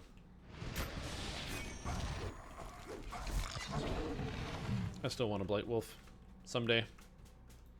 The problem I run into with Blight Wolf is that it, what was I going to say? The problem I run into with the Blight Wolf is that Volkur the hunter desires if you want to use the actual Blight Wolf spells, you're kind of locked into using Wisdom. Which is unfortunate. And SSG has clarified that you can't use the highest of all stats with the Draconic Incarnation Breath, which sucks, because it means that if you want to make like an attacking character, you can use highest of all stats for pretty much all the attacks. In fact, actually all the attacks are highest of all stats, but all of the spells are only highest of Intelligence, Wisdom, and Charisma. Which means that SSG can't realistically... We were talking about like the idea of SSG adding like a Dex-based caster with the boots. They can't really add a Dex-based caster because you can't cast based on Dex in Epics, so you can't be a Dex caster. Which is unfortunate. It would be cool if you could. But you can't.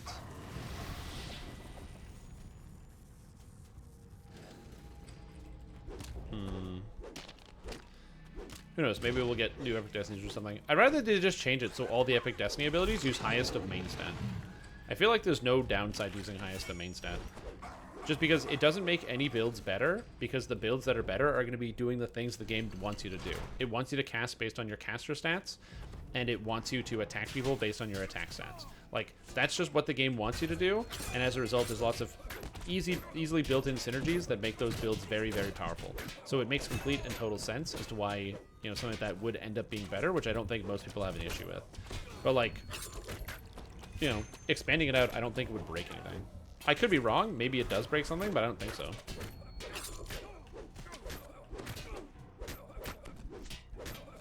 Yeah, I'm taking so much damage from these. Would a con caster be too good? I don't think so. Especially given the fact that, like... Well, okay. A class using Constitution to cast, maybe. But, like, having one or two spell abilities that can scale off of Constitution? No, I don't think that would be a problem. Again, because you can already use Constitution to scale the melee attacks, and it's not a problem. But that's just my opinion. That's just, like, my opinion, man.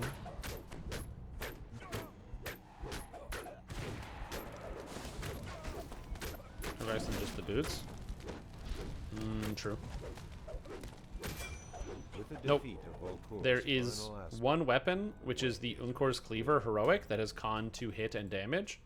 And other than that, there's no other sources of con to hit.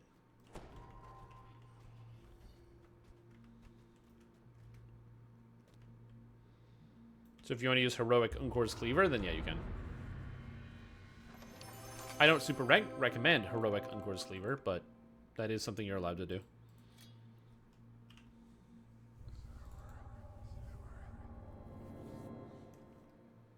Dwarf gets con to damage. It does not get con to hit. Con to damage. If Dwarf got con to hit, throw your weight around would actually be kind of good. But because it doesn't get con to hit, it's not good.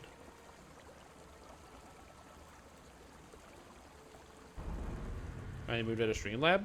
Good. I'm glad to hear that. Streamlabs OBS is a great program to get started with because it has so many things built into it, and it's really nice. It's easy to set up. Takes care of a lot of things for you.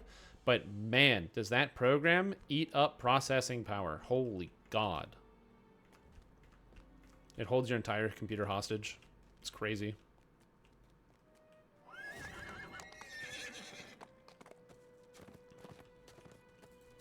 So yeah. I just moved back to regular OBS. And there's more things I can customize in regular OBS anyway. Yep, that too. I forgot what we were doing. Alright, ADQ 1 and 2. Let's do it.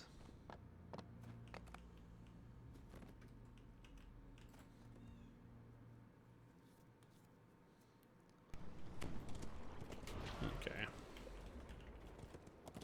Am I spending any of my points in here? I don't need Ghost Touch. Imbue dice. Do I need Ghost Touch? No, I have this ring. I guess maybe it's kind of good. I don't know.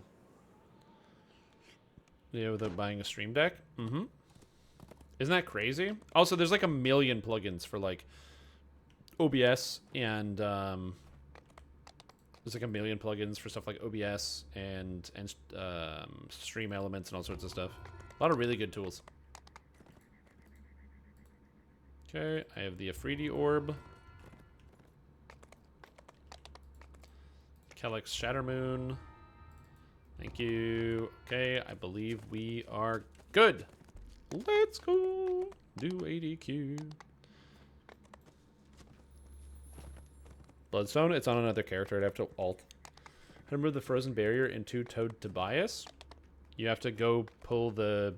There's a valve you have to turn. So in the main area where... Oh, right, I gotta turn this on. I have an object. I have this. I have an object. There's this. And thank you. Here we good. Sure.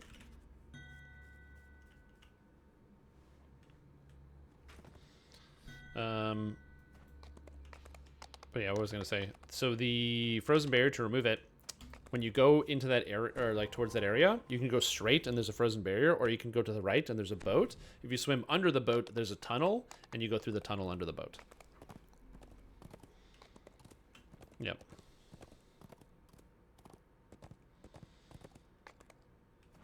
I believe that tunnel doesn't exist, or the ice isn't there in Epics, I think.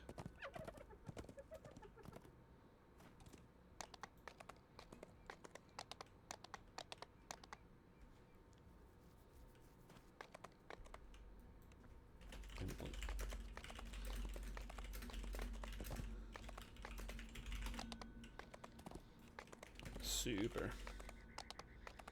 Good idea on the music, though. Okay, I want to look up something. I need to look up something on Spotify. But first, there's an artist I would have been wanting to look up. Dominic.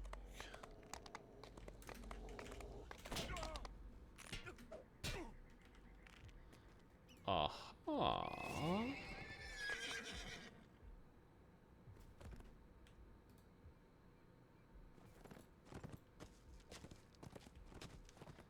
Damn. There's a content creator or a musician, artist, who creates video game music. Dominic Ninmark, who creates, who takes like classic songs and turns them to Eurobeat versions. And they are on Spotify. They just don't have any of those versions of their songs on Spotify, which makes me sad.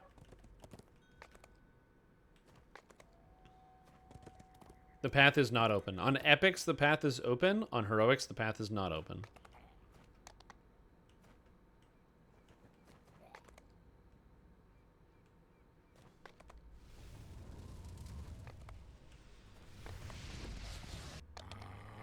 Okay, so now we go here and we go against the Demon Queen DDO. At the end of this corridor lies All a right, against the portal Demon Layla, Queen. The Demon Queen. The riddle. You stand in the antechamber of Queen Lelat's court. Before you, Okay, an so ancient our throne answer rages is mounts. grasping, night mockery. The gate Oh, it's of the court of grasping, Layla opens, night letting you mockery, further into the Queen's devious, hungry, and poisoner. So it is this. Octopus, monkey, snake, wolf, bat, scorpion.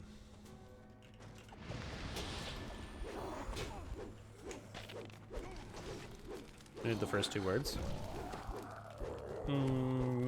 Sure. I use all of them. It said title before you start streaming OBS. No, you got to do it manually. Something I don't like. There might be a plugin for that, but I just actually do it on Twitch. So because I just have on a second monitor, I have the dashboard open. I just set it on the dashboard. Octopus. Bridges extend in every Octopus. direction. Gibbering voices rise from along the bench. Yeah, there probably is a plugin for something like that. I just don't do that. I'm kind of lazy when it comes to setting up pieces of software. I get to the point where it works well enough, and I'm like, okay, good. Then we go. I am caveman. The water in these Alright, I forgot I had tunnels maxed out swim. is cold and oily. I am fastman. You glimpse a lever hidden among the submerged blocks. Also, of fortunately for stone. me, I actually know how to solve this puzzle. Or, like, solve this, like, 3D section. It's not really a puzzle. Gates slam shut all around you. This You one, are you go up trapped. here. It's... I know how to solve it, he says, as I can't find the thing. Oh, okay. I think I'm in the wrong area. No, I'm not. Oh, right. This one's here. It's the other one. Okay. I'm out of order. I'm all turned around.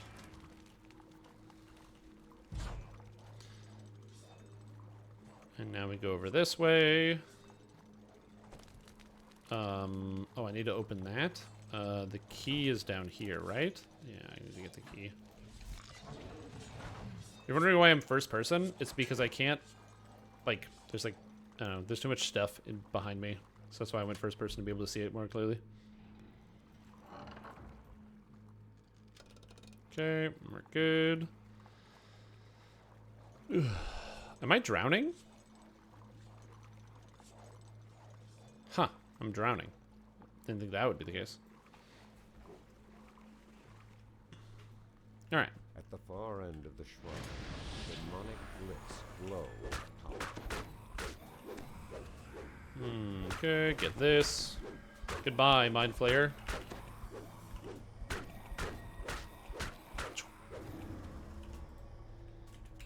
A tortured voice What?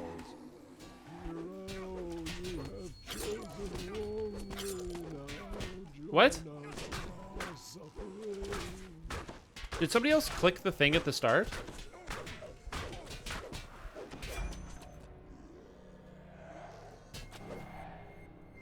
Somebody must have clicked it when they came in.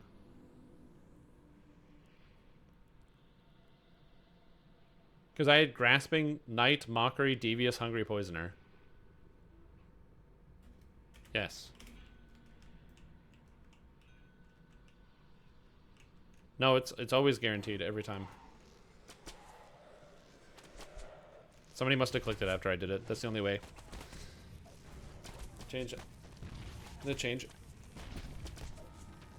Yeah, if somebody reads it, it changes it. So somebody who came in late must have clicked it, and then it changed everything. Which, like, it is what it is. There's nothing I can do about that. So now we have to go reset.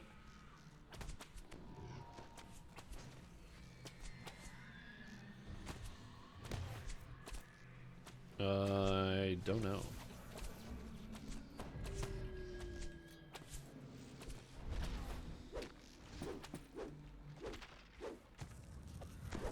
Again, another reason why I don't do this quest very often.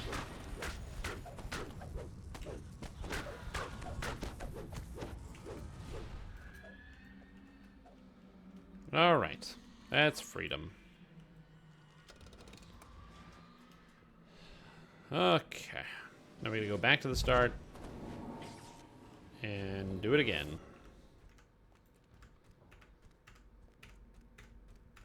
Alright, I'm doing the tome again. We'll see what we get. Alright, tome. What do we got this time? Alright. So we have Mockery now. Grasping Poisoner. Hungry Devious. Okay, here is the new order. Alright. So that is the new order.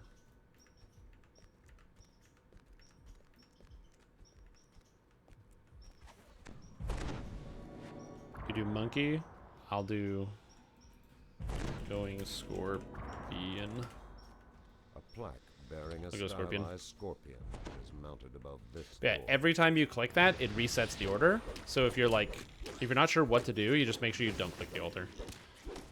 Obviously, it's not going to be super helpful because some of you will be like, but if I don't know what to do, won't I click the altar without knowing I'm not supposed to? Which is very true. The floor crumbles away, revealing a seething nest of venomous Yeah, it's a bit of a scorpions. trap, but, you know, it is what it is. Yeah. It's kind of cool that it is, like, a, but there's, like, different puzzles and orders to it. It's neat. I don't hate it. Eee, Poisoner. Okay. Scorpion is done. Also, if you fail it, it doesn't reset, but yeah. So you can fail, do it wrong as much as you want. So I'm just gonna wait until somebody says monkey is done. I'm gonna hang out here.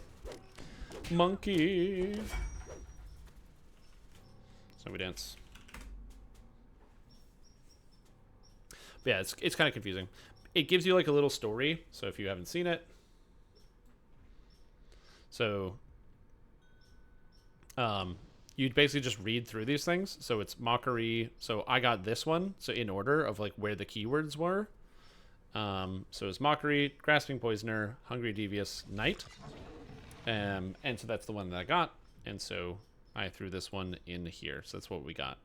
So this is the order. This makes it bulletproof. There's no way to do this wrong. It's always correct every single time. This is on the DDO wiki for Demon Queen Riddle. And yeah. And I'm going to have Monkey, then Scorpion, Wolf, Snake, Octopus, and then Bat. And we already have 3 of them prepped. So we already have Scorpion, Wolf, and Snake prepped. So then once Monkey goes, then Scorpion goes, then Wolf goes, and Snake goes. Then someone just has to swim through Octopus, clear Bat, and we're done. Again, it's not too bad. Especially this quest, if you have 6 people and you actually just split it up so everyone goes a different direction, man, is this quest fast. It's also made even faster if you have Dimension Door. Once I pull this, it's going to summon like a Rakshasa you have to fight. You actually don't have to fight him. You can just cast Dimension Door and leave. Okay, Glyph of Swords. The Rakshasa Prince appears once Sword more as done. potent glyphs are recited.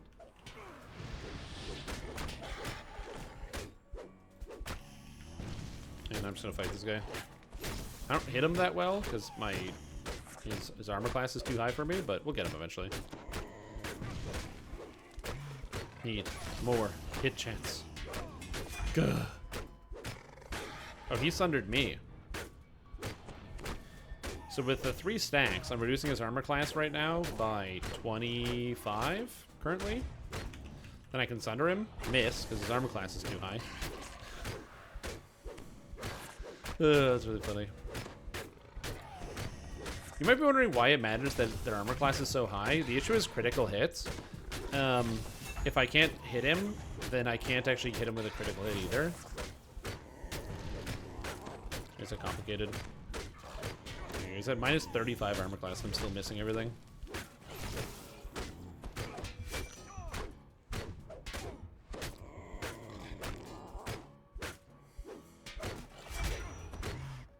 Oh, is no one in Snake? We need Snake next.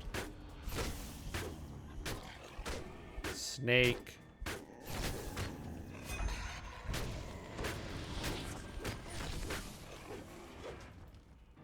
Snake. Snake. We did both.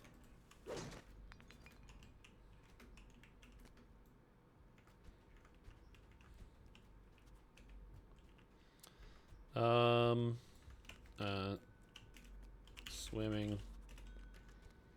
I gotta swim octopus. You don't have to fight the guy, you can just detour out.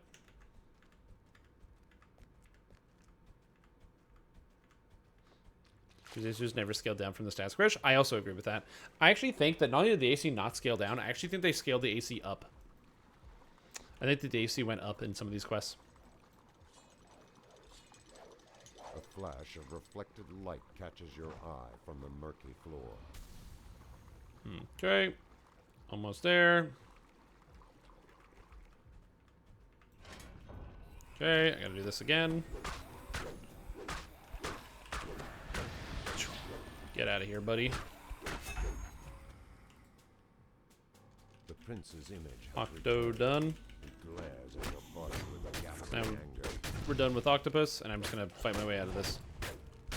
I wish I had dimension door. That'd be nice. Alas, I am a fighter, so instead I have to fight my way out. Yeah. So anyway, the issue is it's all about critical hits. So you'll notice that on a 10 I get a grazing hit. That means I'm not actually hitting. On a 12 I get a grazing hit. So that means its armor class is probably closer to 180 on this guy. Because I only get like a grazing hit on like a 12, that means that when I roll the critically strike, so let's say I roll like a 14 to crit, if I roll a 12 to confirm, I don't actually confirm because my hit chance is too low. So it's one of the reasons why you need a hit chance to make sure you can confirm critical hits.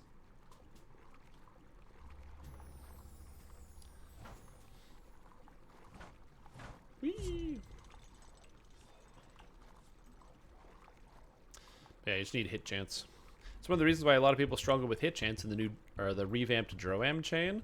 For whatever reason, the monsters in the revamped Droam chain have insane values of armor class. Where, like, if you're not above 220, you're going to be missing a lot. Because I went in there with 210 and I was missing like crazy. Fortunately, though, if you just come in here as a spellcaster, you don't have to deal with hit chance and you blow them all up. Stylized image of an animal. Would power attack be better? Would power attack be better than what?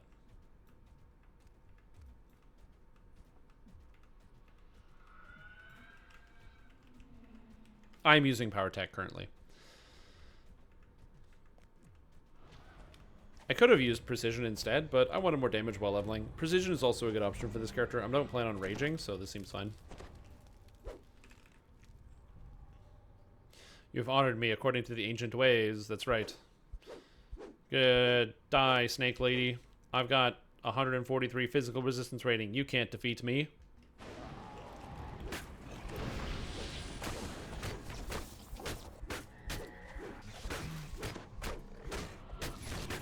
I can't hit her. I can't hit this guy. It's so funny. I can intimidate it though, so it's good enough for me. I gotta hold aggro. Intimidate. Boom! I can intimidate her. Nice. I can hold aggro. Easy game. Oh god, the physical pain. Thank you for the renewal, team. Yeah, I can hold aggro as long as I intimidate.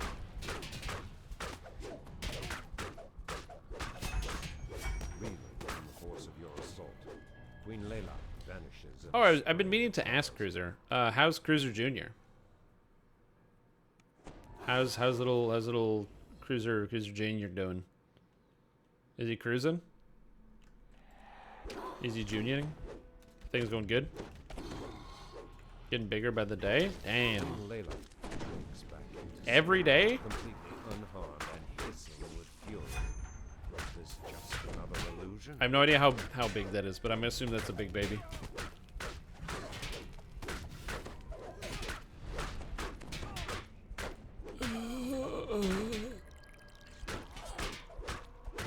I don't need a lot of healing. Just renew is fine. But boy, is that renew nice. Oh, she's dead.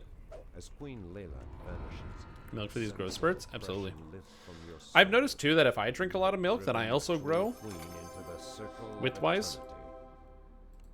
when I drink a lot of milk.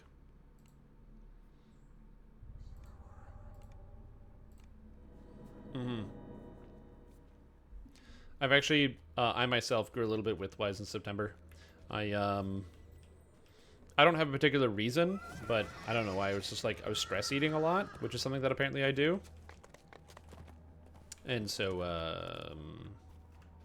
I put on like 6 pounds in the past month.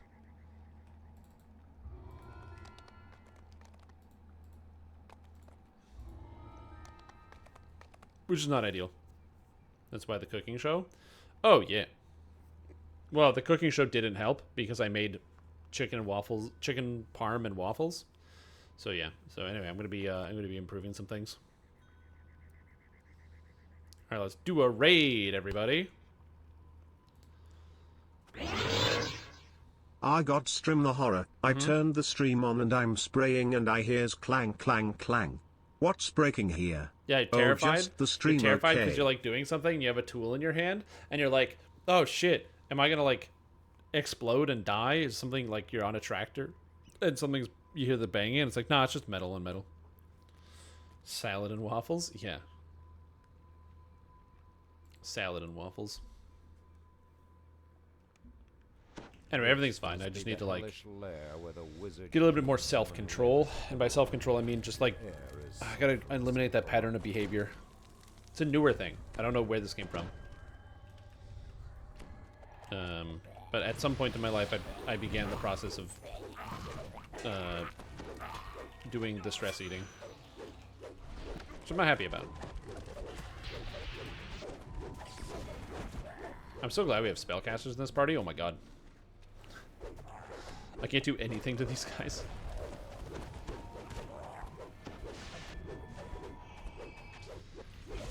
Celebi's Revenge.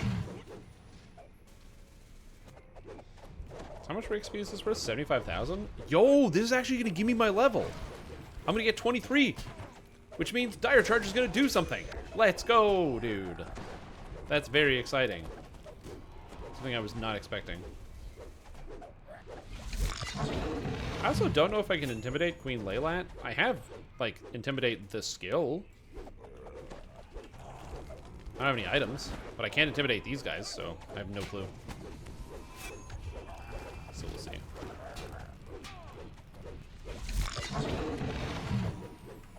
But yeah, in an effort to curb some of the stress eating, my solution was to...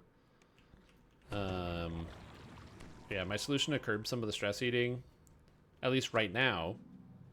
1, 2, 3, 4. We all good? It's everybody. Is what's that? That like fiber thing, Metamucil or whatever. It makes you feel more full. And so, after I finish eating a meal, when my brain gets the like, you should eat a bunch more food, I just drink a cup of that stuff. It's not the most pleasant thing in the universe, but man, good fiber, you know, good product.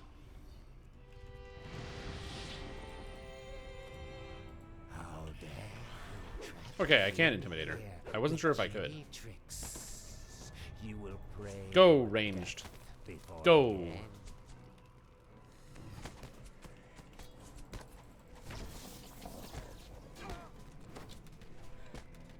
I can technically deal damage, but this is a long process.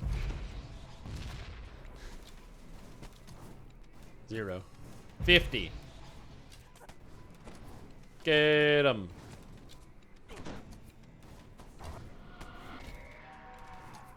Oh, she back? No, she went over here. This one's gonna take a little while. Just a smidgen. Is there any item I could possibly even want out of here as a tank? Probably not. Maybe the jerky. There's like the demon bracers. There is the earthen guard ring or whatever it's called, which is pretty cool. It's not good, but it is interesting. My enemies prance about like jesters. I tell them foolish. Oh god, she hurts so bad. Just gonna drink a potion here, so I get a little bit more health.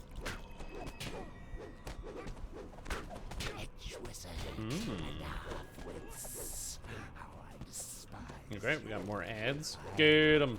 This raid fight is also, like, basically just a quest. They probably could just make this, like, a 6-person quest. But leaving it as a raid I don't think causes any problems for the game. So we'll see. I never run this bit of content. I find Zwabi's Revenge is, because it has the requirement of running Chains of Flame, I pretty much never do it. Although, Against the Demon Queen is not a terrible quest to run, so something to think about for sure. Also, I was able to intimidate this guy, which is unexpected. Okay, got her. Redeemed him.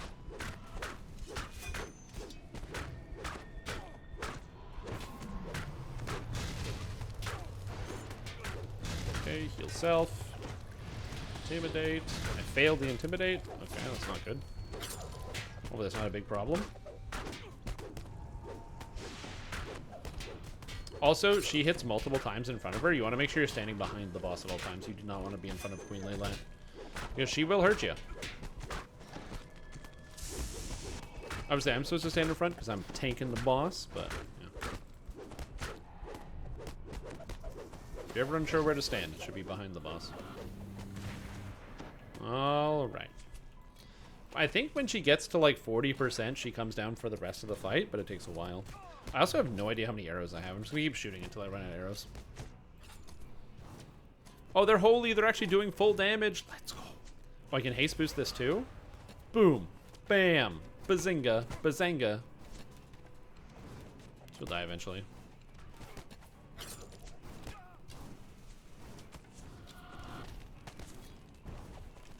Nice. Intimidating presence.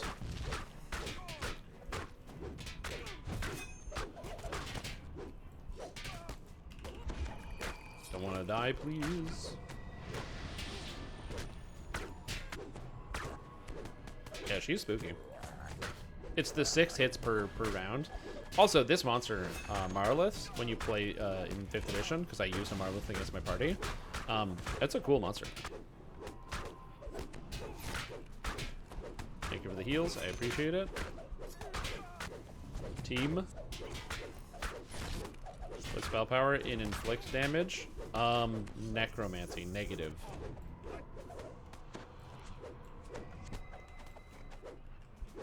Oh, I only needed a 13 to succeed? That's why I was failing against these guys? Hilarious. I needed like a really huge number. I don't. It's 13. The one that hit Construct? Oh! Repair. Repair spell power. It's repair and rust.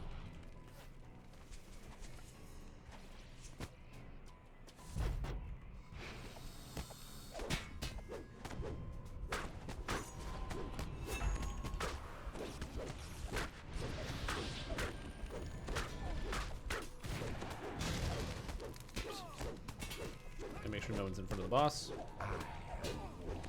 Die, Queen Laylat.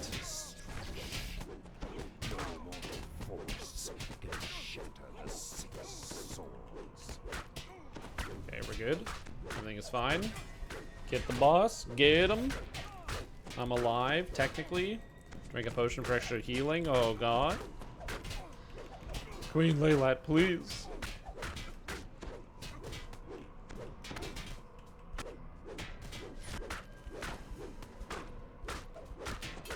I just think it really hurts. Again, it's one of the problems when you do a low-level Vila, is sometimes it can take like this, because Vila still is like a raid boss, and there's a lot of hit points, so you don't have people with like past lives and pretty powerful characters. It can take quite a long time. Level 23, let's go! My power fades. Alright, and I get... Be upon you all.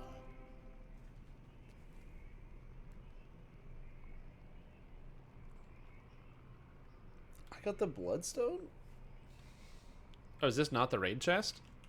Is this the raid chest? Wait, which one of these is the raid chest?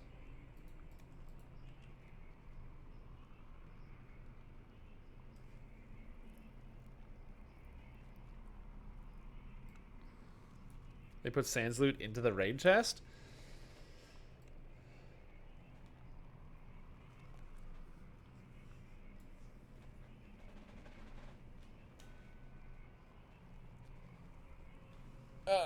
Oh. Anyone want the Raid Bloodstone? It's exclusive Raid gear. This is exclusive Raid gear, dude. Like, it's got that extra Raid feel to it. You know when we talk about how Raid gear is good? This is good Raid gear, ladies and gentlemen. It's good gear from the Raid. That's what that means. Nothing else. I'm gonna dunk my head in water. Means you can get a Reaper Bloodstone. True. True. I can get a Mythic Reaper Bloodstone from here. Mm-hmm. You know what? Because he wants it so bad, here you go. You can have it.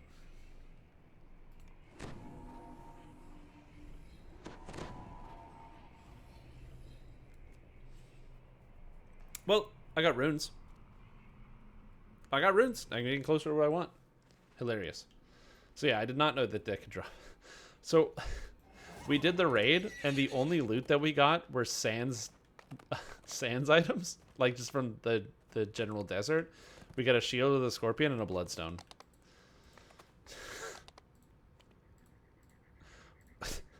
Why? Why would that drop that? I don't understand. I don't understand. Raid loot? Nothing in particular, just an item from the raid. That's what I was kind of hoping for. I guess that is a big ask. Sure.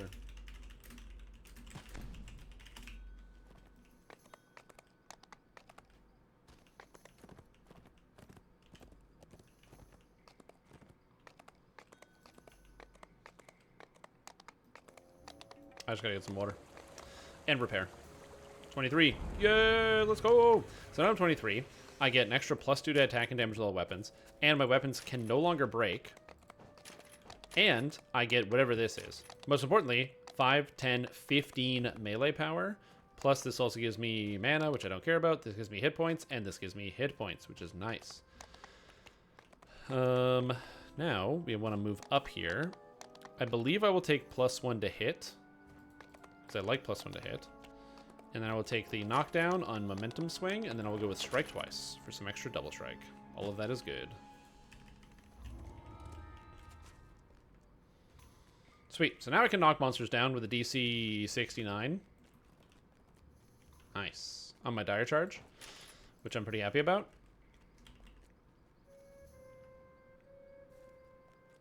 Oh, you know what? I'm going to go grab something out of the bank. Because I have a better item. And shouldn't be inferior to a dex-based one. I mean, you not really. Strength-based is the way to go. Because it means you can benefit from Sun Stance even better.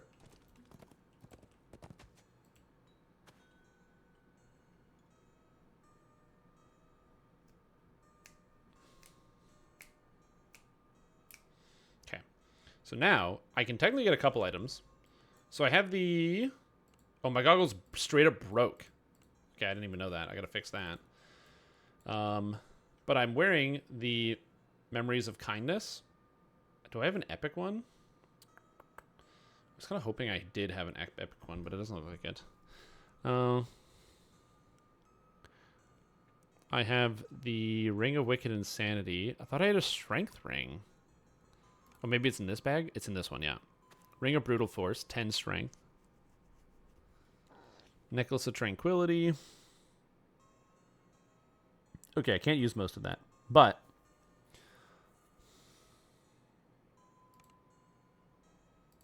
I thought I had strength gloves. I used to have strength 15s. I don't know where they are. They must be on another character.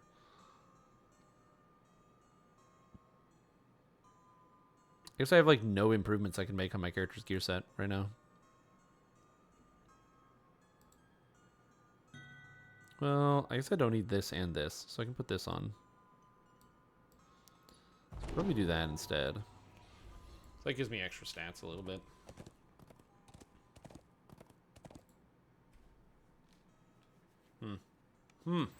Points into con? No, strength. If strength increases your damage, so I can do more damage per second. So the more strength I have, the more damage I deal. And the more damage I deal, the faster quests go, and also the better it is for my character to stay alive.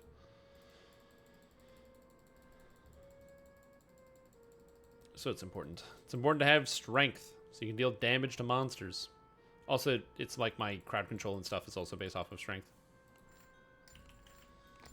Platinum Knuckles, what do you think about this? Best bonus I've ever seen. The reason I'm playing hand wrap. That's some bonus. Switch to content endgame? That is correct. I'll be turning this character into a tank using something called a lesser reincarnation. It takes a lesser heart of wood and allows me to reroll all of my character's stats. So once I'm level 32, I can reroll my character and change up everything. Did I repair my goggles? I did not repair the goggles. I forgot. But it means I can change up everything about my character and fix it. So then that way, I don't have to have like... Because my character, right now, I started with like an 18 strength and I put points up every time. But what I want to do is replace this, so that way I start with like a 10 strength, because I don't really need it for tanking, and I max out con and do con every level. But if I level with that, it would be really painful and slow. Anyway, I'm going to go get some water. I'll be right back. I need some water.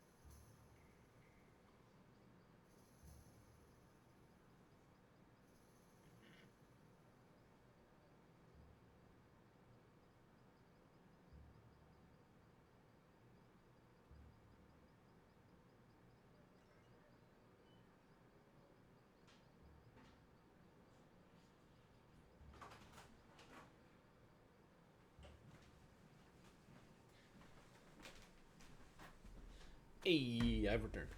Wow.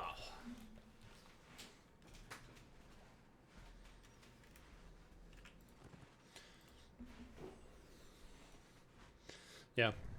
It's nice that weapons can roll with the +4 mythic, which is nice. Nelgan is here somewhere, but can this place truly help do I her need Death find her Ward? brother? Probably. Or is she being deceived? Alright, let's go. Alright, where are we heading? Search for Nelgan. Check. I don't know if we're doing a full clear. I would assume that we're not doing a full clear. Oh, we are going to do all the optionals? Never mind, we're doing a full clear. I wasn't reading.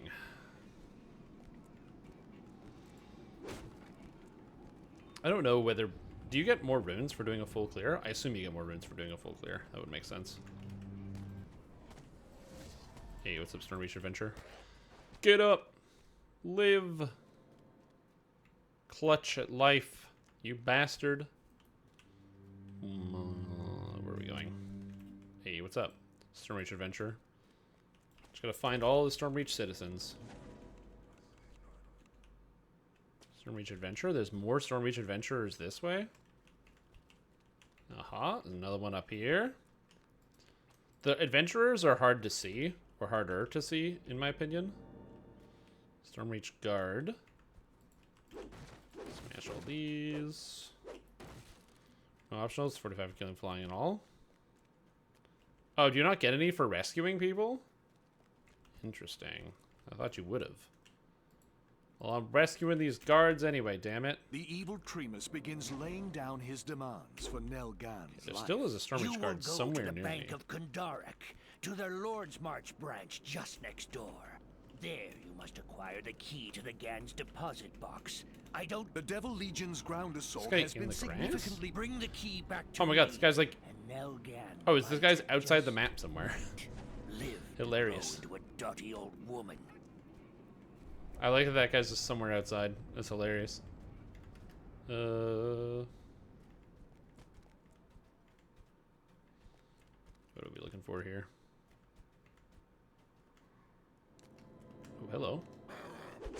And now I can dire charge these bastards. Except when I can't hit them, I can't dire charge them. Oh, and I have the bug where I can't see health bars. Yeah, I have the health bar bug. There's a weird bug. I don't know what causes it, but it makes it so the floating names no longer appear to see health bars and monsters. I don't know why that is.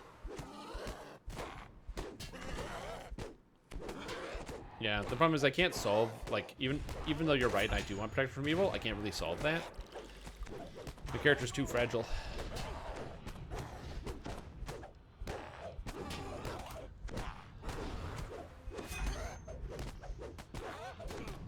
I'm missing more than half of my attacks. This is brutal.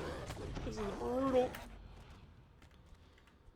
I guess we just have to defeat legions, right? There's people doing Bloodblade. I'm sure they're fine. They may need help with Bloodblade. I don't know. Rabble have dented my armor. Oh, I can knock this guy down. I just have to actually hit him. Amazing.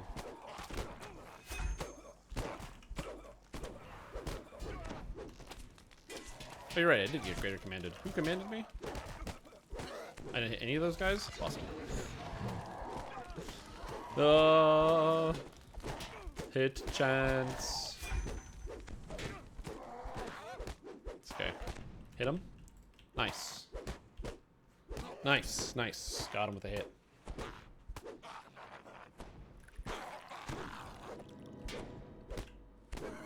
Shim, do you recommend Asmar for fighter? Is lay on hands make quality life improvement? And do they actually heal quickly? Not really. Honestly, negligible. The new ability Second Wind is really good, and you can get a lot of other bonuses from playing other types of fighters. So, for example, I played a Warforged fighter, which gave me a bunch of fortification, which means I didn't get critically hit, which is very convenient. Also, Rock and Roll Wrecking Ball, welcome to the stream team. Appreciate the support. 11 months is a very long time to be here, so I hope you're enjoying yourself. Hope you're doing well. Thank you so much. No, I wouldn't say you necessarily need it. I would say overall, the biggest thing that's going to improve your character is just having just good abilities in general. So, like, pick a race that gives you good powers or things that you think can be synergistic. There's a guy in the fountain. Okay. Shabrat this ass and get out of here. Shoot. Kind of hoping not to aggro this, but it's fine. But yeah, I didn't notice it that much. I mean, it's not like I didn't ever heal from it. I definitely did. But it just wasn't as impactful as, like, I can imagine some other effects being. Like, this guy's no longer flying. I'm knocking him down. Dented my armor. Smith, prepare me. We have 3 more Air Legions to get, and we have to turn the tide against the Devil Legions. Miss.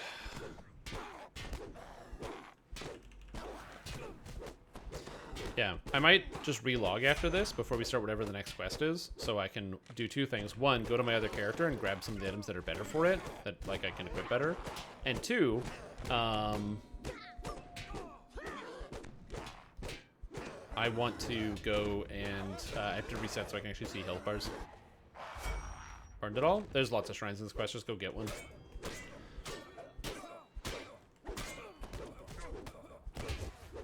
Okay. So many Shavarath bastards. Stop invading my planet. Rebel have dented my armor. Smiths, repair me. Okay. I'm a melee. I should probably go in and help with Bloodplate. I'm gonna need to shrine soon anyway, so it's fine. Oh, is Bloodplate dead? Oh no, Bloodplate is not dead. I actually can't see what's alive in here. Oh wait, he is dead? Oh he is, there's just ads, okay. So I say, I can't even see what's actually going on in here because I can't see health bars. And no nameplates. Our nameplates are displaying for monsters. It's really weird. But yeah, I think that a lot of people will like overvalue which race you should pick for a specific circumstance, in the sense that they will be like minor differences, but you just kind of have to accommodate for the fact that their character will just play a little bit different. So like, you know, obviously if I'm an Ezamar, I have the option to heal other people, myself as well, but I don't really put any stock in wisdom. Like my wisdom's a 10, so it's not like my heal is amazing. Unless you happen to have a wisdom item equipped, then I guess it gets a little bit better, but even then it's really not that great. Or I can be like, bam, here's 600 hit points. Which again, it's not terrible, but it's not nearly as good as a lot of other things you can invest into in terms of what you're doing. But again, if you went half orc, you would get more direct damage. If you went human, you'd have an extra feat, or maybe more skill points. So you have to like think about what it is you're doing. Back in the service area? Nice. Okay, so I went to Costco the other day, and I hadn't been to Costco in years. First of all, huge fan. I do like Costco. Great store. They got everything in gigantic, nearly endless quantities. So, big fan of the Costco. Had a great time. But I will also say that the store is so big and made of so much just like concrete floor plus like I guess the size of it. I had no service inside the store. It felt like I was in another dimension where I'm just like walking around with my phone being like, oh, I can't text or call anybody. You can buy a casket? You probably can. I didn't specifically check if I could buy caskets at the Costco, but you probably can. Somewhere in the market tent. The here's opened up a secret way for you to get. But for me, I usually like to buy medication at Costco because I am allergic to everything, and so allergy medication is something I enjoy buying and using regularly, which helps out a lot. The problem is allergy medication is crazy expensive. It's like $50 for 50 pills at the store generic, where like you go to Costco and they'll charge you not even half of that. I have no way to get this guy, so I have to ignore it. But they'll charge you like not even half of that. So I bought 150 allergy pills. Same product and everything, because it has to be. Generics are legally required, or like they're legally required if they're the same thing to label exactly what medicine is in them. So it's exactly the same product. But instead of it being $50 for 50 pills, it was $18 for 150 pills. So it's like 1/12 of the price or something like that. Like, yeah, it's great. Fantastic.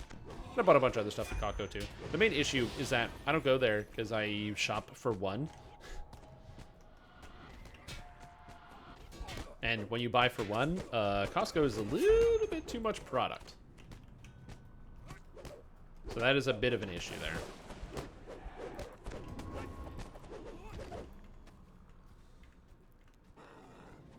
So when you buy for one, it's a bit expensive to spend that money, or like there's like the waste element of Costco that I don't like. But I do enjoy the store. So when other people want to go to Costco, I'm like, yes, okay, let's go. It's fun. Plus, also, if you go on Saturday, they basically feed you lunch. So buy bars of gold. The parm wheel, dude. I've seen the parm wheel. It's so much cheese, but then my brain wants it. There. And $1.50 hot dogs. Dude, $1.50 for a hot dog and a drink. What a price. $1.50 for a hot dog and a drink.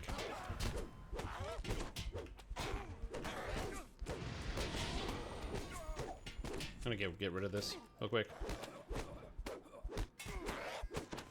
Wait, it's also a $1.50 in the US? Wait, really? Wait a minute. Is this a Canada W? Where it's $1.50 Canadian? Yeah! The illustrious Canada W. Let's go! Take that, America. Our Costco hot dogs cost proportionally less. Amazing. The Devil's Barrier prevents you from entering the tent this way. What a If you want wonderful to go time to be inside, alive. I had no you'll idea. need to find another way in. Looking for one bad guy.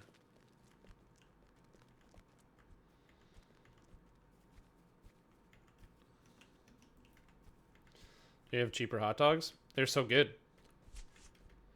And so did the original owner? Oh yeah, 100%. Dude! Crippling hit shouldn't slow you in the fucking mid-fucking-air. Fuck, I hate crippling hit. You have turned the tide of battle. Fuck. Thinning the devil Crippling legions hits enough can for the suck city my guard fucking to ass. handle the rest. What a stupid, shitty ability. Anyway. Usually I'm more calm about that, but that ability sucks. I hate crippling hit. $10 roast beef sandwich. I assume it must be ginormous. Yeah, here, what is it at the store? There's like, it's like $6 for chicken tendies and fries. $1.50 for the hot dog and drink. 89 cents for just the drink, which means the hot dog is only like 70 cents. It's not bad. Or 60 cents? I don't know how much that is. Your Costco doesn't have chicken tendies? Ooh, rip. Yeah, $6. You get a big thing of chicken tendies and fries. Although they're not waffle fries, they're just regular fries.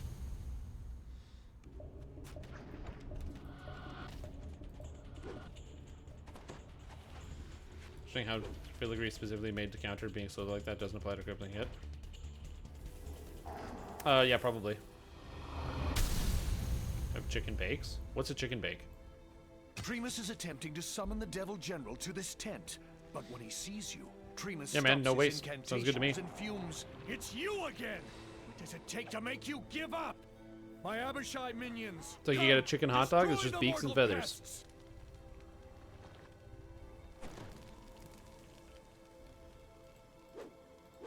Yep. Chicken Caesar's Hot Pocket? Wait, what? What? Was this the in-game chat? No. You're not. It was on the wrong thing. That sounds amazing. I've never heard of a chicken bake. I mean, they might sell it just generally in the aisle, or like in like. Is this a ready-made thing that you buy when you're leaving, or is this just something that's just in the cold aisle? Because if it's something that's just generally in the cold aisle, we probably have it. I don't go to Costco enough to like. I don't browse through a lot of the frozen section because it's just too like it's just too much food. I don't have a deep freeze. Yeah, honestly, that sounds really good.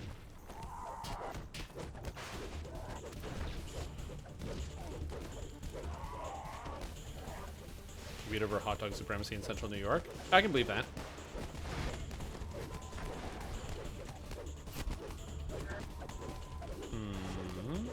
Oh, chicken bakes. Oh, dude, look at this product. And you can buy it ready-made? Microwavable, individually wrapped? Flavor, Italian. You know those Italians with their flavor.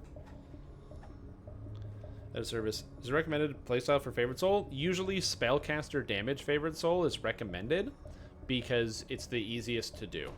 You'd basically just pick either wisdom or charisma, max that, and then take all the spell feats like maximize, empower, quicken, take evocation bonuses, and then cast your damage spells at the monsters while putting points into the Angel of Vengeance tree, which is the damage tree for casters. I don't know if we have churros. I don't remember the menu, if I'm being honest. But yeah, I don't have a Costco membership, so yeah. Did I finish Baldur's Gate 3? No. I did finish off the section with the Iron Throne. It only took me 2 tries. So, which makes it the hardest part of the game so far.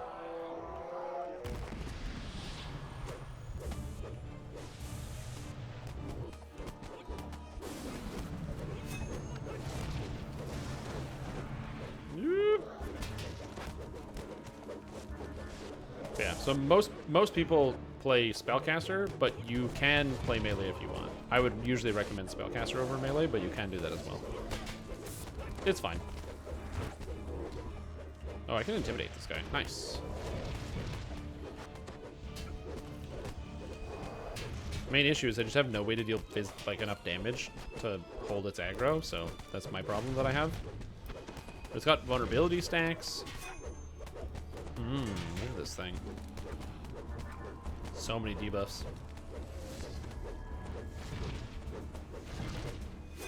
I guess that means I'm going to be tanking Vila, huh? Alright, sounds good.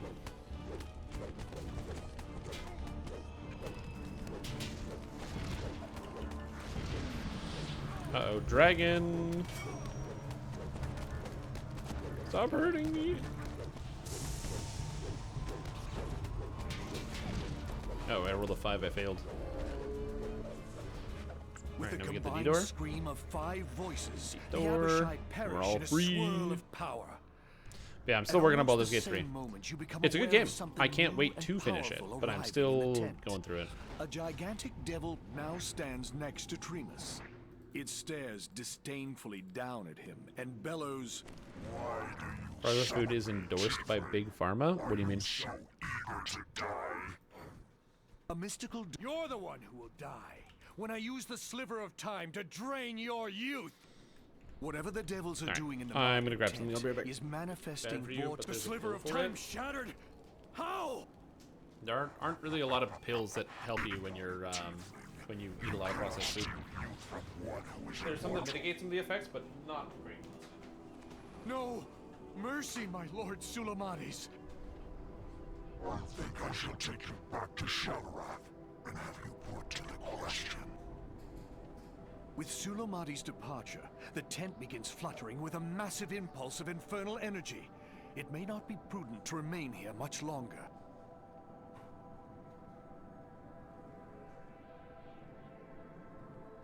The devil magics around the market tent have finally reached their peak. Whatever they are trying to do, it is happening now.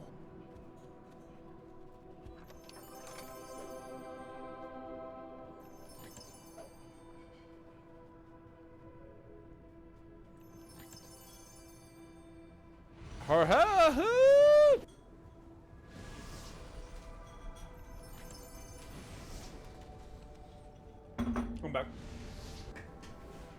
And no, Chronoscope doesn't have a lockout. But yeah, a lot of the medicines that exist to combat the effects of very bad food are not super effective, because when you eat a lot of like unhealthy processed foods, it's very hard on the body in a lot of different ways.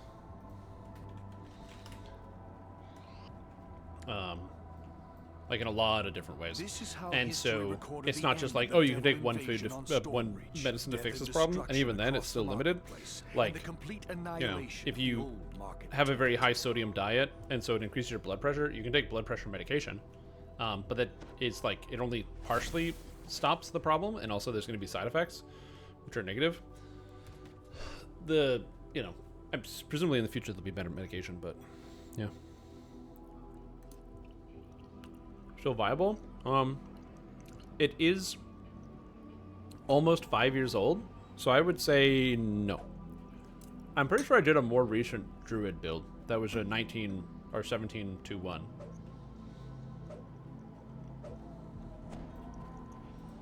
Oh, you want them, Rooks? Here you go.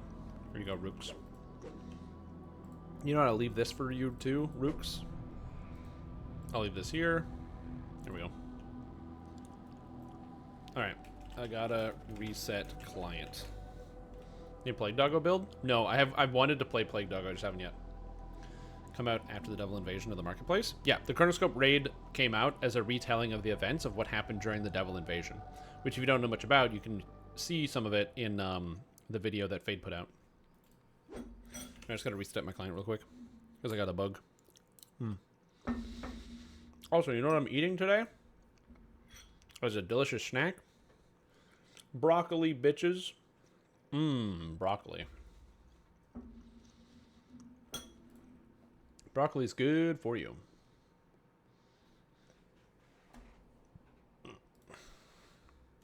Good and good for you.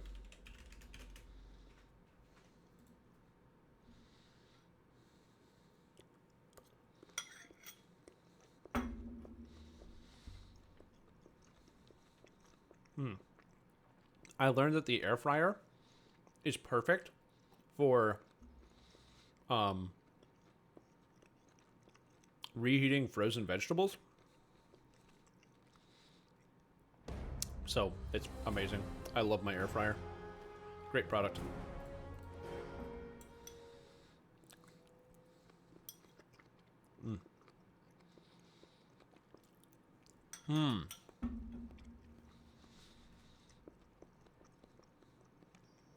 Oh yeah, also good for fried foods. Well, that's what I used it with for the most part, you know. I pretty much just exclusively shoved fried foods into it.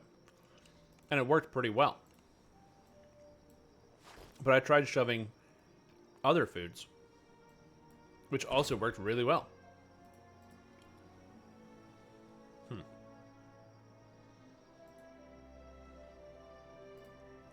I swear I had strength gloves somewhere, but I guess I just don't. Oh. Rito, interested in R10 Borderlands? Or no?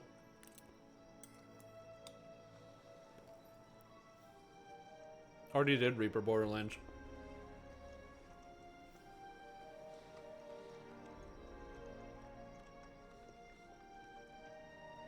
Broccoli and bacon. But yeah, broccoli is good for you. I think. Is broccoli good for you? Oh shit. Because I really like broccoli. I like the flavor. Is broccoli good for you? Is it just a cosmetic? Yeah. Okay. Let's see. Let's go to WebMD. Let's see what we got.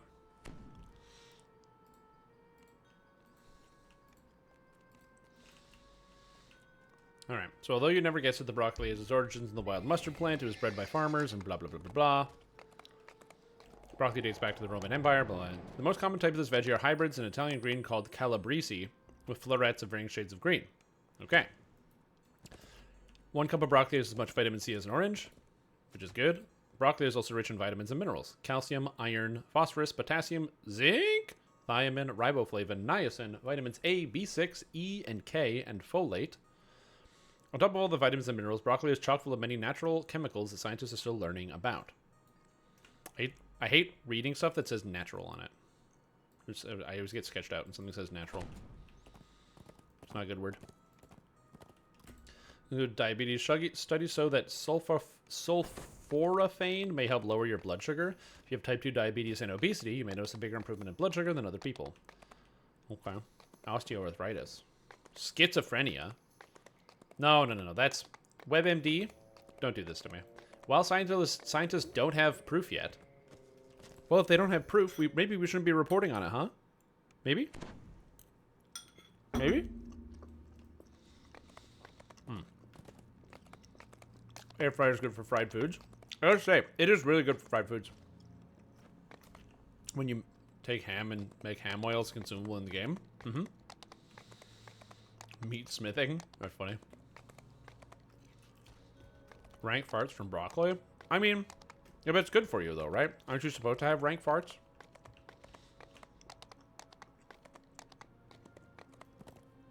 Avoid broccoli if you have IBS, kidney problems, or you take blood thinners. Interesting. You emerge into the vault's central shaft, already secured by the Laughing Mountain. Mistress Orkney looks the drow. Yeah, I didn't use butter. I just put a little bit of freshly cracked black pepper on top of it. That's all I did. I just cracked a little bit of pepper. Future super that experts won't tell you about. Well, my plan is to Magic and engineering must have I'm just gonna caused rotate fortunes to my construct. container It of seems frozen vegetables. impossible that only a third of the gate's power is generated here. That's the plan. Just rotate through.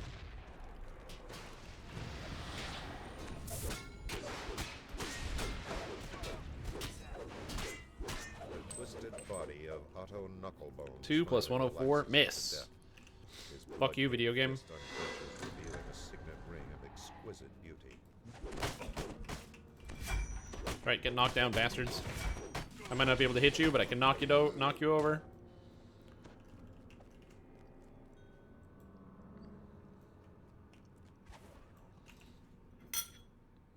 Frozen veggies? It's like canned veggies, I don't get it. I like frozen vegetables.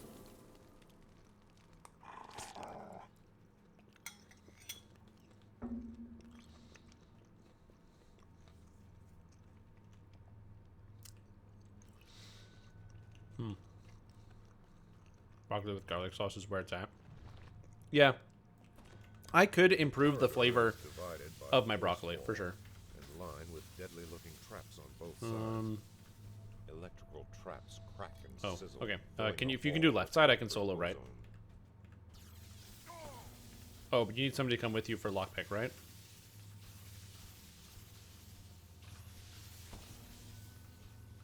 Okay.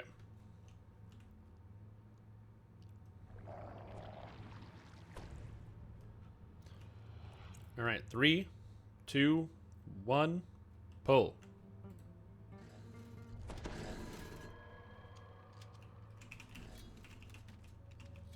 Oh. I'll let you count it in.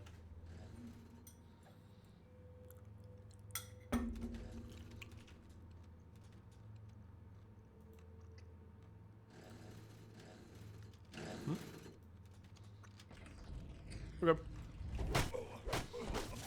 More canned flavor. So the thing about canned vegetables is that they're also like perfectly fine. I mean, I think so. The only thing I could imagine is that there might be like, because it's not frozen, there might be like a little bit more salt or some preservatives in like the oil that they basically use to hold the vegetables in place. So I'd have to imagine, not like a preservative like, you know, they're not shoving formaldehyde in the can, but like I said, it's probably a little bit saltier than your average vegetable as well. And it's probably got a little bit more oil versus the frozen. They just gotta freeze it. Temperature go down. So yeah. They say more fiber, but I explained that the body recycles bile. I don't know what you're talking about with bile, but we were talking about this before. Sometimes more information is actually worse because people don't understand the increased amount of information. So like a lot of times you're not gonna get full explanations of stuff in like public media, and it's not because, you know, there's like some big secret that's being hidden, but in a lot of cases, it's just more information sometimes isn't helpful. Like more information can be confusing for a lot of people, so the stuff gets simplified down. It's sort of like they go like, vitamin C is good for you, and it's an antioxidant. I bet more than half the people in this chat room have no idea what an antioxidant is. Not because you're stupid, but because that information just isn't usually relevant. Like, what is that thing? Doesn't usually come up in conversation very often. All you need to know is that it's good for you. You can learn more, and if you Google it, you'll find out the answers pretty quick. But most of the time, you don't need to know that. You're just like, yeah, it's good for you.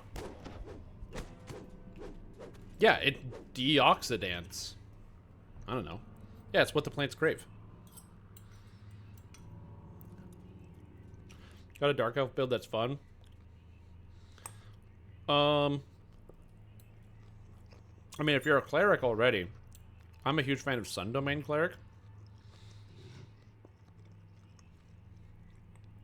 That's right. Antioxidants pick up free radicals.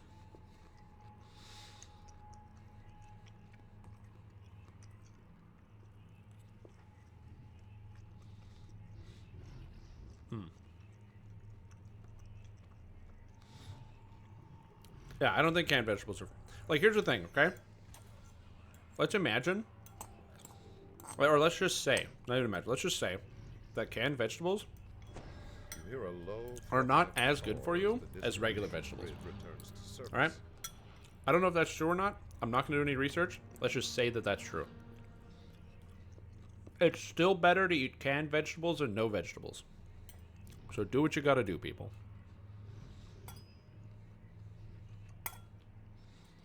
Still better to eat canned vegetables than no vegetables.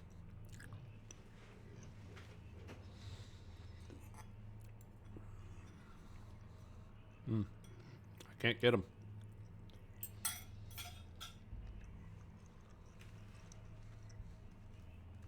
Yeah, it gives you metachlorians, exactly. Better eat candy than vegetables? I mean, that's not untrue. I do like candy. So. But yeah, so if you're looking for a build, Arendome, I have a... if you head to the build repository, which you might not know exists, ! builds in the chat will bring up the repository. And I should have a fairly easy caster domain cleric for you to follow that can make your casting experience nice and fun and fast. In fact, I'm standing here waiting to pull a lever, so I might as well just find it for you, because I'm not really doing anything else. I'm sitting on my hands. As several force barriers in I don't know what you own. Blazes with channeled energy. Moments later, two loud crackling noises echo Okay, throughout somehow the hall. that link deleted itself. That's cool. I don't know what you own, so we can do this now. But in that list, those are my build guides for Hardcore Season 6. What that means is that it was for the Hardcore server, and the Hardcore server is starting out... Oh, sorry, is a server designed for people who are starting out with absolutely no items. Which means you don't need anything to run any of those characters. They work right now on their own. And the 6th build on the list is a human luck domain character, luck domain spellcaster, so for like offensive and damage-based spellcasting. It's a very powerful spellcaster. It works really well. Obviously, you're not a human, so the only adjustment you have to make is your stats will be a little bit different, is one part. And then also, you don't get the free feat for being human, so you just move all the feats down one. So just whatever feat you were, instead of taking 2 feats at 1, you take 1 feat at 1, and then the next one at 3, and the next one, you just move it up 1. And then other than that, your character should be pretty much exactly the same.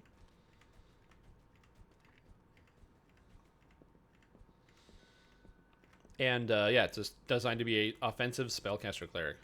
The West Portal no, it does not matter whether you go Charisma or Wisdom on the Favored Soul. They both do the same things. I guess it matters in the sense that Wisdom affects your will saves, whereas Charisma does not. But Charisma is higher if you're playing like a Dragonborn or a Tiefling, for example. So maybe you want to...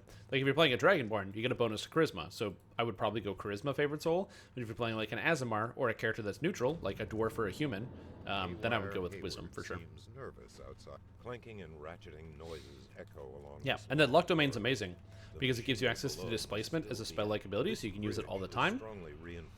Displacement... Built to bear the weight of mountains. Another impressive span arches above you. Oh, do we have to open this lock?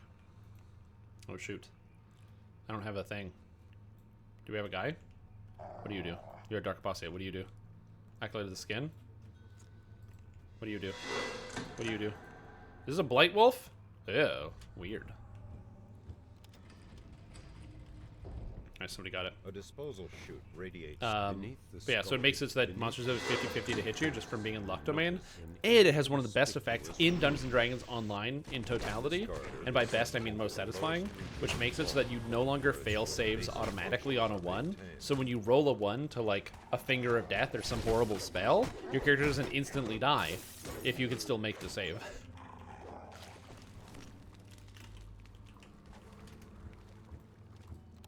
For those that don't know, there's a key in here that you can pull that opens the door.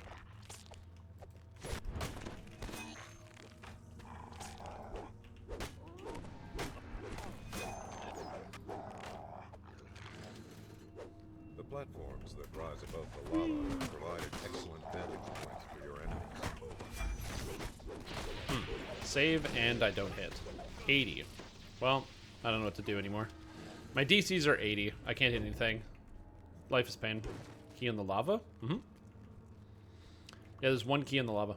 The first door, even if you don't have a way to open locks, you can open it with a key. I got it. Unfortunately, you can't open this door with a key because there's no lava, or key with a lava, but the first one you can.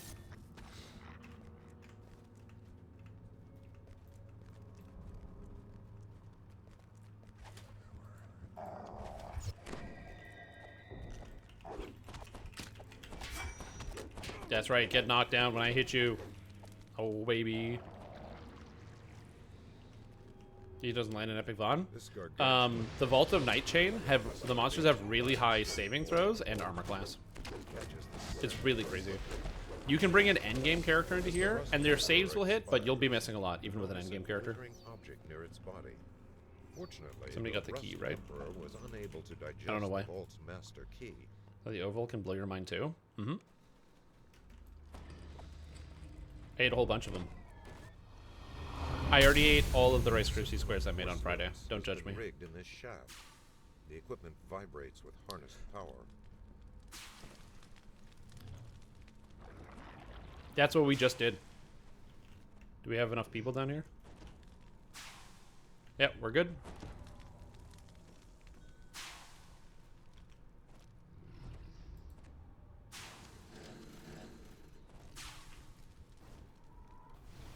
Nice, we got it. Those monsters are for evil DMs. Yeah, try to avoid using them. Longer than a day. Yeah, I just ate the whole thing. It was really tasty. Rice Krispie squares. What should look up for a good idea of endgame or near endgame gear set of Tiefling Fire Favorite Soul? How valid the set is. The set's not going to be great. I mean, you can't go wrong with the Sharn set because it's a great starting point if you have nothing. But you will need a way to get fire and light spell power, which gets harder and harder by the day. You might be locked into the Sharn set on a nuker Favored Soul. There really is nothing that is good enough to replace it, so you're probably locked in there. Because you want light and fire spell crit, and I don't know how you would get that without it.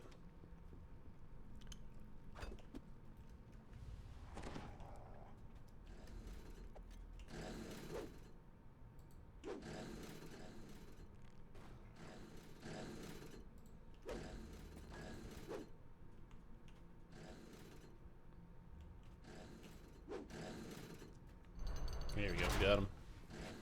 Chips melted is pretty good. I was thinking about doing that. I actually bought like some pretzels, some like chocolate covered pretzels to put on top of it to like kind of squish it into the top.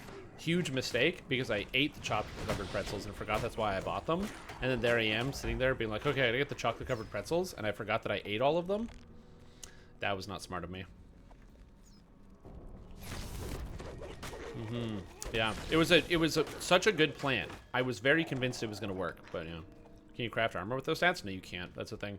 The new sets from like Vecna, they give you good damage stats, but they're universal, which means they stack with fire and light crit, but there's no other way to get them.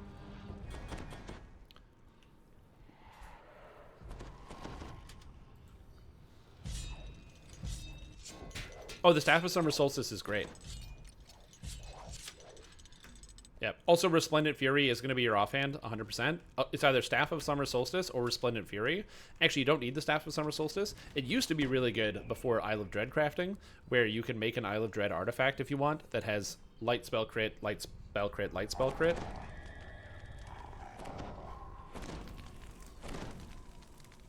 In fact, you could probably do a helmet and artifact from Isle of Dread that's just all spell crit. And then get like sacred DCs.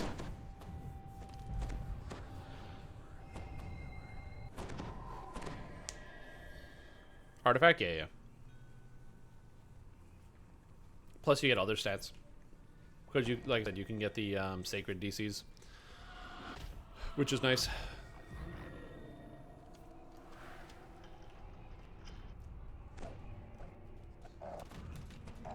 Yep, or you can do both. There's like a lot of good combinations you can do.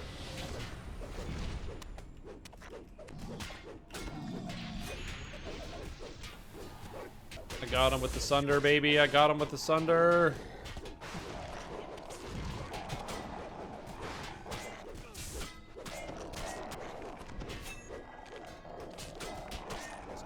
Yeah. You will still want to get, if you can, the Elder set is nice. So the Elder set's really, really good as a combination with that.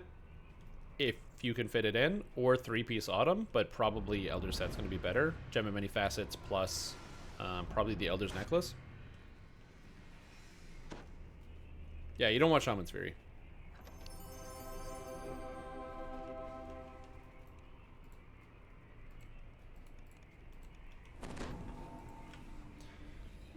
The problem with lob rings, again, is that they don't have light spell power, but they don't have light crit, which is why I'm feeling like for a favored soul, you'd probably still want to use Flame Cleanse Fury. Yeah, because for Flame Cleanse, it gives you fire and light, and then you just Elder Set it in. I feel like that would work best.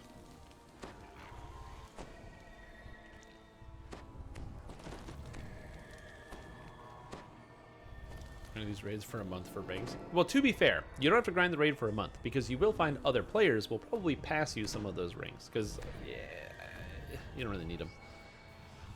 But yeah, so your mileage may vary. You might join a raid where people take stuff. You also might join a raid where you go put something up for roll, and then somebody rolls on it, and then they get it, and then they put it into their weapon.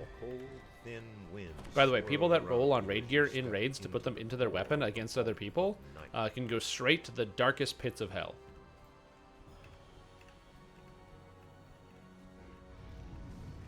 Thank you for coming to my TED Talk. I will never escape this place alive. My sacrifice must not be in vain. You have a better server? Yeah, come over to Argoness. It's a good place. We got everything. We got stuff, things. Come over to Argoness.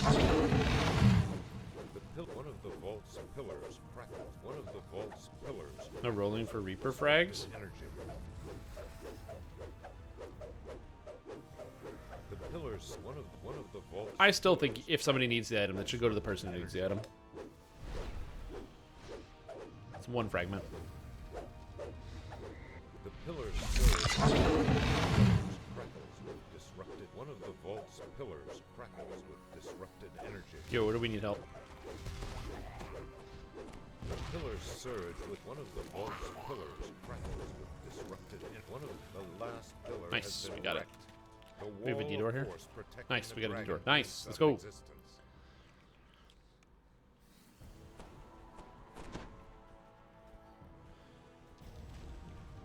Got Drow Librarian to come to Sarlona on an alt, sticking with me, Malona. Look, I'm not saying Sarlona is bad. Yes, do I call the people that play on Sarlona Sarlamos? Yes, but that's their fault, not mine. I'm not the one who plays on Sarlona. Like that, I think that's fair.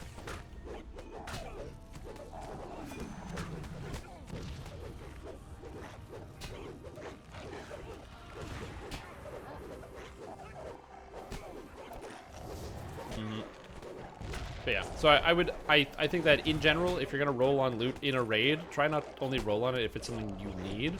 So for example, let's say you already have an item from a raid, and then the Mythic 3 version drops and it's up for roll, and you're already using that item, yeah, roll on the Mythic 3. That is an improvement. You should definitely do that. You know? If you're gonna use it, it's just like, because the raid gear is so hard to come by, if you're not going to use it on that character, I would just advise against rolling something if you're not going to use it on your character in a raid. Or rather, roll on it, but if you see somebody else is rolling on it, maybe be like, oh, this person wants it, I'll give it to them because they're going to use it for whatever it is. You know, just be mindful of other human beings. Also, we have a bard who is chest blessing the chests,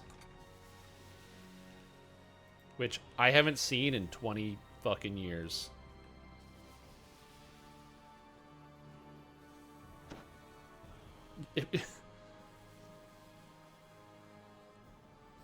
That's crazy.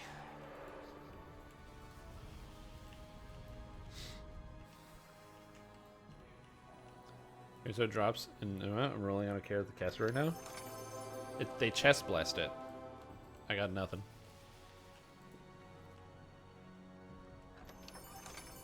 Crimson Necklace of Prophecy. Wow.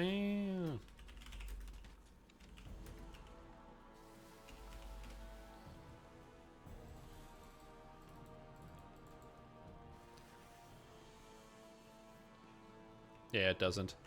I actually don't know what chest blessing affects nowadays. Yeah, I don't know what it does now. Yeah, I believe it just increases the level of the chest, yeah. Oh, since update 46.2... Oh, it gives you a loot boost. No, according to update 46.2 patch notes, it has been changed to be a loot boost.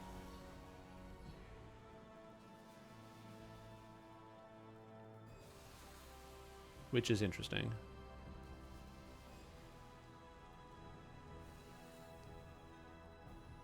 Yeah. It's not a, we don't know how much it is, but yeah. Like, yeah, Treasure Hunter. It's a Treasure Hunter boost.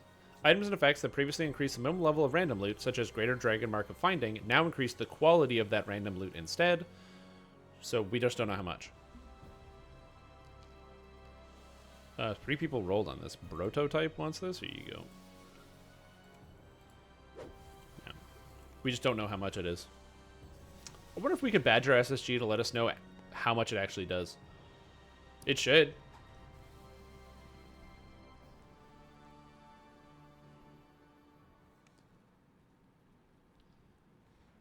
Oh, true. You know what it could be? It might actually not be a treasure hunter boost, but it could be a quality boost. The purple potions.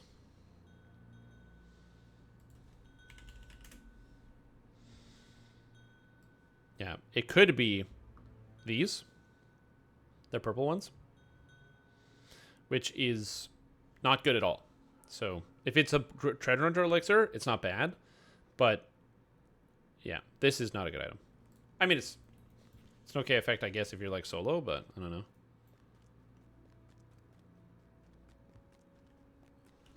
Alright.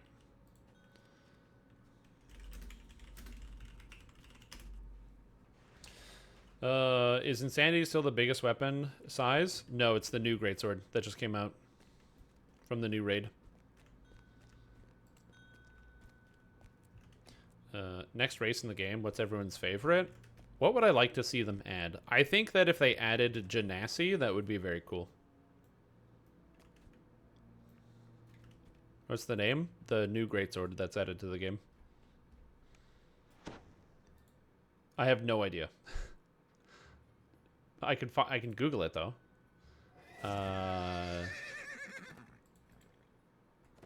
Let's see. Greatsword. Outburst, the electric end.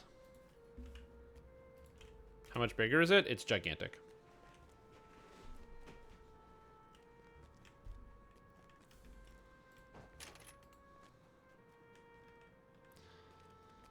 They need to come with 4 yeah, they would need to literally have 4 different, like, racial variants. So they'd all have to come out at the same time. Where, yeah. Because I like the idea of having an elementally aligned character. I think that's kind of cool.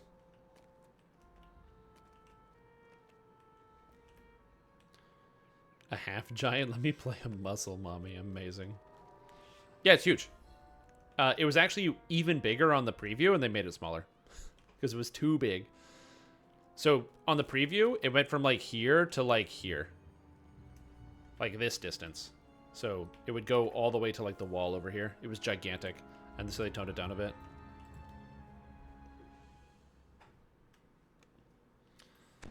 Make it so that they aren't? Yeah, they just have to not give them caster bonuses. I think it's pretty easy. I'm using an elemental type set of characters in my pen and paper campaign that I'm running. And so the way that I have it set up is each of the elemental races that exist. I just got rid of the things that buff specific spell types, and instead just gave them bonuses that make more sense for their race. So, like, as an example, I'm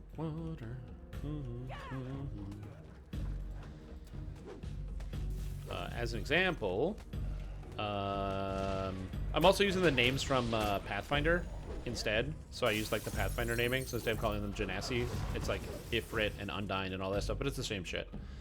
So, like, for example, for the Undyne, I gave them energy resistance. They're resistant to cold. This is 5th edition scale statting. Or instead of energy resistance cold, they can get water sense, where they can basically sense anything within 30 feet of them while they're in a body of water that is also contacting the same body of water. deep sight, so they have 60 feet of dark vision, but they get 120 feet underwater. Cold breath, where they can breathe out a cold breath once per short or long rest. And also, they're excellent swimmers, so they can swim in water without a check, and they have advantage on trying to swim in difficult conditions. So it's like, it's a water elementally designed character, but it has nothing to do with like water spells or water whatever.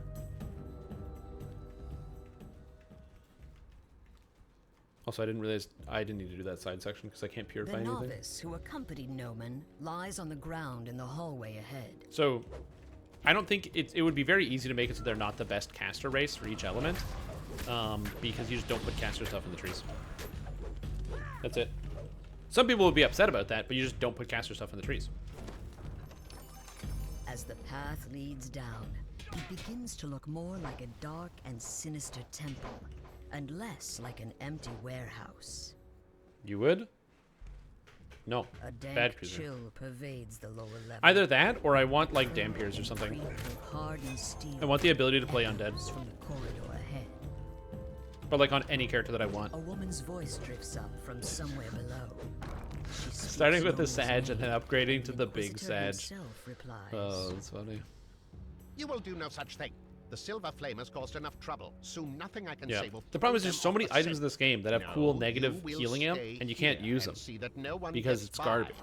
I When will am I go using below healing and amp assist full our plate? guest. Never? Oh yeah, that's when. I guess now that it's like, oh, but you can play a Dark Apostate, dude. Yeah, I guess. But I'm still mad about it. You've done Quest Isle of Dread? Isle of Dread?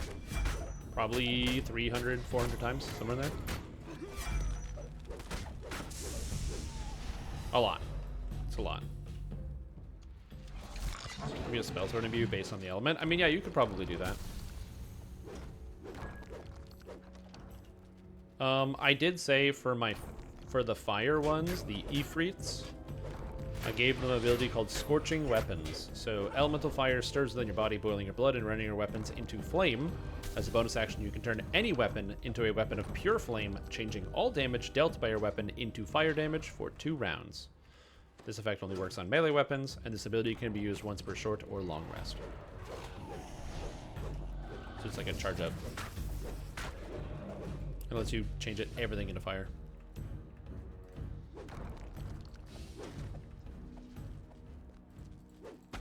Inquisitor Noman stands next to a strangely confident You, looking drow. if racist shit, don't They fucking seem bother to be wasting our time. finishing some I mean, habit. to be fair, What?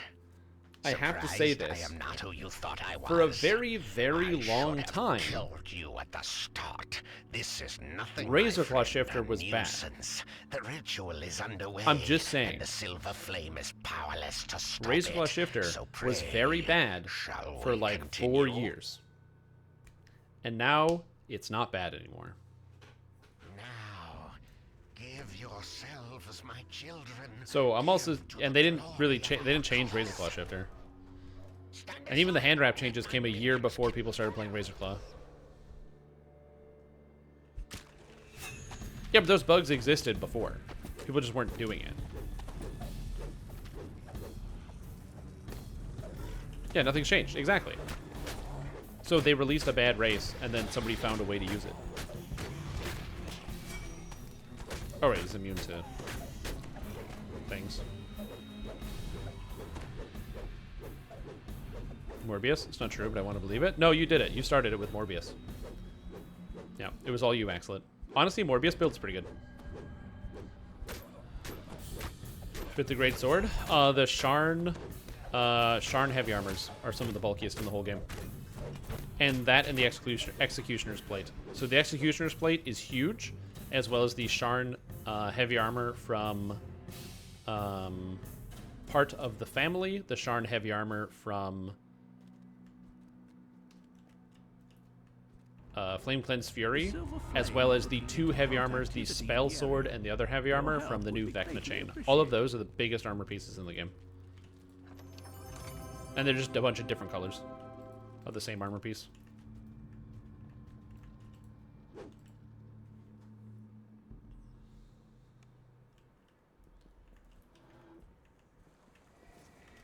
Perhaps something came out of it, yeah. Oh, I keep thinking Razorclaw is Sharn. I forgot that Razorclaw is Feywild. I keep thinking Razorclaw is Sharn. That's my bad. I keep thinking Razorclaw is Sharn. It's not Sharn. It didn't come out with Sharn. But my brain is like, came out with Sharn, dummy. Razorclaw with Sharn? Dampier? I know! That'd be sick. I really want that. Run Kobold's new ringleader. Well, back in the day, when we used to run Elite, Elite, Elite, Hard, Normal, by the silver flame glows on the path. I've ran it a lot. I'll just say I've ran Kobold Ringleader a lot.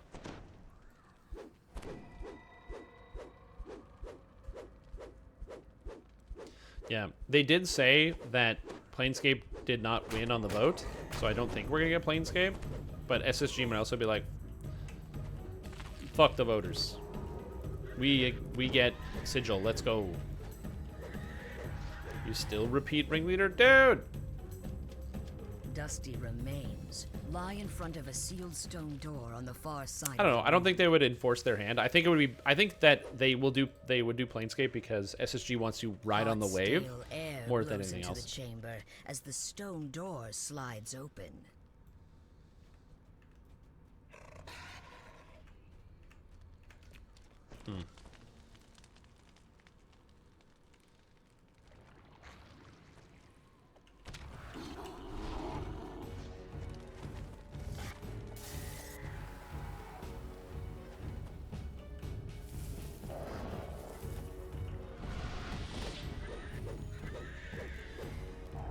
The drow here are intently prying dragon shards from the I gotta say, Dire Charge is a very satisfying ability. I never use Dire Charge, but on characters where I don't really need the extra damage because Fighter already does a shitload, it's very satisfying to just rush in and bash people. And then everybody goes down. Very fun. Port Lae'zel, including how thirsty she is. Honestly, that would be interesting. If there was like a Baldur's Gate crossover. Why not? I'm surprised. I will say this. Out of all of the products out there, I'm surprised there isn't more crossover between Dungeons & Dragons Online and existing products.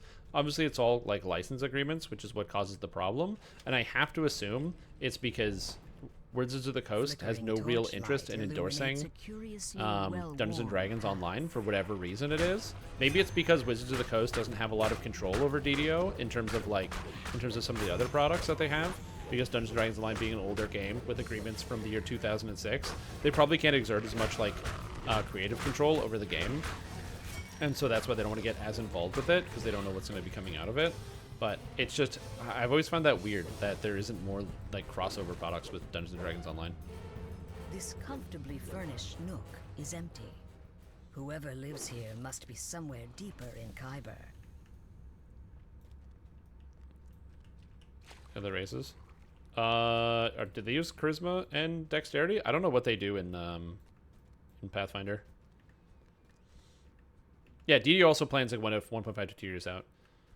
Yeah, for people also wondering what they should vote on for the next expansion, it's like, oh, is what people voted on going to be the next expansion? No, I guarantee you DDO is already working on, or is a good chunk of the way through whatever the next expansion content is.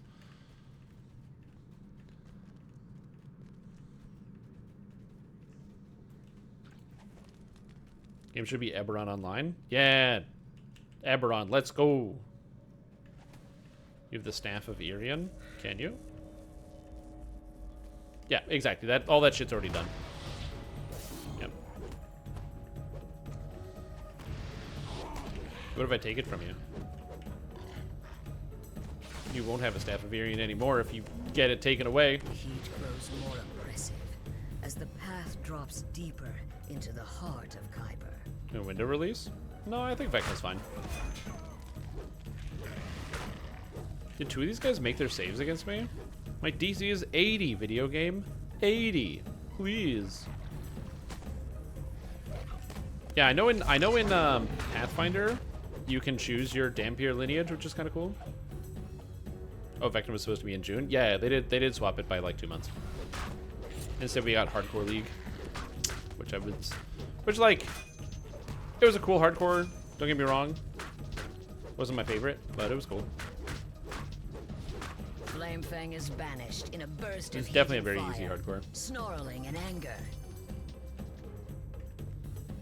Don't know what to do with their IPs. Lots of IPs are getting dusty. Oh, 100%, yeah.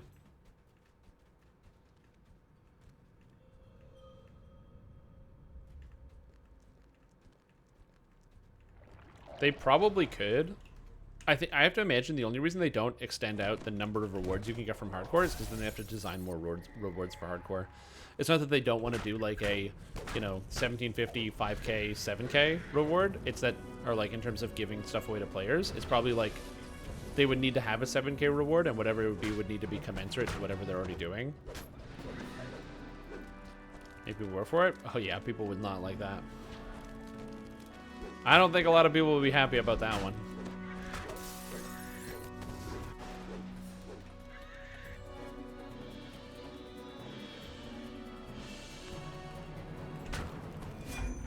I think a lot of people would be stuck. Now, to be fair, it's hardcore. Is it supposed to appeal to a lot of people? I don't know. I'd be okay if they bumped that up to 7k.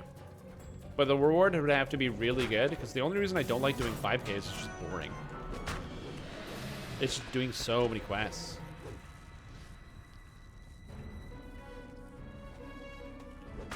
That's my issue. That's why my preferred reward is the Reaper reward. Because it's, like, challenging.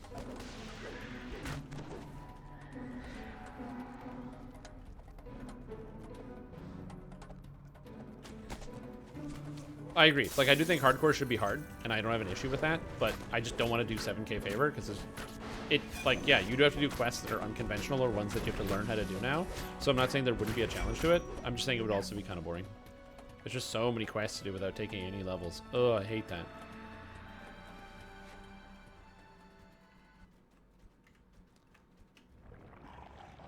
Learn ahead of time to avoid that quest. Yeah, it's a good thing that... Oh, that stupid quest. The quest where you walk in and you kill people. I wonder what they're going to do for the next expansion.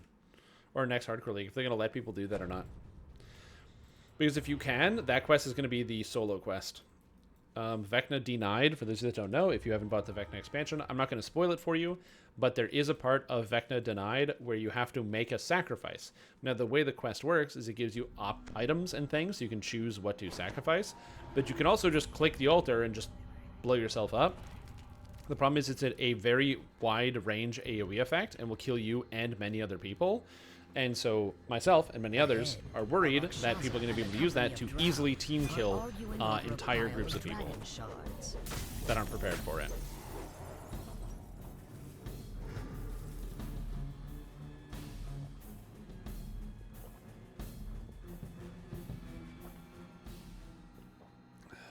Strange glowing spiders are locked in battle with some kind of spirit made up of pale blue flames. See, I don't know how they're gonna handle that. Maybe they won't handle it. Maybe they'll just do nothing. I don't know. It flickers in a strangely be kind of sick, the don't you think? spinner of shadow struggles like, screw it. against her weakening bonds. The spiders Just fight your way consume through. the last of the Let me flames, fight. Let me go. and you find yourself unable to Sometimes move. you die, I guess. The spinner of shadows has broken I think we should free. pick the set bonus for enemy generating facets. That is not a hot take. That's a very cold take. That's literally what everybody wants. I see that you have brought me the dragon shards that she needs. They just say don't Though run I also heroic see shroud. that you have allowed some pests to follow you inside. Because you can technically The do demon some of overlord Shroud. glares And you down at you technically with can make some contempt. LGS. The stink of Eberron is on you mortals.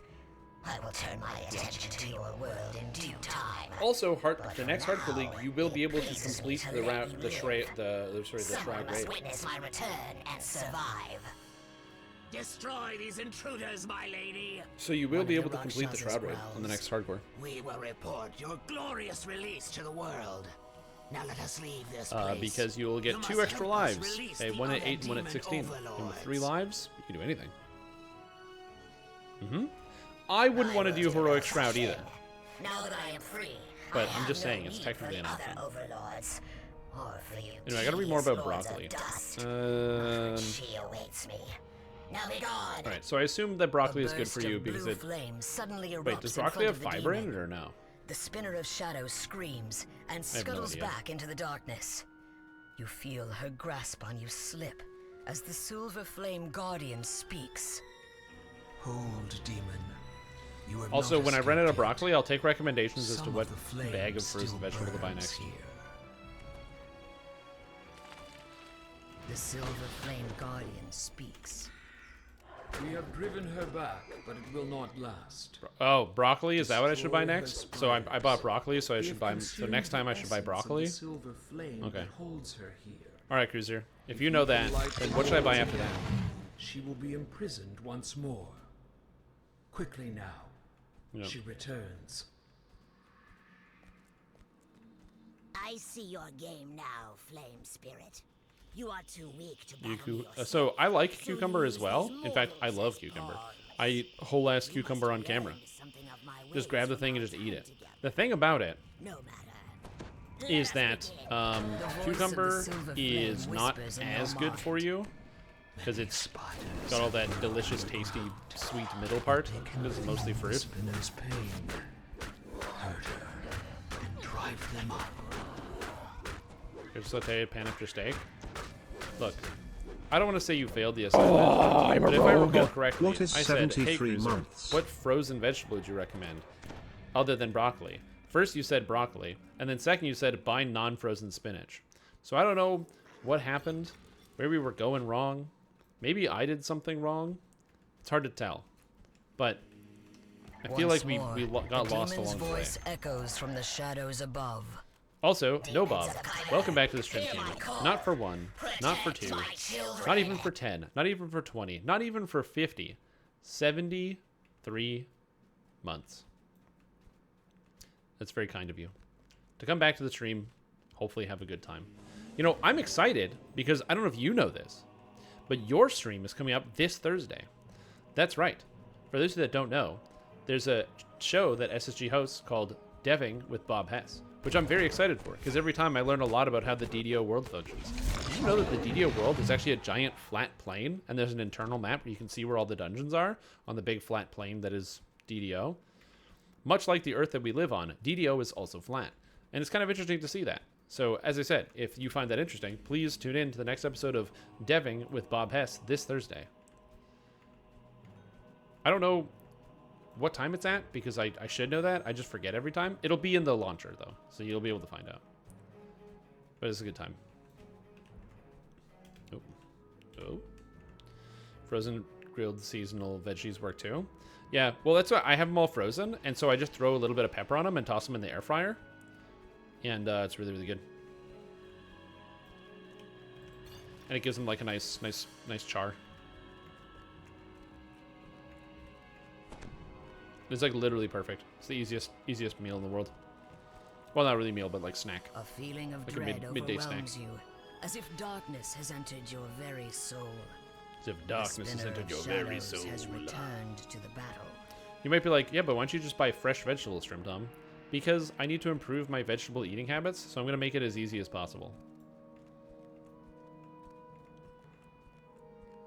I want to eat better food, and so the problem with fresh vegetables is I ambitiously buy fresh vegetables, and then, you know what happens? I don't eat all of the fresh vegetables, and then I end up throwing vegetables away, and I don't like it, because I don't want to throw away food.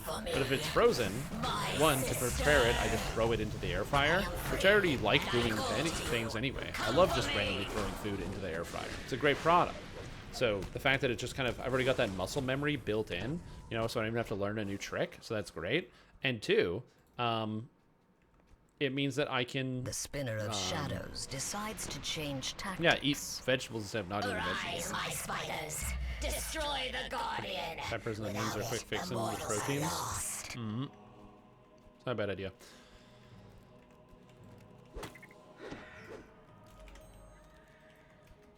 That's it. Like, I have no issue with the frozen food. It's not fresh, sure, but I ain't no Michelin star chef. I'm just a guy who's like internal organs fail because I need to eat more vegetables. True. If I don't save it, I'm lost. True. I just figured we had guys doing that, but yeah, I can walk over here and help out. I can assist. But anyway, so like I said, I'm just trying to make a slightly positive change. And if eating some vegetables is the solution to that problem, then so be it.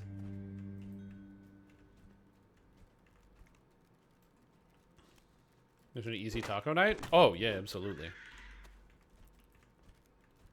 Oh, I forgot. I bought... I forgot. I bought some ground beef for burgers. I can make burgers. But you know what I could do instead of burgers? I could do taco meat. And the Guardian is once again safe. Time for you to finish relighting the wards. That's a good idea. Good idea, Cruiser. The demon chuckles in the shadows. Smart man. An amusing game, mortals, but you are out of time. I grow Taco stronger, burgers? and Yo, your like eyes sloppy dwindle. Joes, but with taco end meat? it now. Dude, that's an even better idea. Be like, are you going to do that Tuesday? No. I feel like you can make whatever you want. Like, you can make whatever food you want. If you want to combine two very disparate ideas into one piece of food, you can definitely do that. And I'm a huge fan of that. It's why I did the chicken parm waffle the other day. Because I was like, you know what?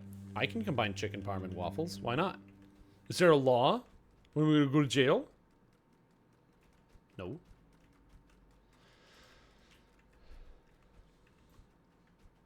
Cooking is suggestions. The other nice thing about cooking versus baking is that you can make changes to like a recipe when you're cooking, and it's just going to turn out fine. It'll taste different. Unless obviously you're poisoning yourself. Like you decide not to cook chicken because you don't think it's important. Then yeah, you're going to cause like immediate problems to your internal organ structure. But like generally, if it's like, oh, you know, you decided to change up the spice that you use, that's fine. She will be here soon, and I will be free of this place. Chicken parm sausage? That sounds really good.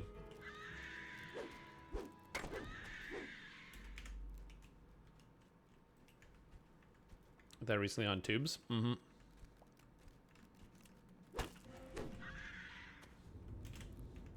Classic action Bronson.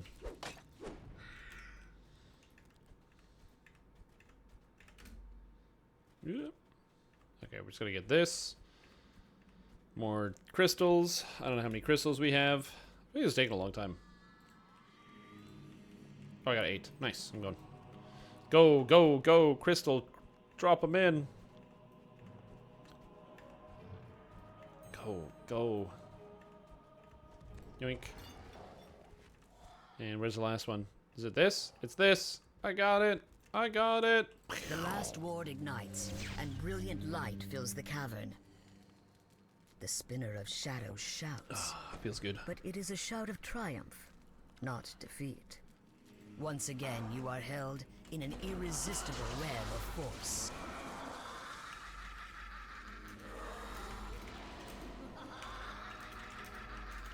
Mm-hmm.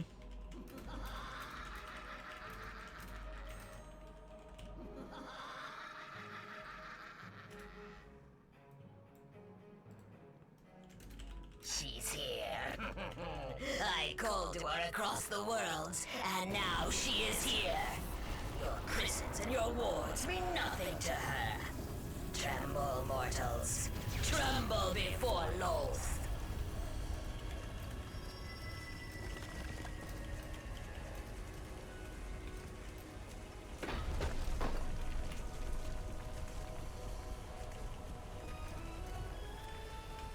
A voice of vast power booms from inside the breach. There you are, sister. God, this quest is Did you collect the so long. dragon shards as I commanded? I always forget about how long this cutscene is. Replies the It's good if you spinner need to of take a bathroom shadows. break and you're like speeding through the quest. So like on day 1 hardcore, this is a perfect bathroom break quest. Where you get to this section and then it's like, oh, we gotta go, Leave dude. them. We gotta go. We gotta zoom. Demon Web will soon swallow this place, and them along with it. Now, bring me the dragon shards. There is much to do. Why do I have so many pings on Discord? Ah, it's stressing me out. Loth's voice fades away. You suddenly find I need to yourself send an email. I need to check my email.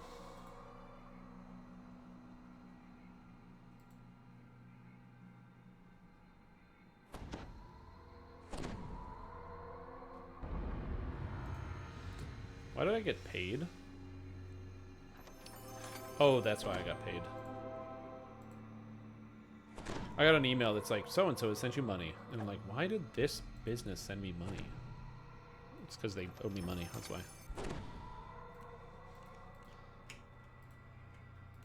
It's like, you know, sometimes you check your bank statement and you're like, oh man, you know, you're just going over something and you see like a weird, you know, receiving of money. Which is, you know, receiving money is not a bad thing. It's good when you suddenly have money. But also, it's like, wait, I'm getting money instead of spending it? What the hell is happening here?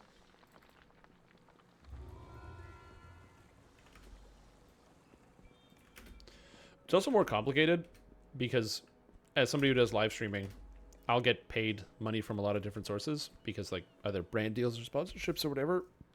And a lot of companies, the money doesn't go through the actual company that you're familiar with. It'll go through like another company or like the parent company. So you'll be working with one brand or one company, and then you'll get paid from another.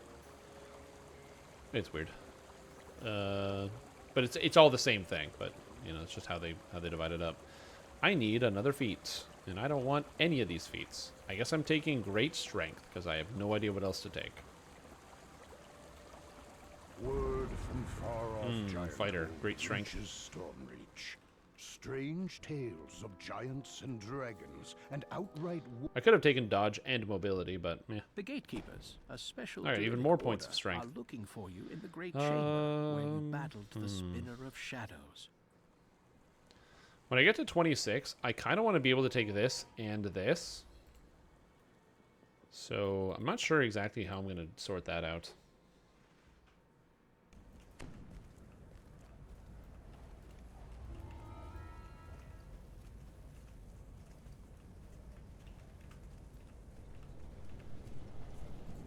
Okay. I don't know where to spend the points. Because I basically just want to... I think I'm just going to save up my points, because when I have enough points for when I get to level 26, I can take Lay Waste right away. And probably this, whatever this is called, Unrelenting. Untouchable. Both of these are quite good for leveling purposes. I'm really not using the mantle, but the Fadesinger mantle is working just fine. Stranger here, I'm thinking. What brings ye into the demon web? You know, must have come through the rift that she made. The rift to the other world. Perhaps come on, ye have come to Elminster. mend it. Talk to me. 'Tis no small task. I can aid ye in all this, but it will not Okay, be so easy. Come with me. Is there any video game or piece of media where Elminster We isn't are in annoying? the realm of the vile goddess Loth. And he's She annoying and in her this sister, video the game. He's Spinner of annoying in Baldur's Shadows, Gate 1 are and the Baldur's source Gate of 2 thy current and Baldur's troubles. Gate 3. So is there a video game that exists where Elminster is not really because annoying? Loth let her guard slip when the rift opened. Or like a book? And I cannot easily leave the demon Or a piece web of until literature? she slips again. This rift, her sister, the magic Harping your nerves? shards He is. she's Yeah. plundered from your world. He's a very annoying Harper. Sprawls out before you. Thinks Elminster is Somewhere cool? in this chaotic Yes. maze lies the path to the Closer to my home, Loth now wages war on the kingdom Maybe of you can give it an Cormier. upvote and we can get them to offer it again. Here's a link to the post. I'll say this. I have fucking no clue why SSG hasn't offered it. There has to be, because they keep doing double speak. They're like, yeah, you know, it'd be a good idea for us to do. Maybe we could bundle it. Maybe we could do this. It'd be a good idea. They'd make like thousands of dollars in the distance. right away because a bunch of people would buy it. There's no way it's a bad idea. So the only reason I can think of is that they specifically either can't because of some type of agreement where they have like some licensing issue where with either Daybreak or Wizards of the Coast, where if something is sold in an expansion or certain things sold in an expansion can only as like addendum or like bonus items can't be sold individually or something like that, or they just like it's not a priority, so they're just not doing it. No, 100%. I'm just expressing how I don't understand why they haven't done it yet. I just like don't get it. It's a good idea. They should do it. I'm totally with you all the way. I just have no idea why they wouldn't do it. Far away in the center of the demon web is a It's free money, or at least structure free that can draining only people of their be DDO points. Lolth's lair. In the distance, the spinner of shadows. Just charge each teleport like 600 points or something. Teleport to Ravenloft, 600 points. It could also be a technical problem, because if you don't own the Ravenloft pack, would you be able to see and buy it?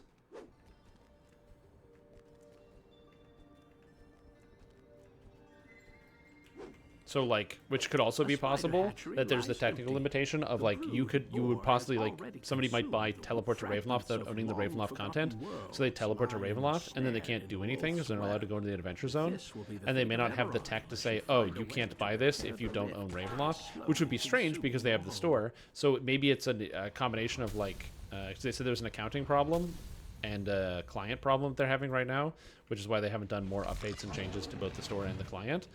I don't know. I still think it's dumb, and they should sell people products that they want. Please sell products to people. They have the tech for guest passes? Yeah, but they haven't added new guest passes in years.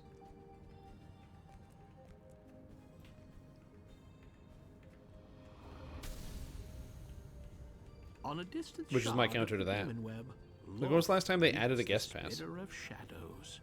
It is time, my sister. The dragon shards are in place. So let us begin the ritual. I Resell the promise you Ravenloft bundle? power beyond Yeah, I have no idea. imagining. Now join Yes, me, sister. pass. Let go of your physical form and join me. Become greater than you ever were. White Plume, Become Wayloon, one Vault with of Night, Lolth. Red Fens. There is an Isle of Dread guest pass. There is Fables of the Feywild. Although I guess they do have newer guest passes. Burst of magical energy. And for an instant you I remember they didn't have stand Feywild for a transfixed really by the long time. Then a sudden They have Mr. onslaught of the Ravenloft. Spider Queen's servant snaps you back to the situation at hand. They did add passes. Okay, interesting. Because for years they didn't have them.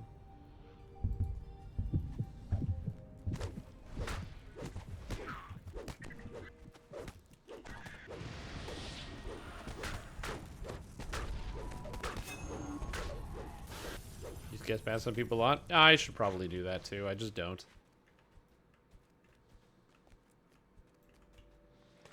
It's a good idea, though. Ahead lies a glimmering magical Helpful. portal. Help some You people have no get way of into the knowing game, what learn some new strange stuff. new world it leads to. You find yourself in a vast cavern of stone deep below the surface.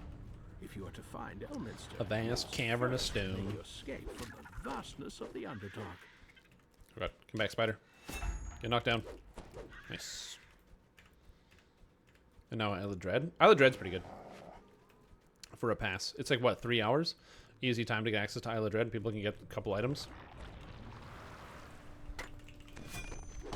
Get a couple items. Although if I did buy a guest pass for somebody, I would make sure to pass them every piece of gear that I picked up. And I'd be like, yo, empty out those backpacks ahead of time, because I'm going to pass you all of the named gear. Because I paid for this damn guest pass, so you're getting all the items out of this place.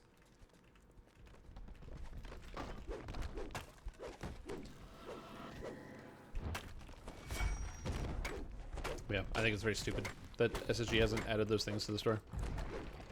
Again, I get that they probably have other priorities, and I don't know what those are because I don't manage the company, so it's not important for me to know. Colony of deadly spiders. But I want what I want. Damn it.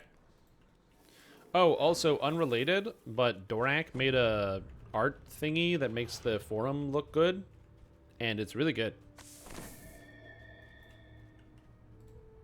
You have It make the into a forum look group real of good. heavily armed drow.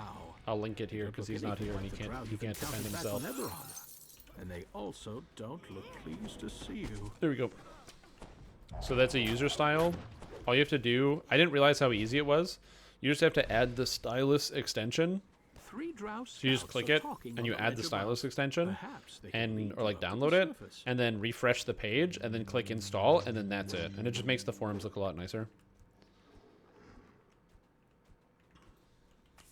The main thing that he changed a couple things, but one of the big ones that's really good, if I can load it up here. If the scouts are right, It will take you closer to the surface. So one of the main things that he changed about it Drow is patrol now you instead of saw a home and a before is taking a DDO.com, break like on the other side of there the would just be a ravine ahead. DDO.com button, sorry, a home button, and when you click home, it takes you to DDO.com. And instead, Above, a strange there's now a creature home, spots which you. brings you to home on the Surface forums, dwellers down and here? DDO.com, which takes you to you. So he just The gave you an slavers extra are button growing there, careless. which is great. I shall have to clean up after them. And then also it just cleans up a lot of the lines and stuff. And then finally, it makes a notification. I can't see it here because I'm not logged in. You have to be logged in. But if you're logged in, it gives a little sparkle if there's new posts in any of these threads that are here. So it makes them stand out. And there's a bunch of other changes too, but they're all like really minor that just make it look better. Thought I'd share that. It's a good thing. So if you want to get something to make your DDO forum browsing a little bit smoother and a little bit nicer, A that's it. small It's nice. but well-guarded drow outpost lies up ahead.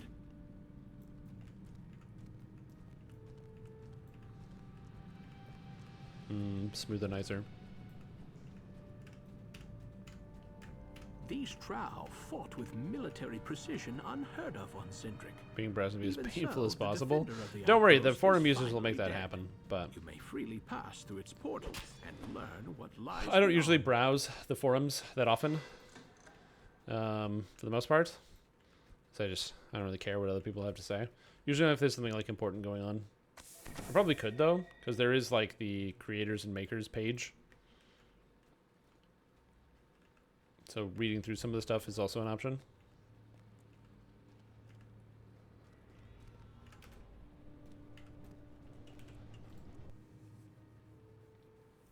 Oh, and also Dorak's post about the DDO build randomizer is on there. It's on the DDO forums.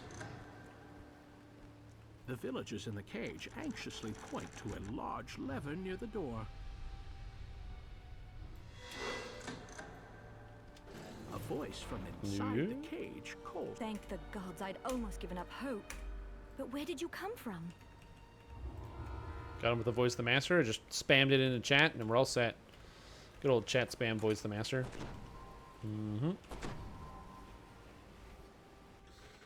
The people here know the name of Elminster. The Yeah, wizard DDO who build braved randomizer England. website. Some Tuesday at call him 5:30 the a.m. Sage Hi of everyone. Shadowdale. You might know me for my Others, DDO the great custom oversorcerer. forum style post. If anyone can Today I'm proud to fathom present to you a Wolf's project I've been plans, working on for a few months Elminster now. A will. DDO randomizer build. It's here. It's informative, blah, blah, blah, blah, blah. Also, StremTom made a YouTube video featuring an alpha version of it that you should definitely check out. The bugs have been fixed, don't worry. If you find any more bugs or propose a feature, feel free to message me here or on Discord, Mr. Dorak, or fill an issue on GitHub. You know, this is a great tool. A great tool.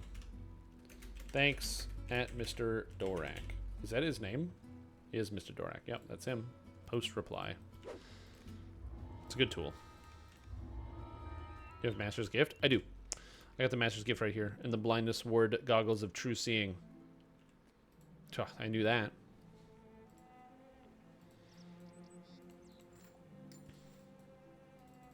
I'm a niche tool. I have a very slim usage. Not variety, not multi-tool. Very narrow in terms of general use. But that's okay. Not everybody's good at everything. Some people are bad at a lot of things. And I'm okay with that. I'll be bad at a lot of things.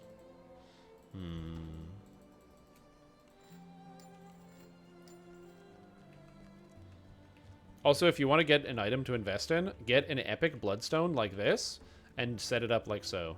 Melee, or if you're a ranged person, play ranged power. And then Topaz's Swiftness here. So for the extra movement speed on top of the epic bloodstone. Very, very, very good. Would recommend it. Especially if you can go for the two-piece Volcor's Chosen. There's a robe that fits well for this, and it's nice. It's good to have.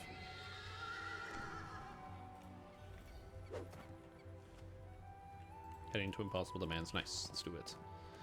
Yeah, I don't want to spend my points. I'm just going to knock spend them and get more power from leveling up.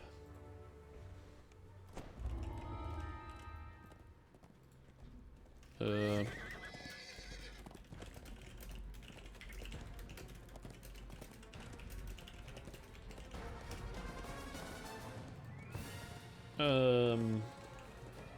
my god.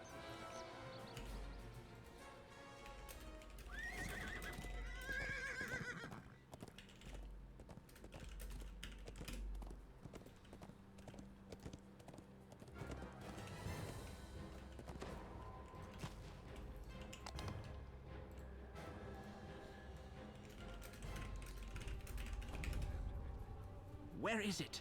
The priestess demands. Do not play You games. get the +1 fool. on saves in that bloodstone. You want me to alchemical craft the bloodstone? Does that make it bound to character? And then make it so I can't transfer from one character to another, which makes it a dramatically worse item. The knight crumples in pain. Keeps it BTA. See, you say that, but also you could be straight up trolling me back in time. Fresh health glowing on her face. With that, the priestess is gone. Her words ring in your ears. If I see you again, I'm just, the trolling is happening. I have no faith that what you're telling me is correct. I'll bet you 20 subs. A tortured You could just be deepening the trolling. A tortured cry echoes through the farmhouse. I don't know. I don't think I have the materials to do it anyway, because it's the adamantine ritual, so I don't have the adamantine ore, so I can't. Priestess Vicala will claim no more lives in sacrifice. But she was I'm not the saying that you last did, drow or you priestess. would, or you are, but I'm These not. were I'm the just saying I last wouldn't put it past you innocents to be do lost. that, because it's easy and entertaining. So I would do it as well. And your Rave Knight trinket. I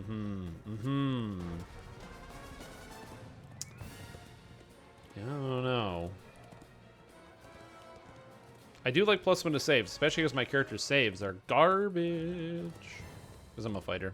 That's fighters' biggest weakness, is their inability to have high saving throws. Now, granted, you can get high saving throws by equipping good items on fighter. You can also put points in dexterity and wisdom. So by not having like an 8 and an 8, you can just like, you know, bump up those a little bit. Make sure you're gearing out dexterity and wisdom, also getting other bonuses.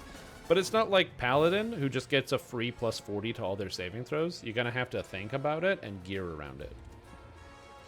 Like as a fighter tank, you do get some saving throws, +3 saving throws right here. And that's about it. Exceptional armor class, 20 PRR, and 50 threat. Dude, this ability is awesome. I completely forgot how good that is. Also, I like that the capstone is just +6 con. I have no idea why it's +2 strength, +6 con, but it's great. It's been like that for a very long time. So much constitution. Unquiet graves, eh?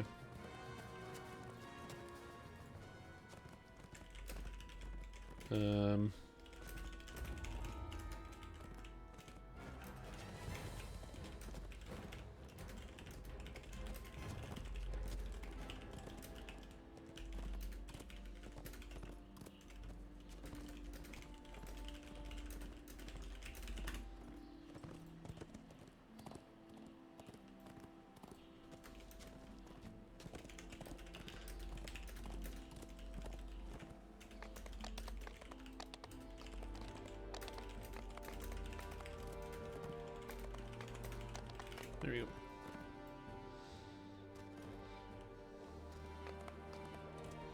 Sorry, I've just been keeping tabs on something.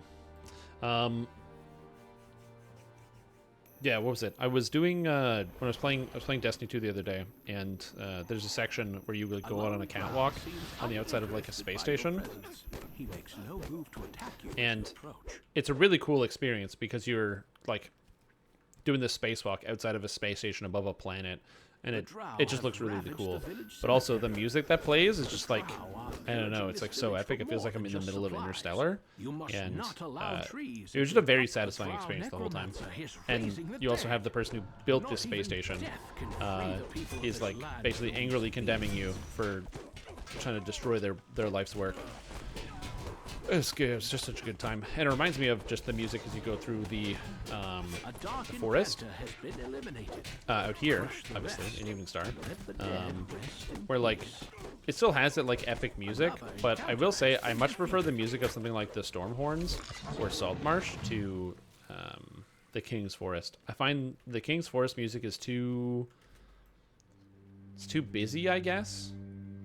Like I feel like it doesn't fit as well, whereas the Stormhorns, like I want it to be this like kind of more musical, slow, enchanting sort of music, and I find it's just a little bit too busy in King's Forest. But Saltmarsh really delivers on that like slow, methodical, where it's basically you can feel like the music is like swaying back and forth as if you are in that moment riding on a ship of some kind. or a ship docked in the harbor as you're slowly bobbing up and down. Where it just has this heavy sway to it, which I think is really, really cool. Similarly, same thing with the Stormhorns. It just feels a little bit more grand because everything just takes longer to actually resolve. So I like it as well. Saltmarsh is growing on you. I like Epic Saltmarsh. I've always liked Epic Saltmarsh. I just think Heroic Saltmarsh can go straight to HE double hockey sticks. Look, if they reduce the health on the monsters in Heroic Saltmarsh, health and damage, by like 25%, I'd start doing Heroic Saltmarsh.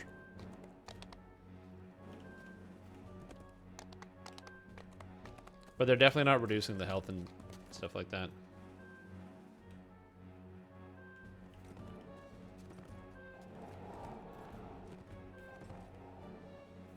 Yeah.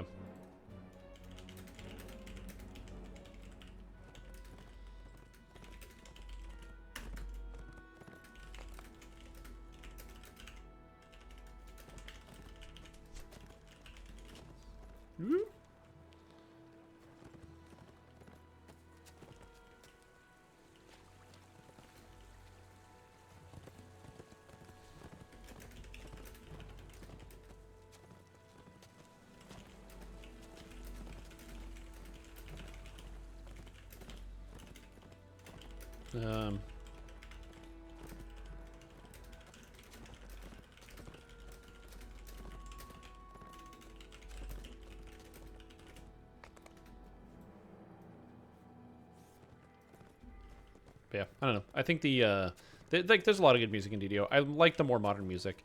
Also, something like the Vecna expansion, the music is also very good, but in a completely different way. I feel like the music very heavily matches with like the theming of the area. There's a lot of really crazy themes, and honestly, the music in the raid is awesome. The music in the raid is just absolutely fantastic. Bill Champagne hitting us again with his great music.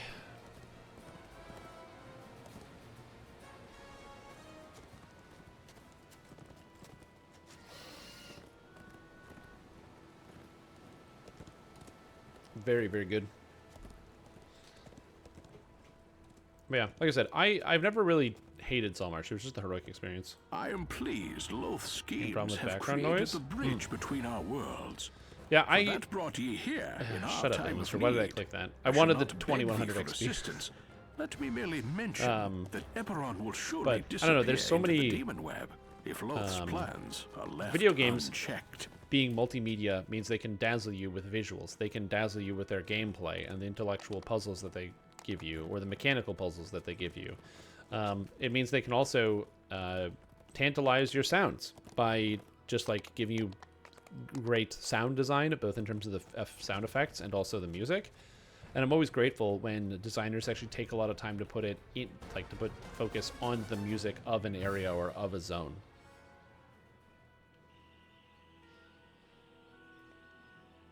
So there's that. You're sure it's somewhere, but you don't see a server? Are you asking me what server I play on? If you're asking that, then I play on Arganesson.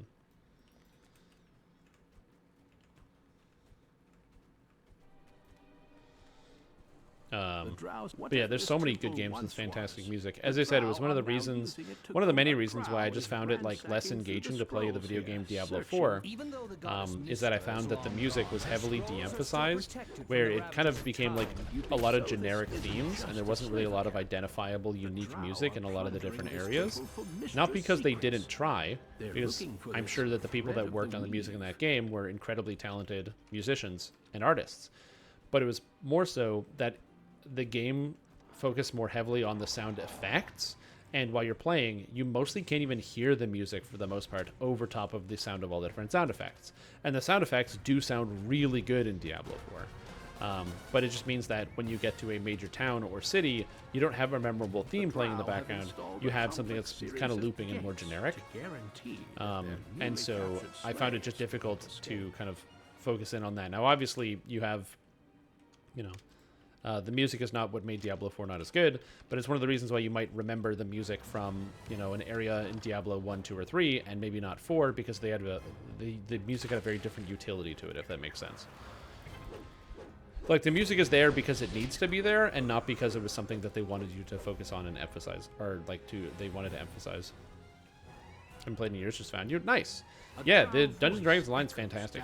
We were actually just talking about some of the music and some of the different areas of the game, and I was talking about how the most recent expansion that just got added to the game, the Vecna Unleashed, has really good music in a lot of the different areas, and how much I appreciate when the music kind of goes along with whatever it is you're doing and kind of gets you in the mood for it.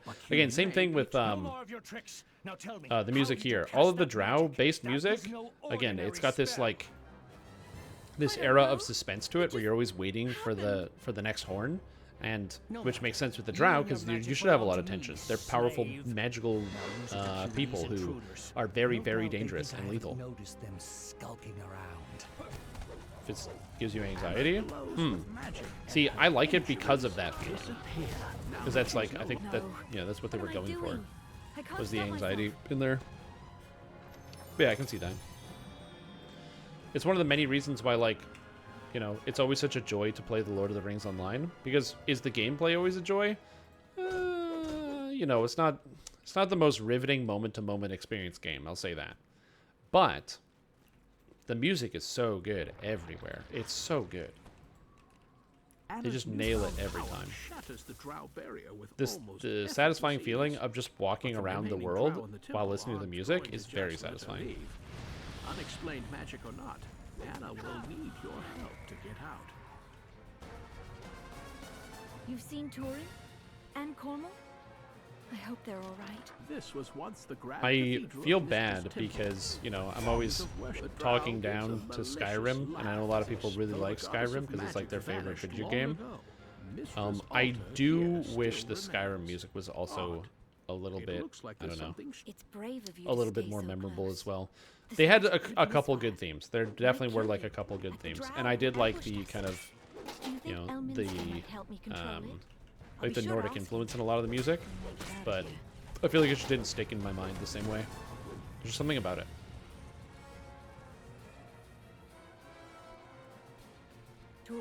Although the music at the end when you're fighting Alduin is very, very good. So, I don't know. I think of like video game music as being a very important and integral part of the experience of enjoying the game. But I do know a lot of people that basically don't listen to music ever when they play their video games. It's very common for people to kind of turn off the music and not really pay attention to any of it. Which, admittedly, I do myself sometimes. A lot of times when I play Path of Exile, I turn off the music, so I don't really have to listen to it, and I can just listen to whatever other music. Right now, I'm literally not even listening to the sounds in DDO. I'm listening to Spotify. What if I hurt my friend? Another Drow magical Psychopaths. Anna should be able to make quick work of it. And then stuff like that will happen all the time. Oh, me too. I also like the Path of Exile music. Every time for the first week of playing any new league, I always listen to the music and listen to the game, and then after a week, I usually turn it off. But like, oh man, Legion, the Legion music gets my blood pumping, dude.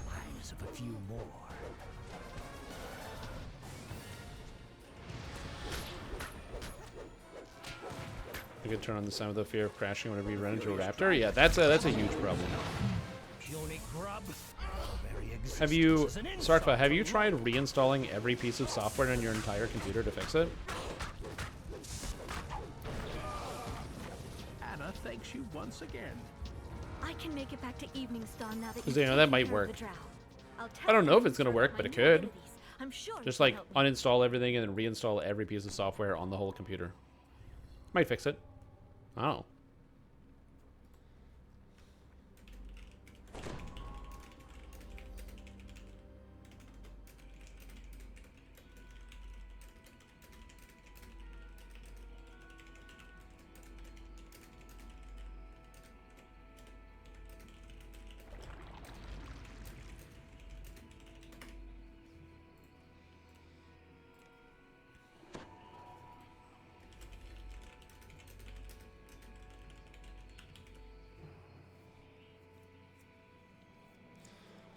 But yeah, sound design. I'm also very impressed by artists and sound design people because I have no idea how people come up with some of the sounds that they make and how they record them.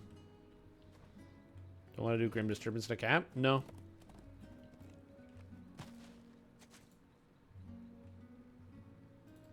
Very fun since it's a Bluetooth audio thing. Oh, is that really what it is? It's related to the Bluetooth audio? That's interesting. I had this problem where I was trying to do some raids in Destiny 2, and I couldn't hear anyone talking using the in-game voice chat at all, anywhere, and I couldn't figure it out.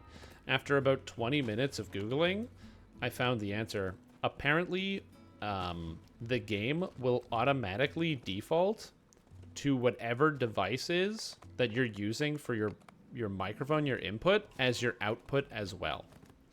So even though I have, like, you know, my sound card is set up, or like, you know, I have voice meter banana, and I got all the sound, you know, set up in places, and I had it all set up on the PC.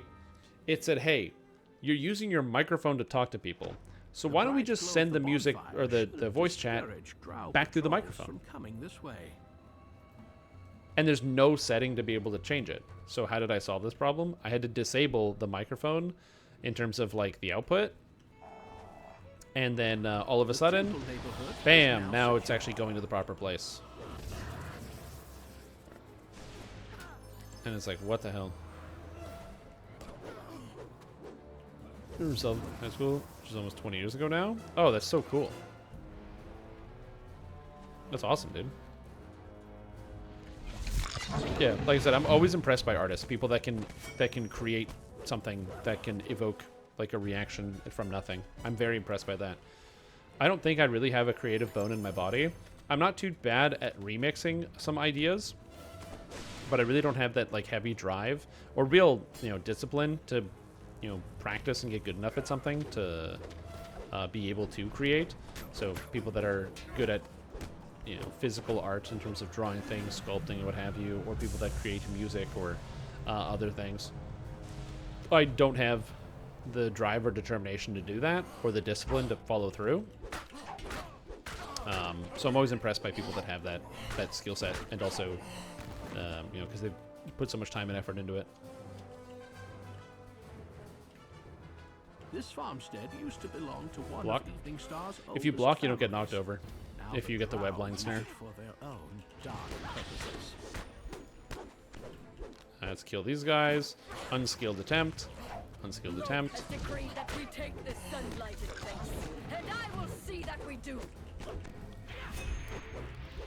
Okay, she's gonna keep eating drow eventually, but eventually she'll run out of drow to eat. I don't know when she's gonna run out of drow, but if I keep hurting her this way, she'll eventually run out of drow. Maybe. She's frozen. She'll eventually run out of drow. Got it. She's dead. What are wisps vulnerable to? Not a lot.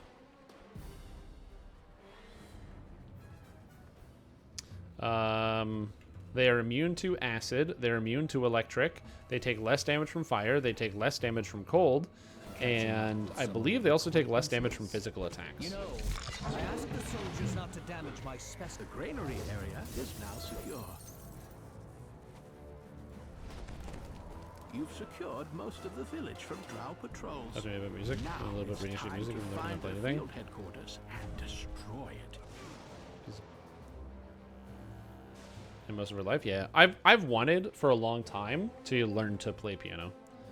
I did music when I was in school, so I played in a band. Not like a cool kid band where I had, like, long hair and, you know, played bass or something. But I played a trombone, and you know, I wasn't terrible, but you know, I was all right. Not a professional or anything, but you know, I can read hella sheet music, and so learning a lot about, like, music theory and stuff. Like, I learned about a lot of those things, but the second I was no longer in a, like, when I got to the point where I was a grown-up and I had to decide if that was something I wanted to pursue long-term, like, do I actually, instead of just using facilities that have instruments, do I actually want to invest and buy my own instrument because it's expensive? I decided not to, and I haven't been back on the musical path ever since. But I've wanted to buy, like, a cheap, like, keyboard, and then learn to play some music, play some piano. I've been kind of motivated to do something like that for, like, years and years. I just haven't actually done that because the motivation doesn't run that deep, apparently. But we'll wait and see. I have some ideas for something I want to do in the future regarding, like, learning some music, but yeah.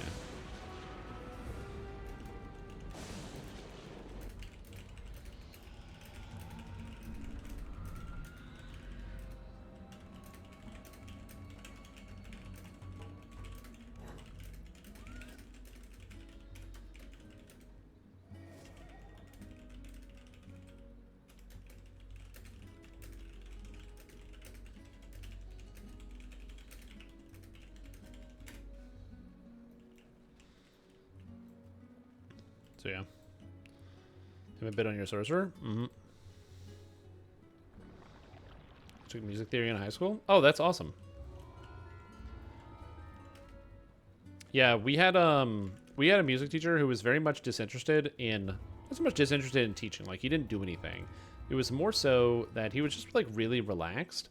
And the problem is the relaxed attitude was not what a lot of us needed at the time. We needed a little bit more structure. But as a result, since we were like the best musicians, he would oftentimes just have us lead our own sections and teach people how to do stuff, which was very important. So I got to lead the brass, and a buddy of mine, he led the woodwind instruments and stuff. But then we actually got the chance to work together. We would actually just practice songs together. So we would find sheet music that we liked on the internet, and then practice together in like our own smaller sub band or subgroup. Because we were all in the band, but then we'd also make our like smaller sections and learn extra songs. It was a really cool time. Again, there's a part of me that's like, man, I really wish I would have pursued that. But fortunately for me, very shortly after leaving high school is when I started to realize I actually have like, pretty severe mental health issues that I needed to address that I wasn't addressing at the time. And then I got to university and didn't address them either. So even if I had started doing music anyway, I would have or had issues with that regardless. So maybe it's better that I wait till I'm at a more stable point in my life before doing something like that. What's up, horse? How are you doing? And Sweet Child of Mine, Enter Sandman. Oh, that's so cool, dude. That's awesome. The cavern ahead looks different. You must be close to a Yuan-Ti priestess has raised a magical barrier preventing you from passing further. Yuan-Ti appear, emerging from the impossibly tight crevices of the walls. Cheap. Oh yeah. Like I said, I'm not worried about the cost. It's more so if I buy another thing that I'm not going to use very often, I won't be super happy with that. So I want to be at a place where I feel like I'm ready and I can do that. So I need to make a couple adjustments first. I have the space. I actually have the space in this room if I wanted to. I could kind of rearrange a couple things and then just have it set up, which I've been tempted to do in the past. I was tempted to move this setup so it was actually up against this wall, which would then give me all of this space back. And then I could use this for like either doing music or something else, and I could even do it on stream. I talked to a buddy of mine. His wife is actually a piano teacher, and we talked about the idea of doing piano lessons because she does lessons and stuff online. And I was like, how about you do the piano lesson live? And then, so as a way to advertise, like, your services or whatever to all the people that, watch what's going on. She was like, oh, that sounds like a great idea. And then we haven't hooked up on that. The reason why we haven't set anything up is because of me. I'm just not ready for it. I'm just not ready. And it feels so good to dire charge people again. I miss dire charging everything. Oh, this is so good. I forgot how good dire charge was. It's so satisfying. Dire charge. Get out of here, dumbass.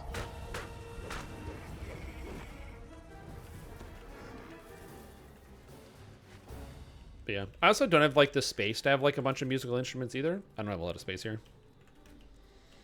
Maybe in the future. We'll see.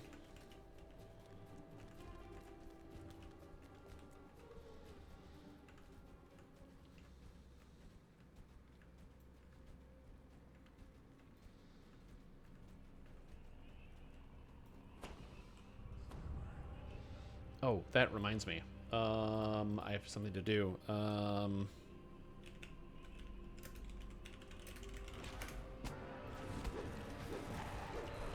Okay.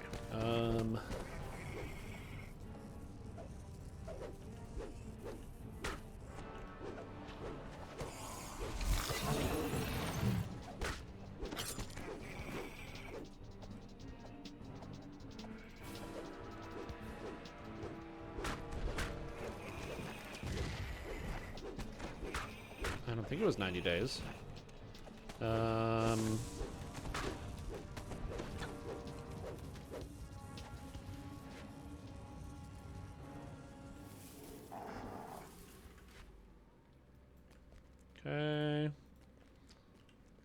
doesn't work. large green I need to, dragon has raided this cavern I'm gonna forget. I need to renew my driver's license. So I'm gonna leave this page open so it's here so I remember. I keep forgetting to do that because I'm stupid. Fiercely fighting, fighter fighting as fastidiously and famous as the flamboyant, fair, fansome streamer Frimtom. Yes and no. Let me see if I got here. How does it work? Oh, I think I can do this online, but maybe I can't.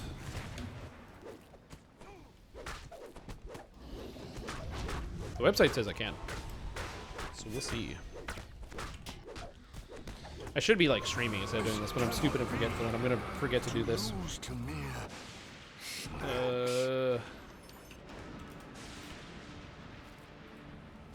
What is this? Oh, what's that?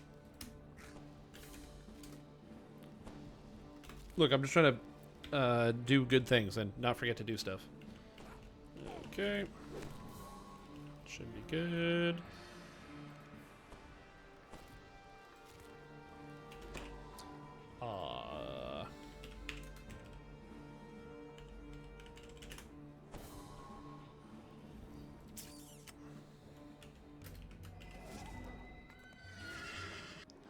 No. No.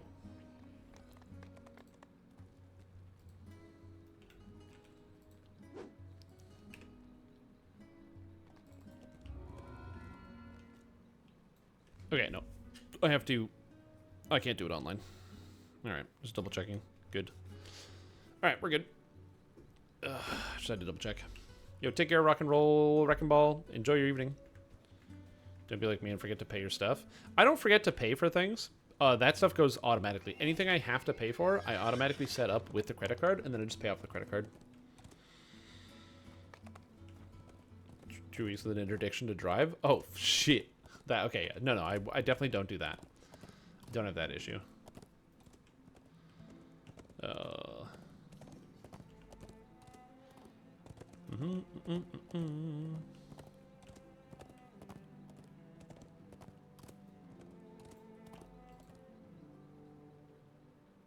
Okay, do I have to...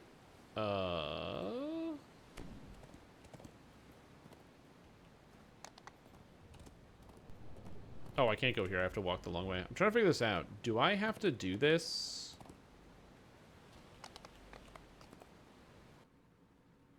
Do I have to book an appointment or no? I think I have to book an appointment, but I don't know if I have to do that.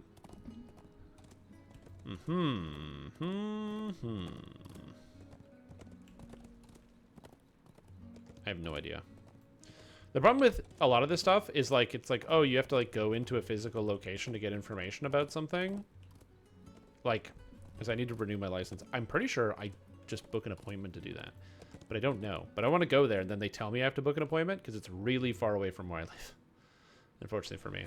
It's actually very convenient if I drive. I don't drive, so, which is part of the renewing my license because I want to start driving again.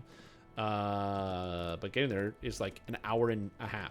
So I don't, because just the way the city's set up. I will get there. There's the nice thing about the city of Ottawa is that the bus system is set up in such a way that you can go anywhere in the entire city using public transit. It just takes forever to do so. But you will get anywhere. There's no area that's locked away that you can't get to. It just takes forever. So, I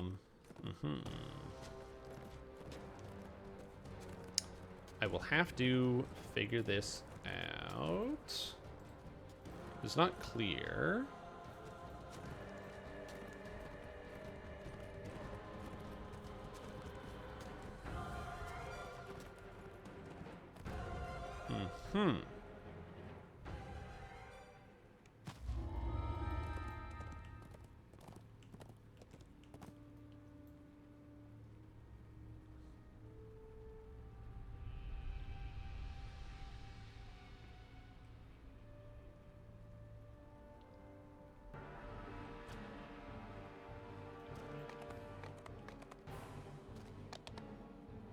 Yeah, it's not clear. The website's very confusing. I'm gonna look this up later. I just have to remember to look it up. That's my biggest problem, is I'm so forgetful, and I hate it. I wish I was less forgetful. I forget everything. And so I'm looking this up right now because I'm like, I've been trying for weeks to remember to do this, but every time I think about it, I don't know what it is. Like, my brain just really struggles with remembering short-term details. It's one of the reasons why you'll oftentimes find me talking about stuff on the stream, and then just, like, I forget where I am. I'm like, whoa? And I forget what I'm doing or working on. I think it's like the doorway thing. You know, where it's like you walk through a doorway, and you forget the reason as to why you went through that space. You know, you get to the kitchen, and then you can't remember why you went to the kitchen in the first place. That's like me in a nutshell, but with every element of my entire life all day. It's very annoying.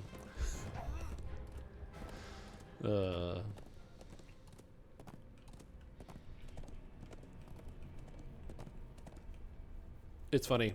I'm going to a Halloween party that will require wearing a costume with my girlfriend, and she was like, oh, we should wear like a themed costume. I'm like, oh yeah, that sounds good. And then we decided on a theme, and then she's like, okay, you should start working on your costume. You should Lara. And I was like, yeah, good idea, I will. And I genuinely wanted to remember to do it. I just kept forgetting to do it. And she's like, hey, have you started working on this thing? I don't mean to like nag. And I'm like, no, it's not like you're nagging me or anything. I have no ability to remember this task. It is not physically possible for me to remember that that is something that I need to do. I have no knowledge of this. So it was very helpful. It's not nagging. It was helping.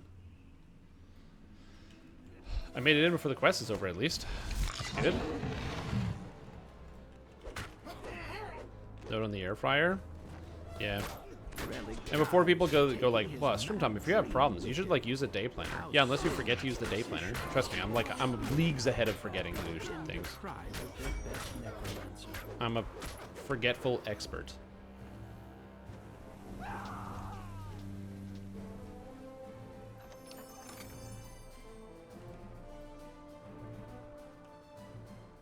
Chocolate syrup on top of a Texas waffle? Yeah, it's not gonna work. Nope. You are very wrong.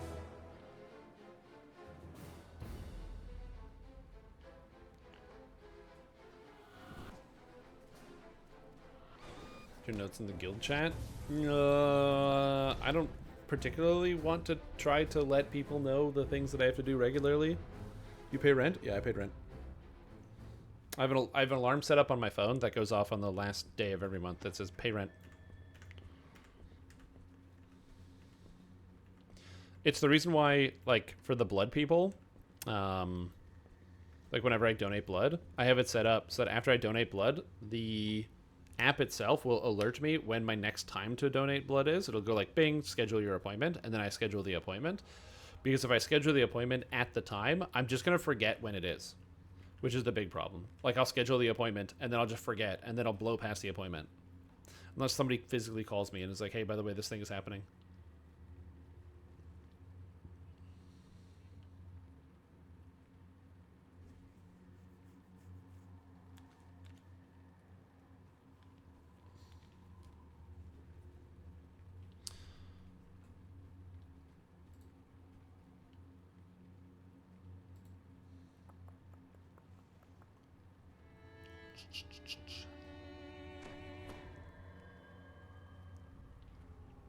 Uh-huh.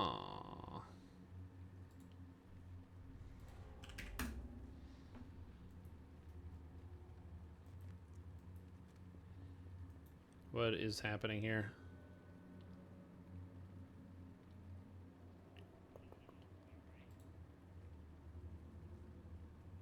Oh, and the website's under maintenance. It's not working. Well, that's good. All right, looks like I am not able to...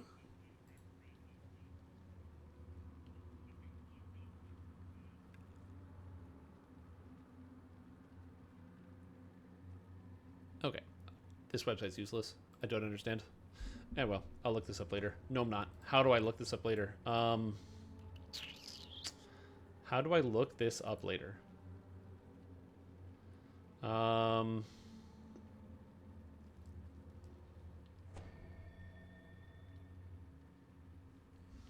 have no idea.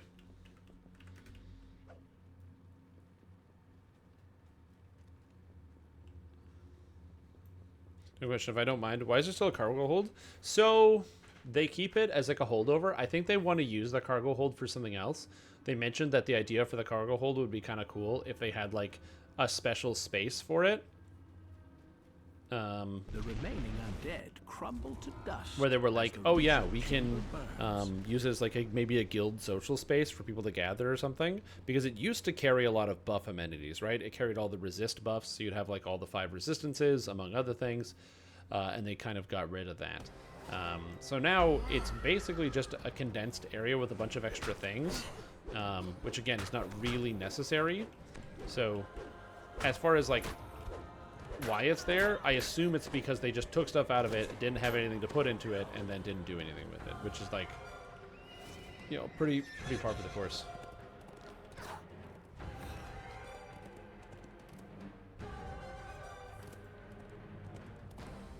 Through the bars of this portcullis shines the dim glow of House Dunrobar.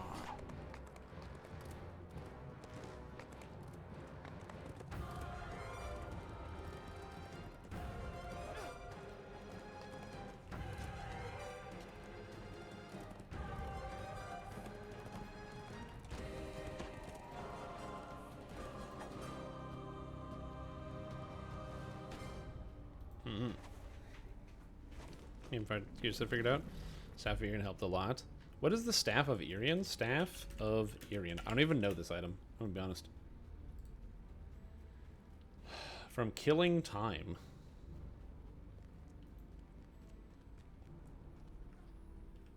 Okay. Deific Focus. Purifying Flame Lore. Power of Fury. Irian's Fury. If quarter saves your favorite weapon while you're absorbing... While you're projecting an aura of menace, you can absorb 10 spells. Irian's Might. You get fire when you use Turn Undead. You become favored by Irian, increasing your fire and light spell critical damage to 5%. That's garbage. And Brazen Brilliance. I mean, Brazen Brilliance isn't bad. This item's okay. Purifying Flame Lore is pretty common nowadays and comes on a lot of items. And Brazen Brilliance is nice to have, but Irian's Fury, I mean, Spell Absorb's not terrible, Irian's Might's bad, and Deific Focus is ookie dookie, because you pretty much only cast... It's basically +3 Sacred bonus as opposed to +2. Yeah. Yeah, Purifying Flames lore.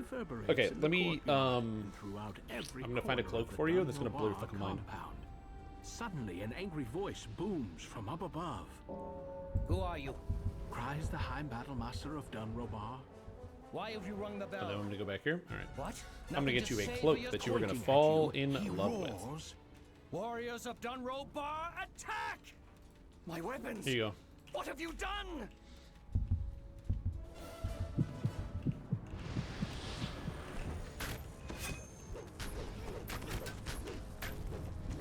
It's a good cloak. Definitely not a bad cloak. No, I'm good. Why am I doing so little damage to this guy? Oh, red alert. We had red alert. I was like, what the hell? Okay. Who would believe this was the work of a mere servant? One or another drow house will be blamed. So it's basically like the staff, but better, and it's a cloak, and you can customize the set bonus on it, and it looks so good. You'll never get it. I don't know. Fire over Morgrave is really easy on normal and pretty easy on hard. But that being said, it is a raid item, so you're right. You will never pull it. True. You yourself will never rip that item from a chest because you want it. That's just not going to happen.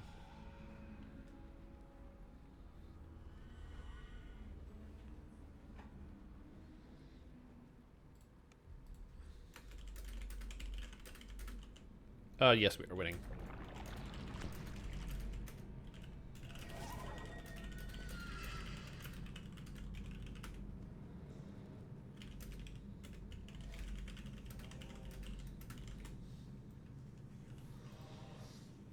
Not quite a modern gear set, that's fine. Unlike the other noble houses, House of Athul resides away from the central ziggurat and close to its merchandise. Mm-hmm. Yeah, I should probably run Fire of Morgrave more often. I should probably run all raids more often, but yeah.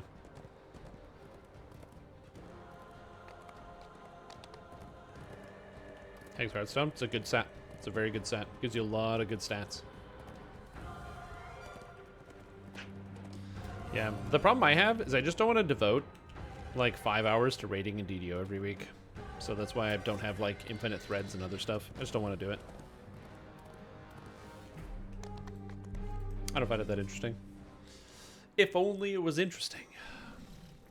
You find yourself in the Avathul slave pens. Which is not to say that Due to the raiding illusion isn't spell, interesting. you People enjoy appear raiding all the to be time in this just game. One more harmless I just don't really want to do it. I'm okay. Waiting to be bound and forced into Uh-oh. service. Oh god, the guards, the guards. Oh god, that's so satisfying. I love Dire Charge. Just charging at them and then watching like them all get knocked down is so satisfying. Also, I hit so hard. Oh my god. Look at the damage. The last of the captives Absolutely have been destroying freed, everything. It and feels a so full good. riot is underway. A guard captain investigates Who knew the that this racket. item called the Sword of Shadu? Sorry, I'm not sure how to pronounce this one, but it's whatever this item is called. It's so powerful. If you guys haven't heard of this one, you should definitely consider picking one up.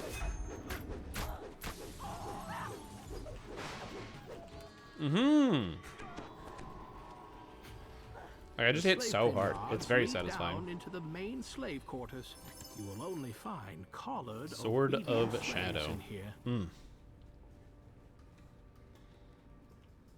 The slaves in the sleeping quarters are unattended by slave master or guard.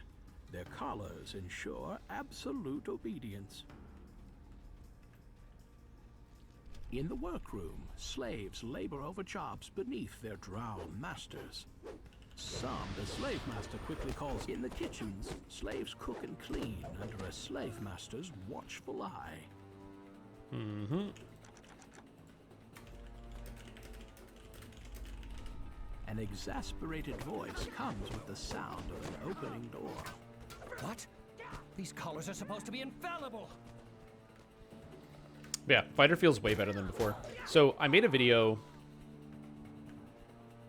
2 years ago, 3 years ago, I'm not sure, but it was a while ago. And it was basically about the Fighter class. And I said that I didn't really enjoy playing Fighter that much because I felt like I didn't like the limitation of kind of being stuck, not being able to heal myself or protect myself, and running into the problem of you take damage and you just sort of die on Fighter.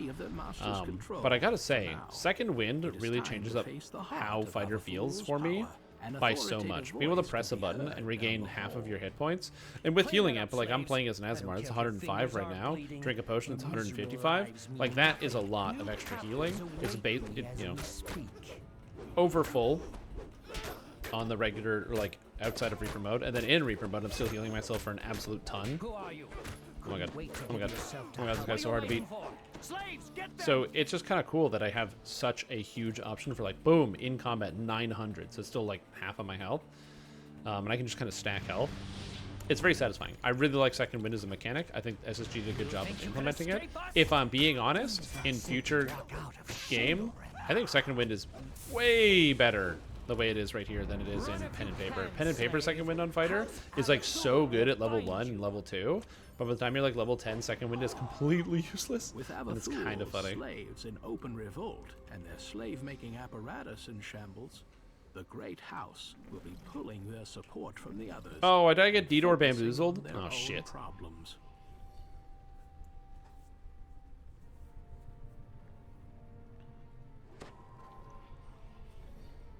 Autos Eye of the Beholder and Wreath of Flame. Yeah, the other option is Autos Eye of the Beholder instead of Wreath of Flame using Lunar Magic. Isn't also another option. Ah, thank you for that clip. Appreciate it. Action Surge makes Fighter still giga good. Oh, dude, Action Surge is so crazy. Also, the way it's implemented in, what do you call it? Baldur's Gate 3. Baldur's Gate 3's interpretation of actions is... It's very fun. I'll say that. It's very fun. But, dude, the way that they interpret actions is crazy. Where it's like, oh yeah, use Action Surge on a fighter, and it gives you your action back. Which means you can make, your 2 attacks again. Or, and you're like, oh yeah, that makes sense. Cool. Except if you're hasted, you get an extra attack? No, an extra whole action. So if you're hasted, you can cast 2 spells in one turn. If you're a hasted fighter, you could cast 3 spells in one turn. If you're a fighter who happens to get 3 attacks, you could be a hasted fighter and then cast, and then be able to attack, act 3 times, action boost, attack 3 times, and then haste, attack 3 times. And hit 9 times in one turn. Boo. It gets like, it's really silly.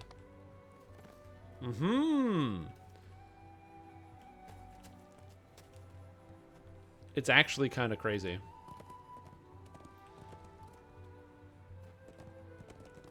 I need to go level up.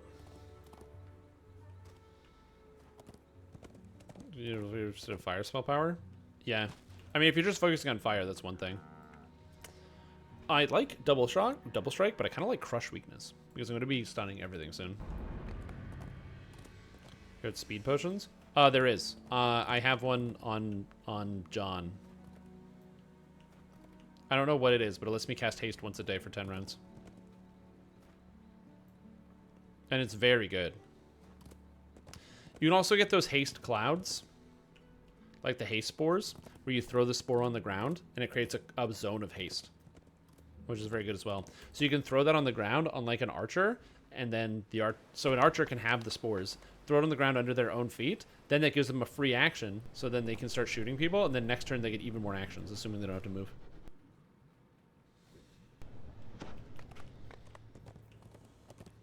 True, yeah. I mean, Wreath of Flame isn't bad. I use Wreath of Flame on my Fire Sorcerer as well, because I also use the Imbue dice.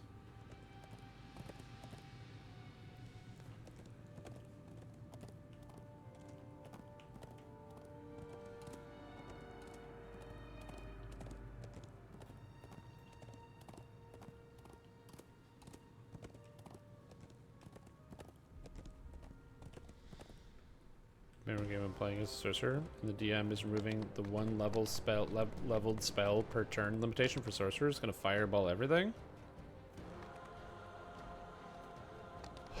What? Oh, like so you can you can use the quicken metamagic in 5 to cast 2 spells.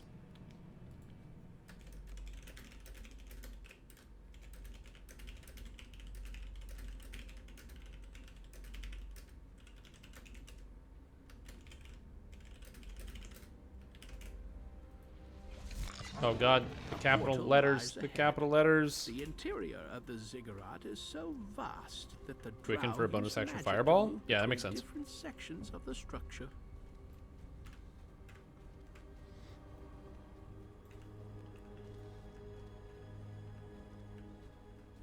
Where are we going this way?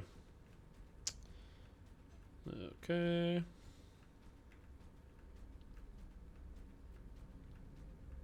Drow guards stand. I don't really think I have to do anything here, but I will. This area. I think we have people already going in both directions. You'll be able to reach the spell component. Throws potion on the ground of the forge, standing with the guardian with lever comes down. Firebolt the lever. Hammer kills guardian and breaks the potion. Person revived. So, it's funny, because I know that people do that. I wonder how hard the guardian is on, like, the tactical difficulty or whatever.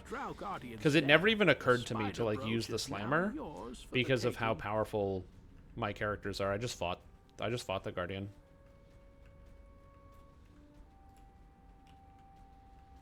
A rare book indeed. Oh, almost there. Makes me wonder.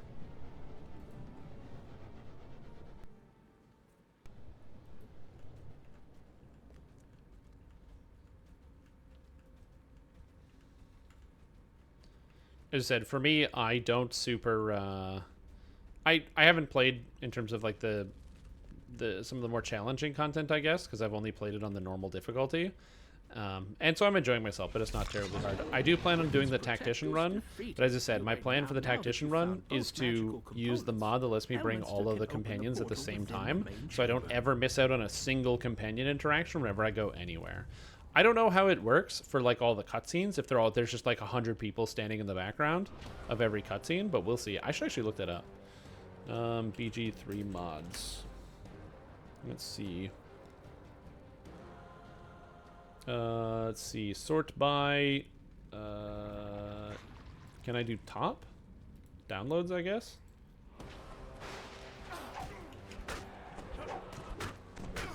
Temple Guardian twitches spasmodically.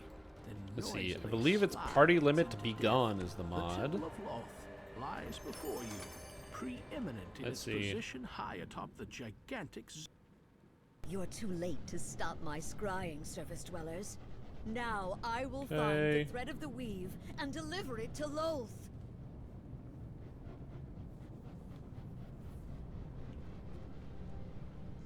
Wait, can it be? It's the girl. Okay. How delicious! The brave heroes delivered I the think thread that of will the work. weave I don't know right if it into does. my hands. Because I want to make sure, I just don't want to miss any of those character interactions. I don't want to have to like watch some series of YouTube videos to get everybody, but yeah. And accept your fate in the demon web. You cannot Also, I would definitely download some of the mods that add more spells. kill the surface dwellers. I command you, in the name of the Spider Queen. Dark eminence. Like some of the mods that add like Bless 10 more spells to each of the spell as lists from I the slay actual these physical books. worthies in your glorious name. Oh, dude, there's a UI interface mod? Oh god, I gotta get some of this stuff. Cleanse your temple.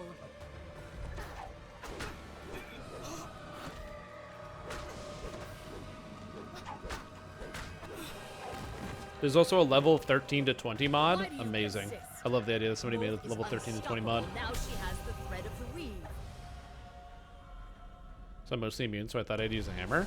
Oh, well, I saw the bludgeoning damage, and so I was like, oh shit, cool. Give the barbarian a bludgeoning weapon and start beating the monster to death. That was my solution.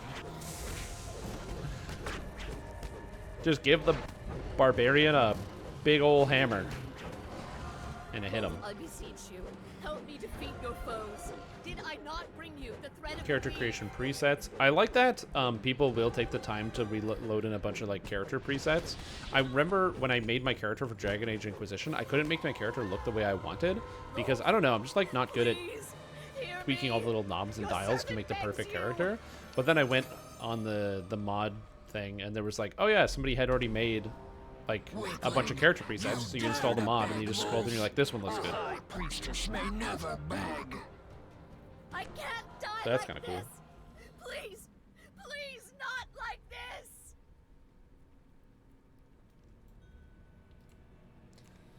Appearance Edit Enhanced. It expands capabilities of the Magic Mirror to allow companion and hireling editing, along with some more features to come.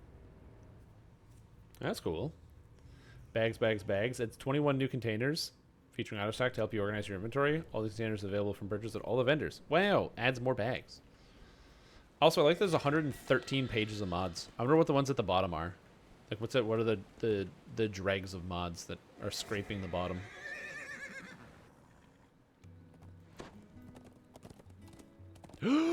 Dude, there's a camera mod. Native camera tweaks. Native open source plugin providing several camera tweaks. Unlocked camera pitch, zoom.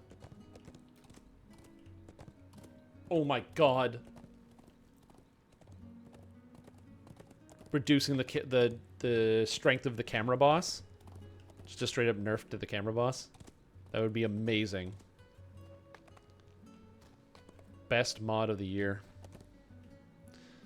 I should probably grab max dex bonus, right? Yeah, for extra dodge. And then I got one more here, because I'm going to take this. I just take the damage. Plus 2 crit. Seems good.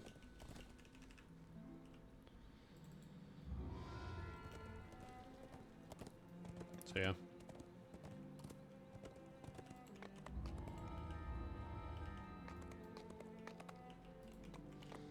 Also, apparently there's a basket full of equipment. Somebody put a bunch of mods of different visuals for your equipment. That's very cool. I can't show the mods page on stream. And the main reason I can't show the mods page on stream is because in the top 6 mods is a nude mod that I can't show on camera. Because, hey man, people like editing the way that their body looks. It is what it is.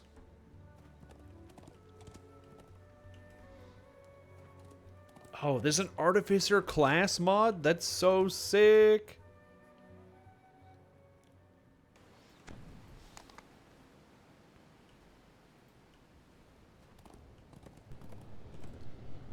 There's also an extra hard mode mod that just makes the game harder. Dude, that's so cool.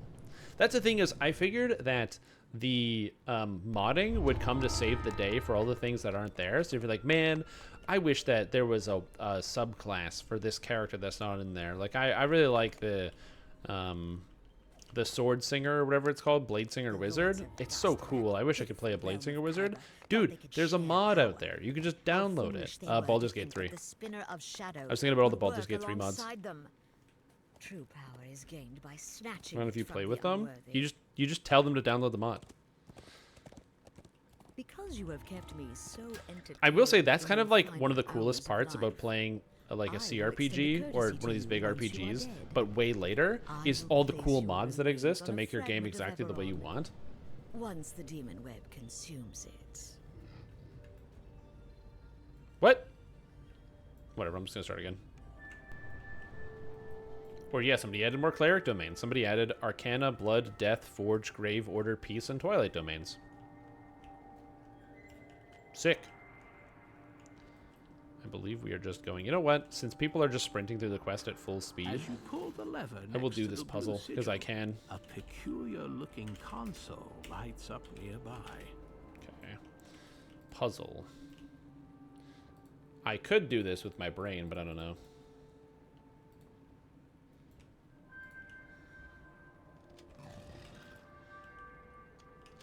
No, is why the mods are on Nexus mods instead of Steam Workshop?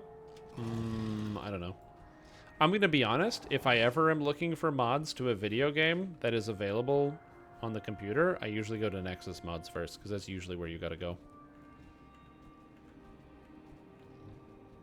Although you don't always go to Nexus mods. Sometimes certain games will have separate websites or use different modding websites.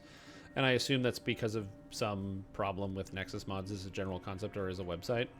Although, again, that information I don't have access to. Ooh, that one's cool.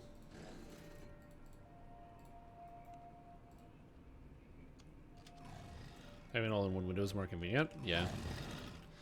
I mean, some of those mods might still be on Steam. I don't know.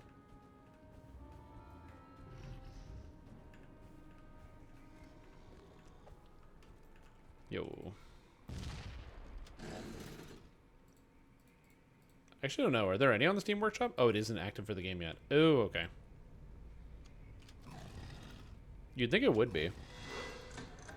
Because I got to imagine that Steam made quite a lot of money off of Baldur's Gate 3. It's a very popular video game.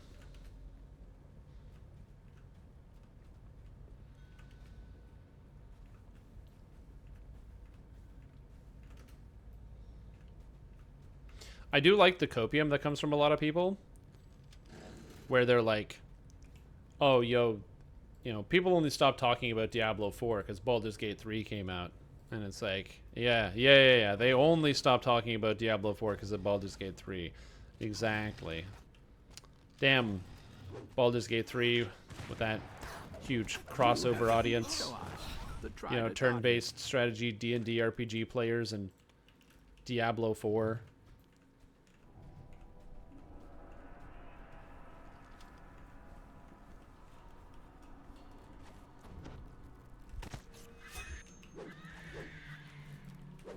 I was reading YouTube comments on a YouTube video talking about the game, and there was this like, or no, it wasn't even YouTube comments. It was like a video where somebody was arguing that Diablo as a franchise isn't an RPG, and so it doesn't matter that most of the characters are irrelevant, or like the most of the characters aren't interesting because the game isn't an RPG, so you shouldn't treat it like one. And I was so confused. I was like, oh yeah, right, the Diablo player base. I forgot. They do think about things differently. Like, to be fair, just because something is a fantasy game doesn't mean it's an RPG. But Diablo 1, 2, and 3 are RPGs. They're action RPGs, but they're RPGs.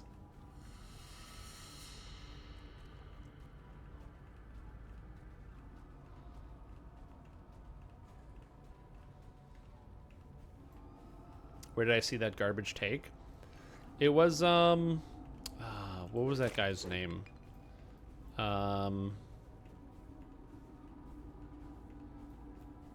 He was making a bunch of money, or not much money, a bunch of videos about Diablo 4. I cannot remember his name. Give me a second here. I'm remembering.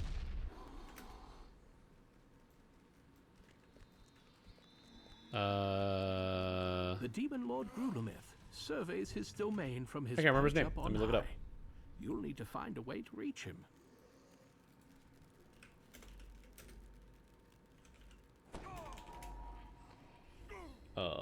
What is his name? Oh yeah, it was DM, Darth Microtransactions, what he calls himself. You have defeated the Yukoloth Guardian of Strength, Maljuf. He was saying that, you know, asking for RPG mechanics or like RPG story sort of story world building in Diablo 4 isn't right because it's not an RPG, which I thought was really interesting. I thought it was an interesting take.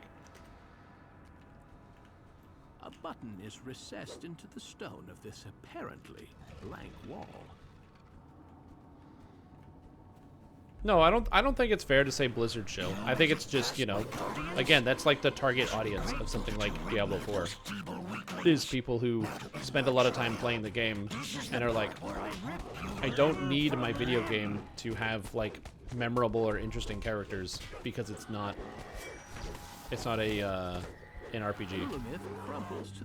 Those are the type of people that are playing it. So that's why it was like the argument of, or when hearing people be like, oh yeah, people aren't talking about Diablo 4 because they're talking about Baldur's Gate. And it's like, that's a totally different audience, dude.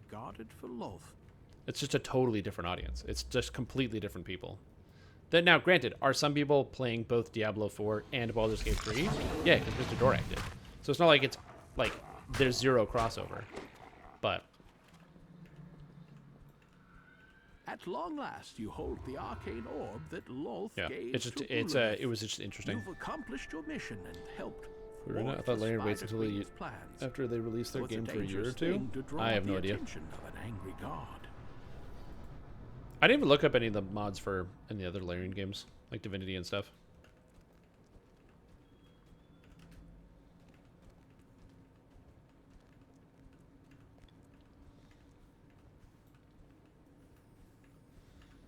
At some point, I will probably, you know, play through all of Divinity 2. I started playing Divinity with Wrath, and it's been a lot of fun so far. It's very different. It really asks you to pay attention and focus to what is going on. When Eberron falls, I will consume yet another world. And another. I must have more. Yeah. More worlds. More worshippers. More power. It's also interesting where they have like the free reigning or like the free exploration element to it, which is kind of interesting. Where like you only pick up on like some of the story or the some of the story elements, not all of them. Bask in the glory So of like my words. the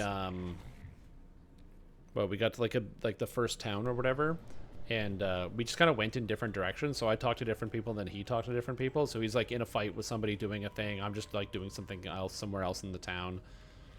I don't really know what he did. I have no clue, because I guess it's not really important. It's all about like, I guess there's probably going to be a unified story somewhere, but it's interesting that we can just do things separately, but we're still playing the same game. Drow stand arguing before Which they worked on DDO 2. This game is so cool. Yeah, the problem is you would need a huge investment to make a game like that, probably like upwards of $50 million, and no one wants to spend $50 million on a video game like this that will probably make $50 million in revenue over a long time if you have the game active for long enough, but probably isn't going to be like doing that anytime soon. So I have a feeling they wouldn't do that. It would be cool if they did, though, if there was like a, you know, some type of DDO remaster or something that came out. Realistically, my biggest fear about like a future DDO product and where they like remade it or redid the game would be a huge change up of the system. So like, I love the fact that in Dungeons & Dragons Online, you can customize your character however you want. You can multi-class, you choose your stats, you choose your skills, you choose your feats, you choose all these things, and you make exactly your character. And that's really cool. The problem is, giving players a lot of options and a lot of agency on how they build their character inherently makes it more confusing. And the more confusing the game is, the harder it is for people to participate and engage with it, because you know, some people just don't want to put in the time to learn all the systems. Like when you realize that, you know, you're playing a character and your spells suddenly aren't working, you know, it can be one thing to like Google it and go, oh, I need to have items that increase my spell DC for the spell school that I have, and that the spell DC is based off of, you know, bonuses that I have from my tree and my class and my stats and my items and all this other stuff. And then also the number of people who don't even know what they have to look up because they just know, hey, my spells don't do damage anymore, and they don't know why, and they don't know how to look up what they need to know, so they just stop playing the game. To Loth's will, a solemn henchman Because there's that wall of like, guard. you know, you don't even know what the problem is, so how do you identify what the problem is and look it up? And so I have a feeling that if they decided to make a new DDO, like a DDO 2, they would probably dumb down a lot of it, you know, kind of bring it more in line with like 5th edition, make the game simpler, remove a lot of the options and choices in the game to make it more accessible to like new players, which would have a pretty sizable effect on how the game would feel. But it would make it way more successful. That the Yugoloth waits for you by the Like, you can think of a game like DDO 2 as like Neverwinter. Neverwinter is like a lot simpler of a video game, so it's easy to get started and play. Also works on consoles as well because there's fewer buttons.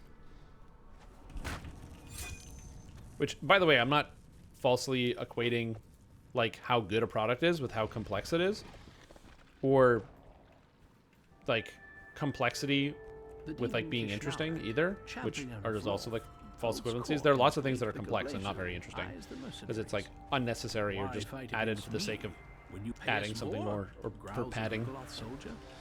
Which happens all the time. But yeah. Like, there are lots of games that are fairly simple but are still pretty engaging to play. You have defeated Kishnella. The Yugoloth's contract is fulfilled, and your collaboration come to an I mean, look at a game like Fortnite. With the orb disabled, Fairly simple overall, no but longer it's binds fairly upon engaging. thread. Doesn't have super deep mechanics. Like, there are mechanics, you need to know stuff about the game, but it's not something that you need to spend years of your life studying. It's straightforward. Pac-Man and Moon Patrol? Moon Patrol, eh? Yes, I know Moon Patrol. Alright, I can ride. But yeah, it'd be interesting if they actually did make like some revamp of DDO. Which instrument did I choose? I want to say bagpipes. I don't remember if that was an option, but I want to say bagpipes.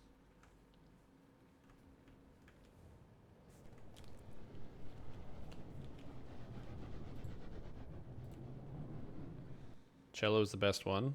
Yeah, I'm not 100% sure. I'd have to look it up. I will say this, it was a lot to take in. Like the mechanic system of the game and how the different things worked, it was a lot to take in right away. So I don't remember all of the details.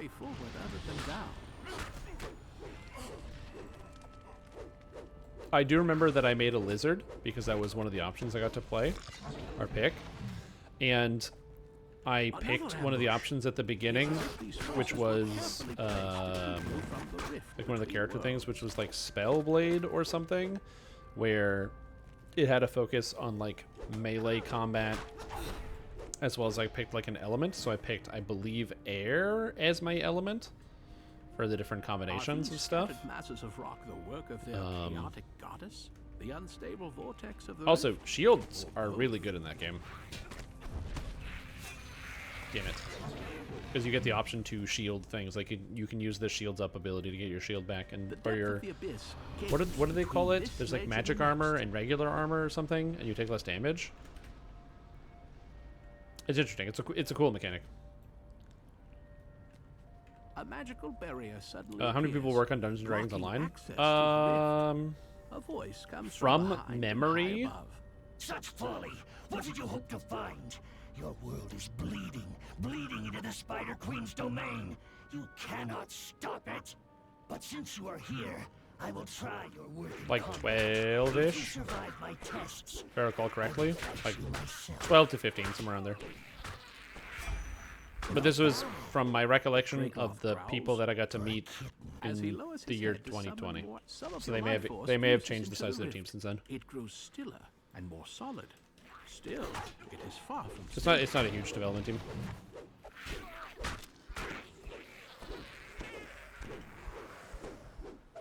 You see how the combat system evolved? Oh yeah. I will say the number of actions thing was definitely very confusing. Where like, you know, everything has like cooldowns, and then everything has like a number of actions that they cost. Sometimes you want to use a thing that have less action or less action cost, or sometimes you don't want to use one thing because that's too long of a cooldown before you can use it again on a future turn. It's interesting. It's a TU system. What does TU stand for?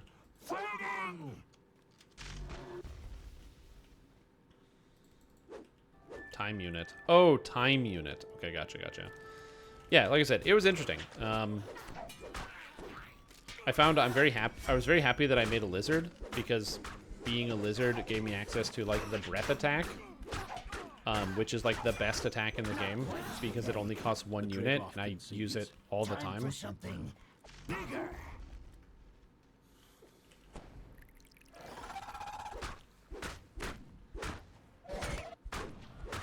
20 action points by the time the party ends.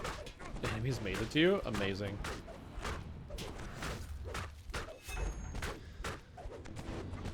Yeah, I will say this. I can see it making sense, sort of, in Divinity, about how it's like, or like, what was it? Multiple times in my Baldur's Gate 3 playthrough, I've had the situation where I'm in a fight, and I don't realize one of my characters, who is very close, is not in the combat. One of my party members, who is very close to the fight, is not actually in the fight. Because the game didn't add them to the turn order. And so I start doing the fight, and then 3 turns later I realize, wait, why hasn't this person gone? And it's because they're not actually in the fight. They're kept as separate, because I guess they were too far away at the time, when the time the fight started. And so I found that very frustrating, because it was like, why is my character just being left out? Why can't I do anything? At which point, you know, people in chat were quick to point out, I was like, yeah, well, that other person could like do something. Like if you're playing multiplayer, one person can engage in a fight, and the other person doesn't have to like be in a fight. They can just keep exploring around. But like, I have issues with that, because one, it's like you're basically a time traveler at that point, because one person can be doing a whole bunch of things during the course of one fight that doesn't make any sense. But even let's just say, okay, it's a video game, you can just do that. The other problem I have is that, like I said, you have the issue that I ran into, where, you know, you can have like one person out of combat doing a whole bunch of stuff, or sorry, not doing anything, so you like basically lose that person in combat if you're not paying attention.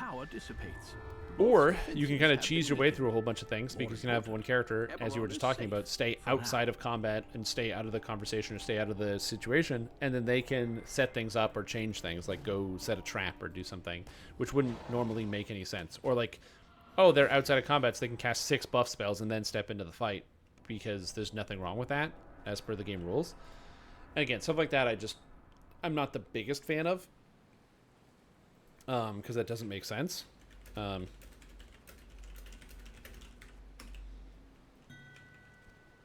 So I don't generally like that. I get why people like it. I would prefer it if, you know, if one person enters combat, then everybody is on the turn-based order. And you might be like, oh, well, that doesn't make sense. If somebody's not in combat, why would they have to do things per turn? It's because they're still part of the turn. They would just do things in a 6-second. And thank you. I listened to a comment between you and another streamer here on chat. Decided to play Dwarven Fighter. I'm using your Warforged build. I'm skipping some feats and moving the rest of the lineup as possible. Nice. Yeah, it's good. The Vanguard build, I'm really glad to hear that. It's a fun build.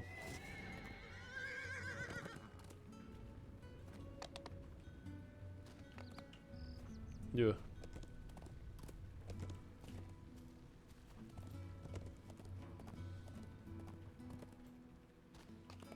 Yeah, it works for me. I had a great time. Doing some Zergen.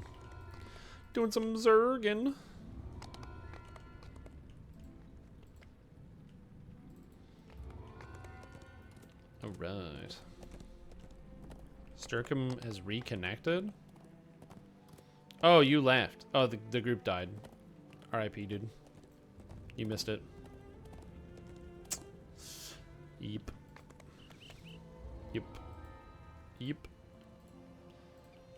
Free for VIP. Although, huge gains. almost level 26, which is very satisfying. And getting all of Evening Star done. I hate doing the Evening Star chain, not because the quests are bad, but because if somebody late joins, it's like very annoying to have to get them into the quests.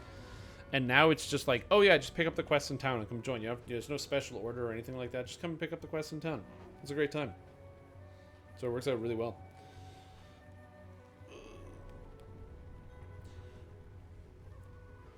Anyway. Ugh. No caught in the web? No, not today. I mean, we did 3 other raids today, so I'm feeling pretty good on the total raid quantity of completed. Like, where's my bag of raid runes? Bag of raid runes. Boom, boom, boom. Orlock, bit more. Are you running multiple lives on Orlock or just one?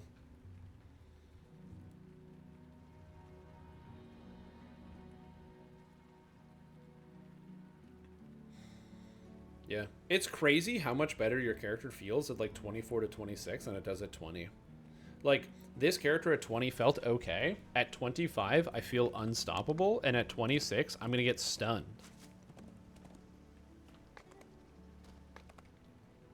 Yeah, dude. Doing 3, then doing Fire Sword for 3 lives is Drow. Fire Sorcerer Drow. Interesting. Yeah, I want to do Archmage Wizard soon. My plan currently is to finish off this fighter life, and then I'm doing Archmage Wizard. I really want to do Archmage Wizard, because we've talked about it. I want to give Nerosoth the Nerosothgasm, so that way he can be like, the wizard! And be excited about it on the computer. And that should be good. But, yeah, do the Instant Killer Dark Apostate. It is kind of cool. There's a lot of good builds out there. I'm just never... It's so hard to decide. It's hard to decide. I'm going to get this character geared out first. So I want to make sure I get all the gear sorted out for this character. I have the gear list done. I just don't have the actual physical equipment. So, yeah.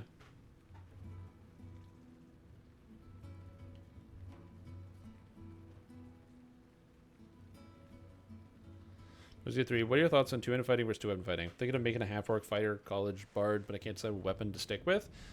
Generally, 2-weapon fighting is bad in 5th edition because bonus actions are really good, and a lot of classes have really good bonus actions. So there's usually things you can do as opposed to attacking somebody, especially considering your offhand weapon doesn't get to add damage to it. So if you attack somebody with an offhand weapon, it doesn't get to add your like dex or whatever, which is a good chunk of damage. However, there are some weapons that do really, really, what is happening here, really well with an offhand attack. So, for example, what is this? Thanks. Appreciate it. There are a couple things. There's like,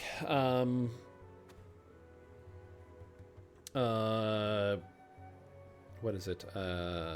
When you get to Act 2 and there's the camp, you can buy a pair of gloves that give you your main stat on offhand weapon.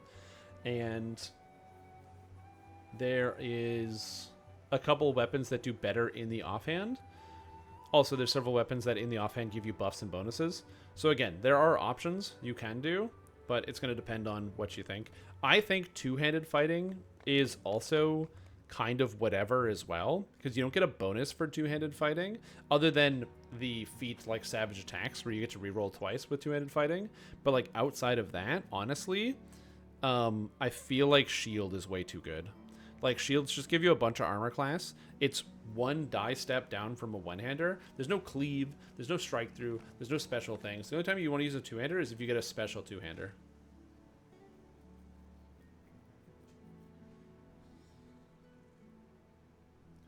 Dude, there's so many good mods.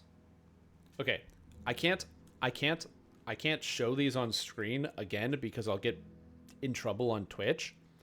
But there's on Baldur's Gate 3, there's more mods. There's a camp event notification mod that puts an icon above your head if something is going to happen when you rest. There's show approval ratings in dialogue choice mod, so you can just it'll tell you what approval ratings are going to change with each decision. Oh my god, that's so good. There's so many good mods.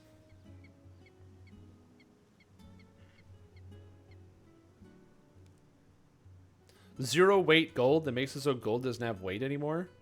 So many good things. Let the have fire from Wargrave down to 40% that just wiped due to large lag spike. Yep, that's why I don't raid in DDO. For underwire of ability scores? Underwire of what does that mean? What? Underwear of ability scores? Oh, like it's underwear that gives you ability scores? That makes sense.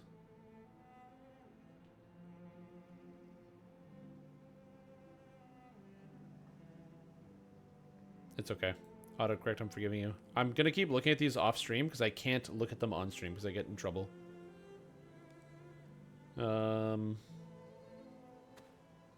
Dude, so many things. NPCs don't run from summons and druid forms. Seems pretty good. Introduces the Magus class, the battle mage who combines spellcasting and martial prowess. Yo, that's sick. Somebody added Magus? Oh, Cruiser, you want to do dual wielding? There's a better dual wielding mod that buffs dual wielding by allowing main hand attacks to trigger offhand without spending a bonus action. Yo, there's so many cool mods. Yeah, here, I'll link it so you can have it. You know it's good because the picture they use for the mod is Dritz.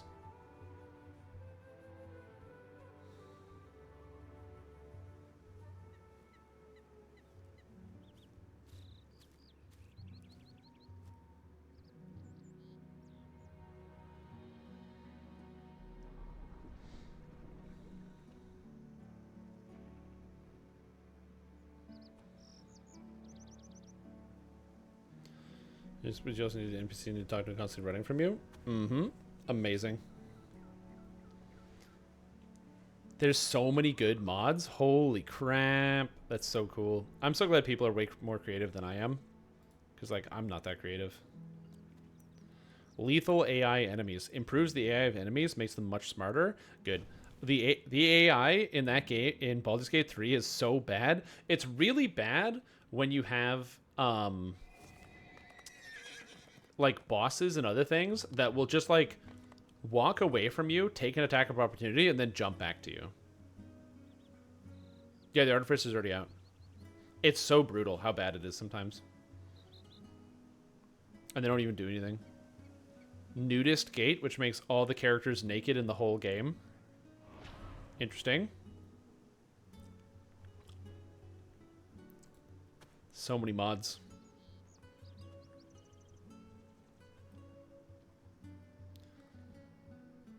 Ring of Minor Rituals that grants the player access to speak with animals, speak with dead, disguise self, and detect thoughts for free.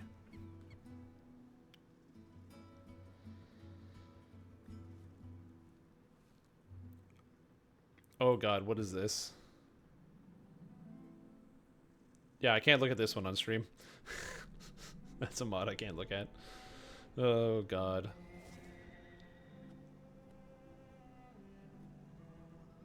No more dirt and blood? Yay! I need that mod. Walk over from the fight and then waste a Misty Step coming back? Yep, also very stupid. Oh my god, I'm looking over some of the stuff.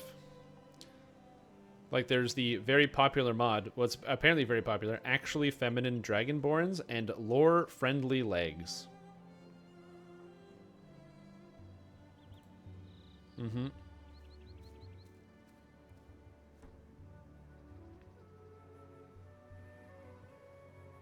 Oh, there's also a mod that removes your abs from all your companions. Which, honestly, I agree. I'm not saying that, you know, there shouldn't be, like, abs on fantasy characters, but not every fantasy character should have abs. Why does Gale have abs? Right? Astarion? Sure. He's like a vampire. They're, like, really strong, you know. Lae'zel? Makes sense. She's, like, a prime warrior, and she's like training to be like high ranking. That makes sense. Gale, dude's like, you know, at the bar weeping about how Mystra won't take him back.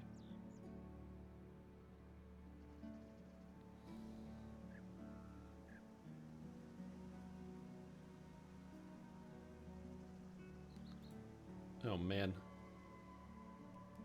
Okay, there are a lot of really cool mods in this game. Once you get to page 8, they then get really specific. Like, just really small mods. Like, don't play the intro anymore. Or, like, very specific mods about different things. God, what's this picture? I mean, that guy is muscular. I'm not gonna lie. That is a muscular-ass wizard. Those are some ads. Okay, those are abs. Those are abs. I gotcha.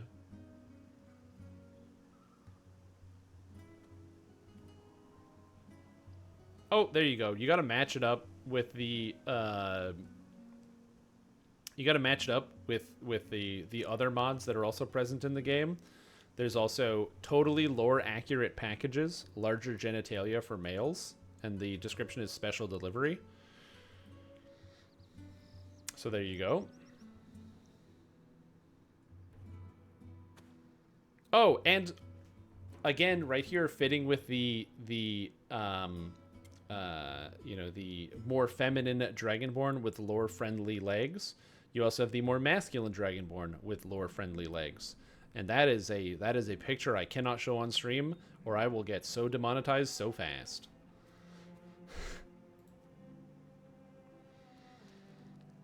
Man.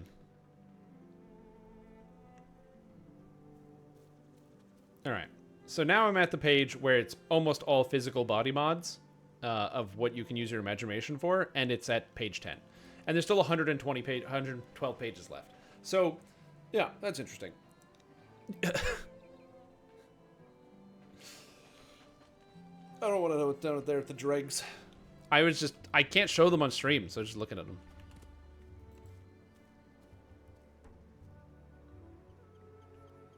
Separate. The second one, Mr. Lift. The second one. Why? What item are you looking at so I can clarify for you what is happening here?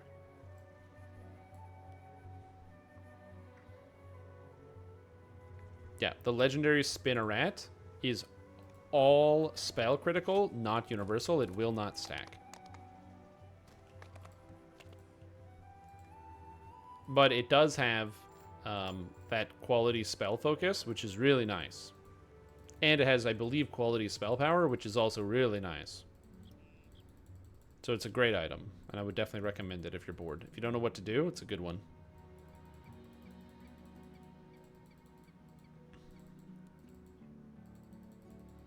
But yeah. Anyway, there's a lot of interesting mods. I will say, the fact that there's so many cool extra classes is awesome. So that's really cool. I didn't really investigate too many mods for Pathfinder Wrath of the Righteous because I was just enjoying the game so much. The only mod I did end up caving and downloading was the mod that lets you skip the Heroes of Might and Magic overworld crap that I didn't want to do. I just got a mod that lets you skip all of it, and it makes the game a million times better. I was so hesitant to play because I was stressing me out, but now it's just like, oh, if any... It's just instantly gone. I just explore around with my guys and explore the world, and it's very fun. It's exactly the type of game that I wanted. Am I playing the game fully? No, I'm not. But am I playing the game the way I want to with less stress? Yes, I am. And that's one of the reasons I actually really like the fact that you can mod stuff on computers. Also, good night, Yusukai. Sleep well. Enjoy your evening. I like that you can mod stuff on computers because game designers don't make the perfect game for everybody. They make a game... and they do their best to give it a wide appeal, and they do their best to make it so as many people like it as possible, but they don't make it for everybody. But modders make the game for everybody. You do that part just doing the AI. Yeah, but the problem is, if you do the AI auto-doing it, you miss out on the story-based elements of it. So because there's story developments where sometimes you will find something that leads into something else if you actually explore it. And so the mod allows me to just march troops around, and I just win every fight automatically. Yeah, I started with a mod that makes it so army morale doesn't diminish. I started with that one, and then I was like, you know what? I just don't like this whole micromanaging section of the game. So I just got the auto win mod instead, and it just made it so much better. It's great. But yeah, so like the easiest example I can think of is like a lot of people praise Dragon Age Inquisition for being a very fun and good RPG. But in it, there's a mechanic where you have to wait real time for missions to complete, where you send characters on missions, you have to wait real time for them to finish. So I downloaded a mod that made the real time requirement for every mission in the game, 0. So if I click a mission, it just auto-completes it. I still have to pay the cost, so it's not like I can just do every mission right away, because I still have to get the cost and get the resources to do it. I just don't have to wait like 2 days for my mission to be done in real time, because I'm not waiting 2 days in real time. I'm playing the video game right now. Also, the game was relevant in 2013, so I'm not going to wait. Like I did, you were literally forced into negative morale because you simply had no more fights to do. Yep, yeah, I can see that. Yeah, which is like a silly mechanic. That's what I was worried about at first. Was like because I started going around and clearing all of the fights, and then I was like, I'm gonna start losing morale. So I got the no morale, or I was losing morale, so I got the no morale loss thing, and then I was like, now I have to actually still micromanage this thing, and I don't really want to do it. So yeah, if I want to play Heroes of Might and Magic, I'll go download a Heroes of Might and Magic game. But if I want to go down for an app, I'm going to do that too. Hey guys, did you know my name is StreamTom and I'm ending the live stream? That's right. I was thinking about playing some Baldur's Gate 3 tonight and continuing that since I looked at mods for so long. But I think I'm going to do that tomorrow. I'm just really, really tired. I have some build reviews to do tomorrow as well, so I'm excited to do that. So we'll be doing that soon here. So I'll probably get that going tomorrow. But yeah, I'm very tired. It's been a busy day. So also, apparently I don't stream Mondays, so the fact that I stream Monday anyway is just a blessing in disguise. So I'll see you guys tomorrow. We'll see what's going on. It's possible that the new class, the Mariner, is releasing in Lord of the Rings Online tomorrow. Again, I don't know. So I'm curious as to what's happening with that. So if it is releasing tomorrow, I'll probably look into it, and I might stream some Lord of the Rings either tomorrow or Wednesday. But I don't know. Yarr. Hard to starboard. Give me the I don't know, dude. I don't know how to talk like a pirate. Find the booty. Yeah, swab the poop deck. I don't know how pirates talk. I'd have to take a course. They did. I will show this. Here, let me show this. They have the thing here. Actually, can I inspect element here? Can I inspect this element? I don't know why I have to do this. It's very annoying. Ugh. Give me my JPEG.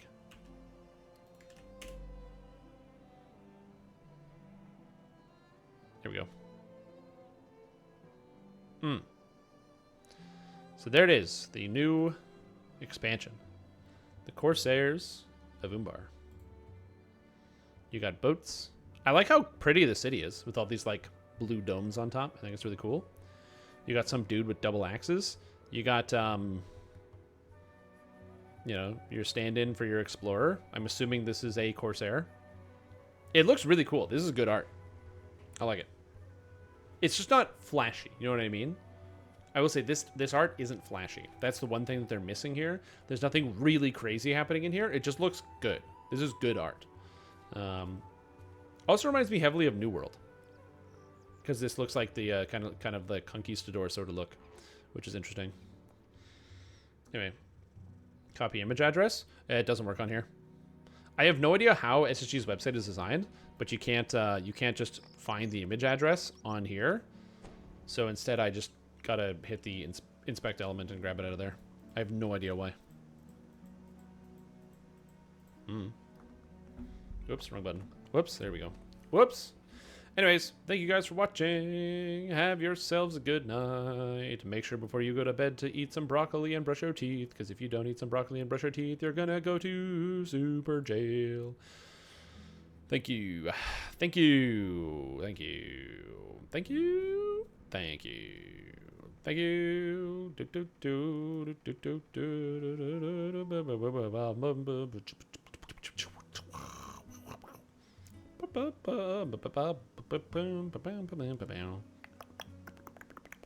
I don't know what I'm doing anymore.